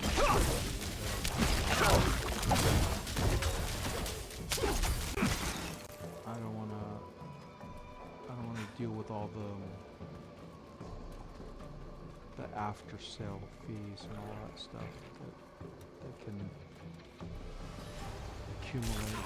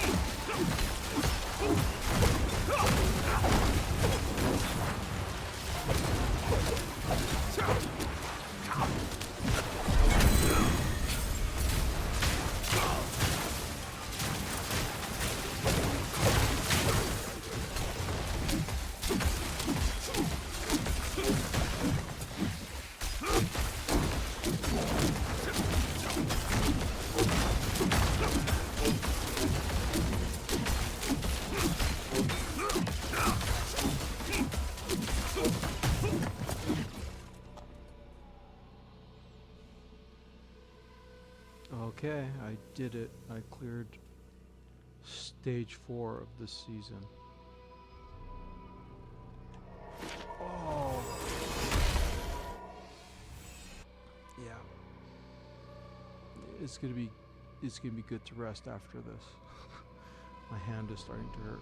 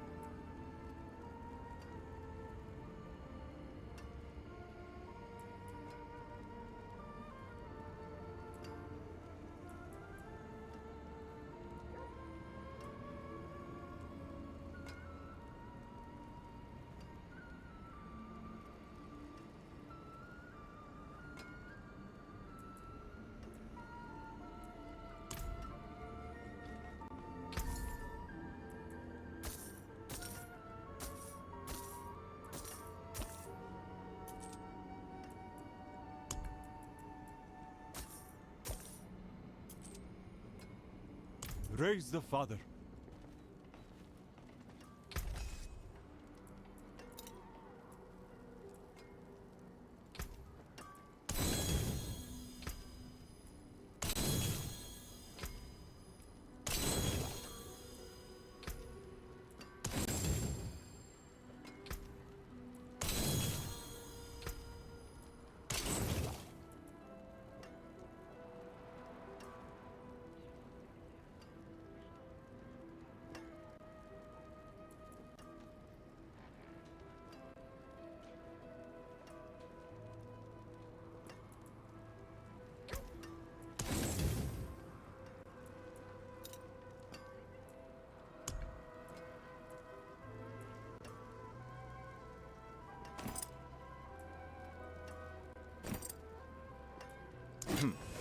Not bad.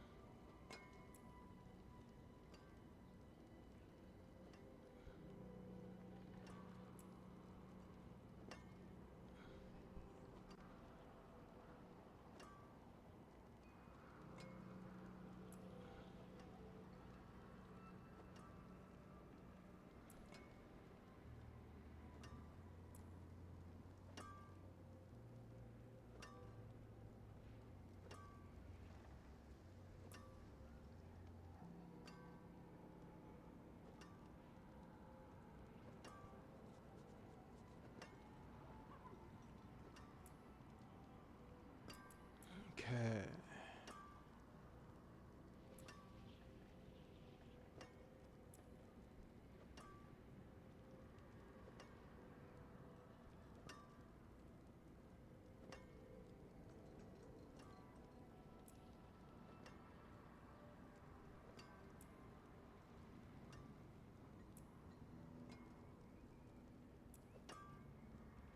So let's see if I could get the equipment so I could deal with these people, so I could up my abilities.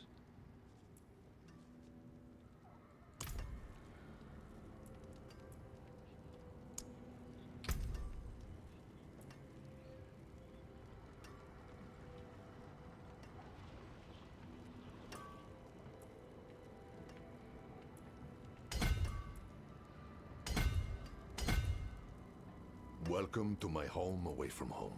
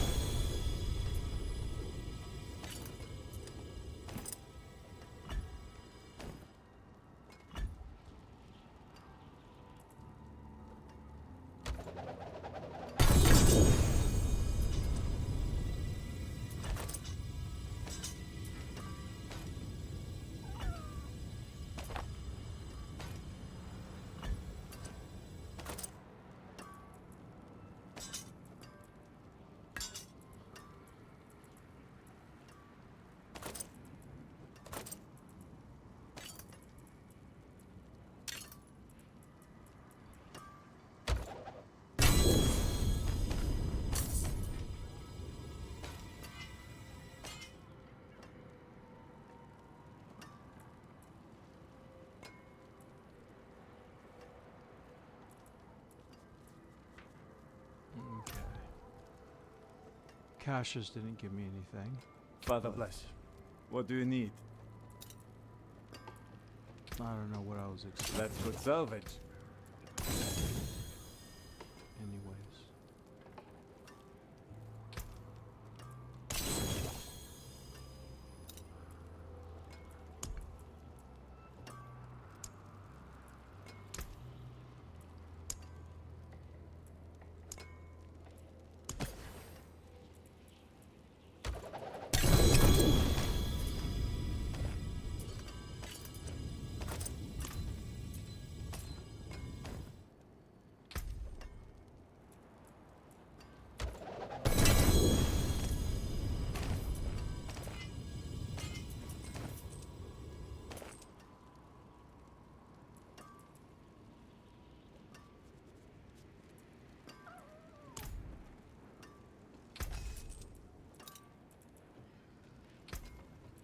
You can take what's left.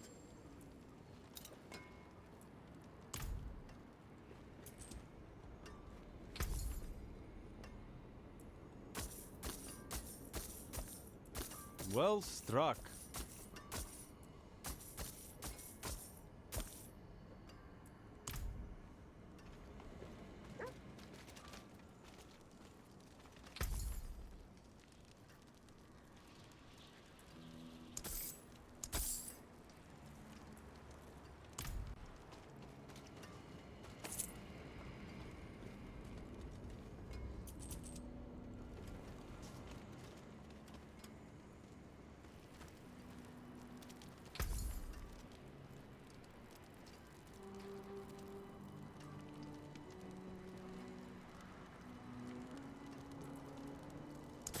Very nice.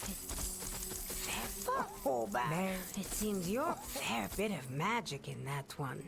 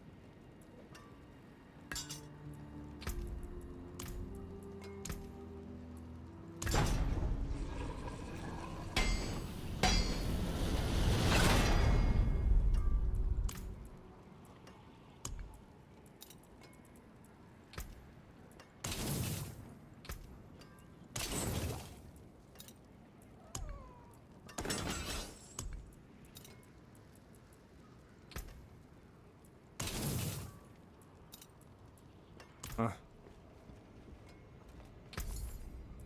Anything else?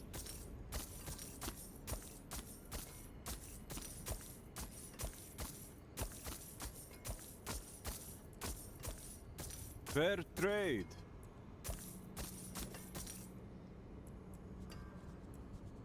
Be wary on the road.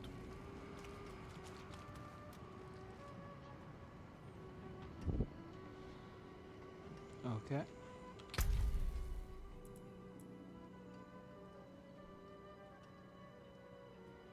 One more.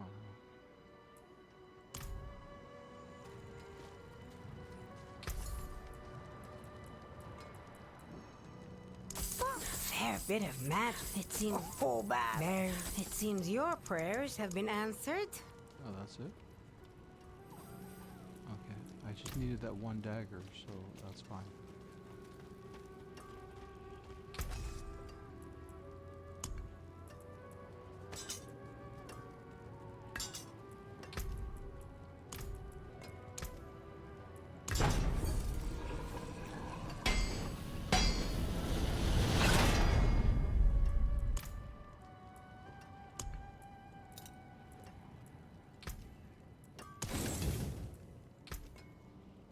Came apart nicely.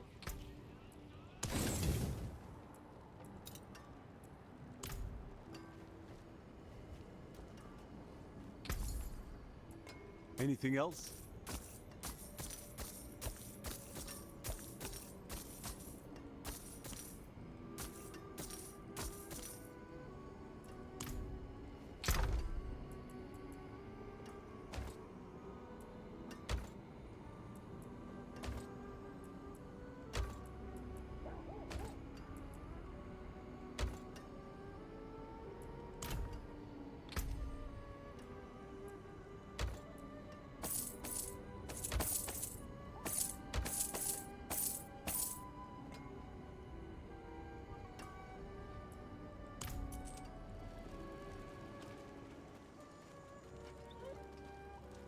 Father bring you luck?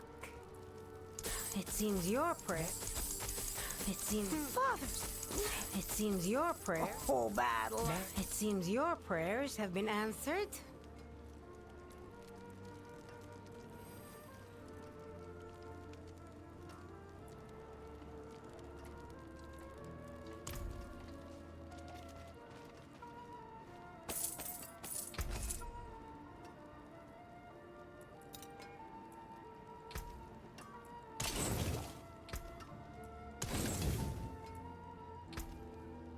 You can take what's left.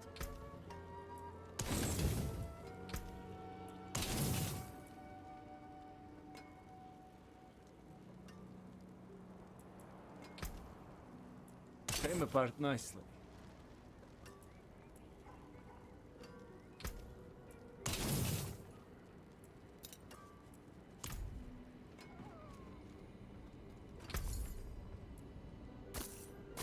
Well struck.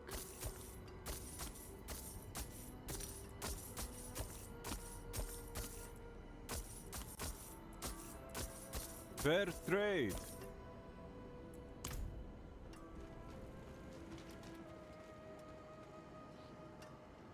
Okay. Oh. Now I get that reward.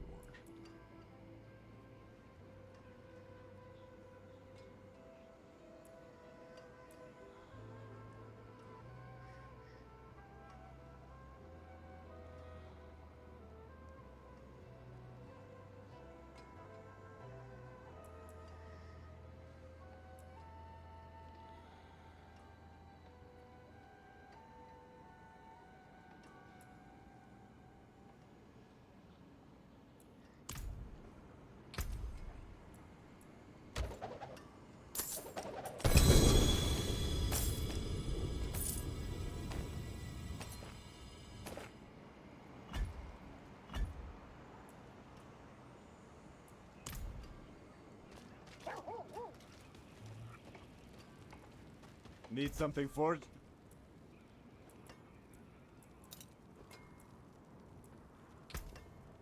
That's good salvage.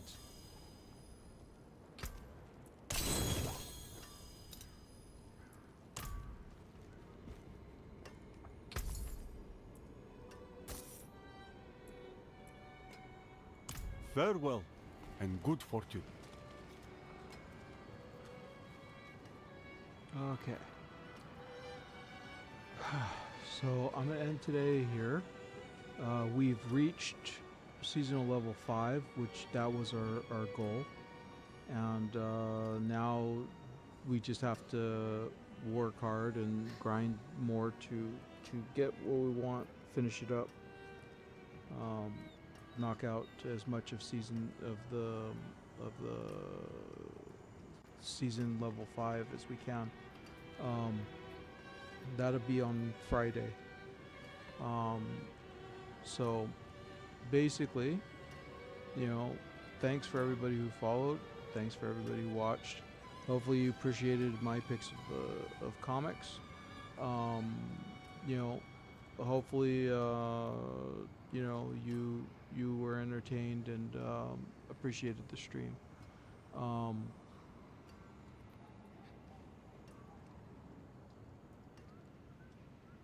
Other than that, have a great couple days. I'll see you all on Friday.